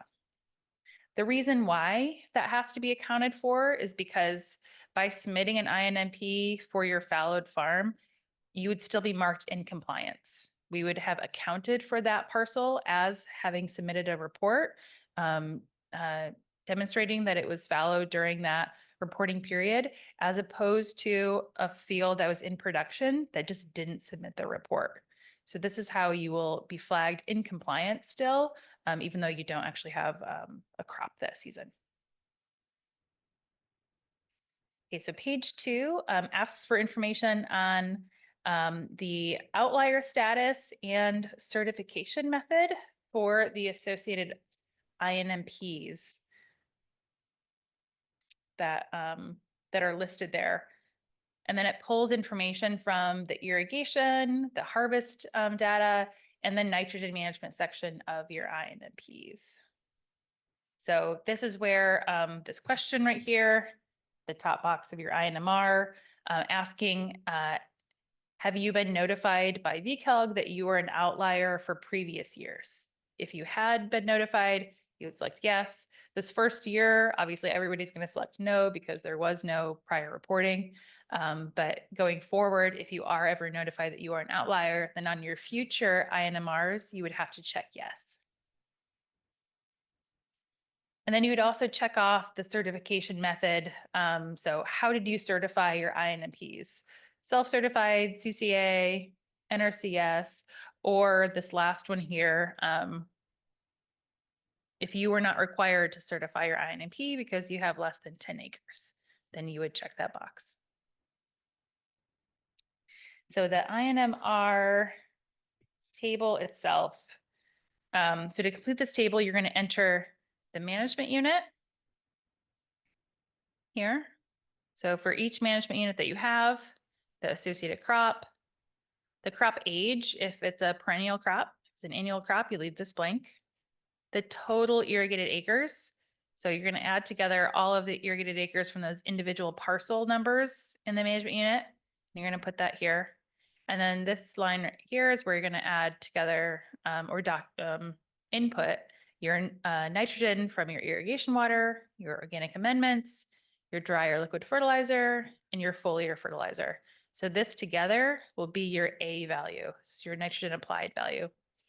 And then here you're going to put your harvest yield for that specific management unit, the production units, pounds or tons, and then any kind of qualifier yield information that you have. So as you can tell in the form, this is a tiny little box that you wouldn't actually be able to write anything meaningful in. So you can attach, so, say see attachment like that, or if you're putting this all in a spreadsheet, you'd have additional room to do that. And on Clearwater, you'll be able to add as much information as you would need. One thing to note here, so you're not actually quantifying or you're not actually calculating your nitrogen removed. So you're only reporting your yield information to VCALG, and then we will calculate your nitrogen removed by applying that nitrogen removal factor to your yield. And this is why it's important that the crop type that you list comes from that standard crop list. So when you submit this in Clearwater, there'll be a drop down where you'll select the crop type, and then the system will calculate a nitrogen removed factor for you.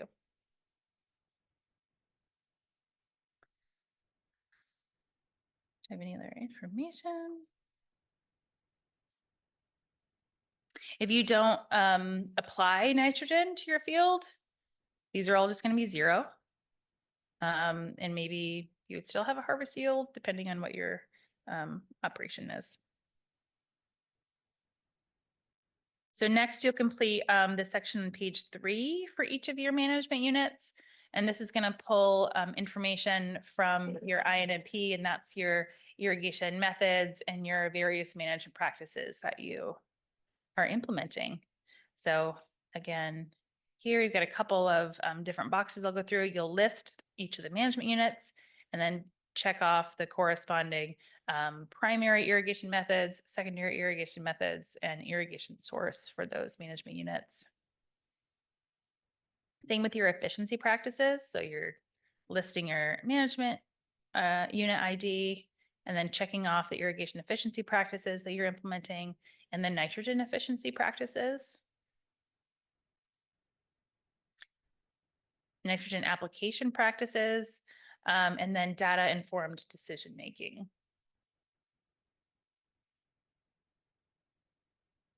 So that takes us through the end of the form itself. As far as deadlines, so the deadline to submit your initial INMR is March 1st of 2026. So March 1st of 2025 is when you need to have your first plan in place. By March 1st of 2026, you'll report on those plans. So if you have a perennial crop, you'll submit the report for that prior calendar year of 2025. If you have an annual crop, you'll submit your initial report for all crops that completed a harvest cycle. So they were established and harvested in 2025. And then this is kind of the little quirks of the first year that I had talked about yesterday, where because you had to have established and harvested it in that first year, going forward, For an annual crop, you're just going to report on everything that was harvested that prior year, whether or not it was established that prior year or not. Your INMR submittal is going to be done online. So this form is just to, record your information so that it's handy and you can enter it in online. But you'll be doing it online on the Clearwater system, which we are building in phases. So we haven't built the INMR section yet because that's not coming due for a little while now for that first INMR, but that's something that our developers are going to be working on later this year. So we should have demos and tutorial videos and workshops talking all about how you use a system to input your report shortly. We'll also have office hours and call support and all of that leading up to this March 1st, 2026 reporting deadline. Okay, activity 7.1.1. Information that's transferred from the INMP worksheet to the INMR is marked with which of the following? Underlined, bolded, or asterisks? Correct, asterisks. Okay, this is, I think, our last key point slide. So we talked about the components of the INMP worksheet that are transferred over to the INMR. We talked about how you maintain compliance. So submitting your INMR by the deadline, making sure that you're submitting an INMR for every parcel that you operate, whether it's fallowed or in production. And then checking with your coalition, which is VCALG, prior to the deadline for submittal guidance and instruction. And you won't have to check with us. We'll be proactive about this, and do outreach and newsletters and workshops and whatnot as we get closer to this date to talk about how to actually do that reporting. Are there any questions before I talk about the quiz? Go ahead, Mary. Can you use the microphone so everybody on Zoom can hear? Oh. Thanks. What was the deadline again for the INMP? So INMP you have to have that developed by March 1st of 2025. So this coming March. Okay, And But so that- for that doesn't have to be submitted to anybody, so they won't know if you've done it or not. unless they ask for it. The regional board could always ask for it, but yeah, Okay, doesn't have to be submitted to anybody. It's an on-farm plan. okay. And I don't think you've said anything about that nitrate test, water test that had to be done by September 25th or something? Yes, yes. So that's part of the precedential requirements. What Marjie's talking about is the on-farm drinking well sampling requirement. So that's required for any grower who has an on-farm well that is also used for a drinking water source. So when you did your re-enrollment in VCALG earlier this year, there was a question on that saying, do you have an on-farm well used for drinking water on this parcel? If you answered yes to that, then you should have received a letter from the Regional Water Quality Control Board a month or so ago that included a directive to sample your well before September 28th and some guidance as well as to how you compare your monitoring results. So you're looking at that 10 milligram per liter nitrate as nitrogen threshold. If you're above that threshold, then there was required notification for any users of that drinking water source, as well as required notification to the regional board themselves. So they had a form to do that notification. It's not part of this, right? This workshop, we're just focusing on the INMP and INMR. The drinking water, the on-farm drinking water well requirement is something that's actually outside of even the scope of VCALG. That's something that the regional board is working directly with growers. So you got those letters from the regional board directly, not from VCALG. And then any reporting that you would do if your well comes back above 10 milligrams per liter would be reported to the regional board directly, and then the users of that well. Yeah. So the question is, the term used is self-certify. However, after passing the test, is one allowed to certify other ranches? No. So this is the grower self-certification for your operations. Anybody who wants to certify other ranches, you would have to be a CCA to do that.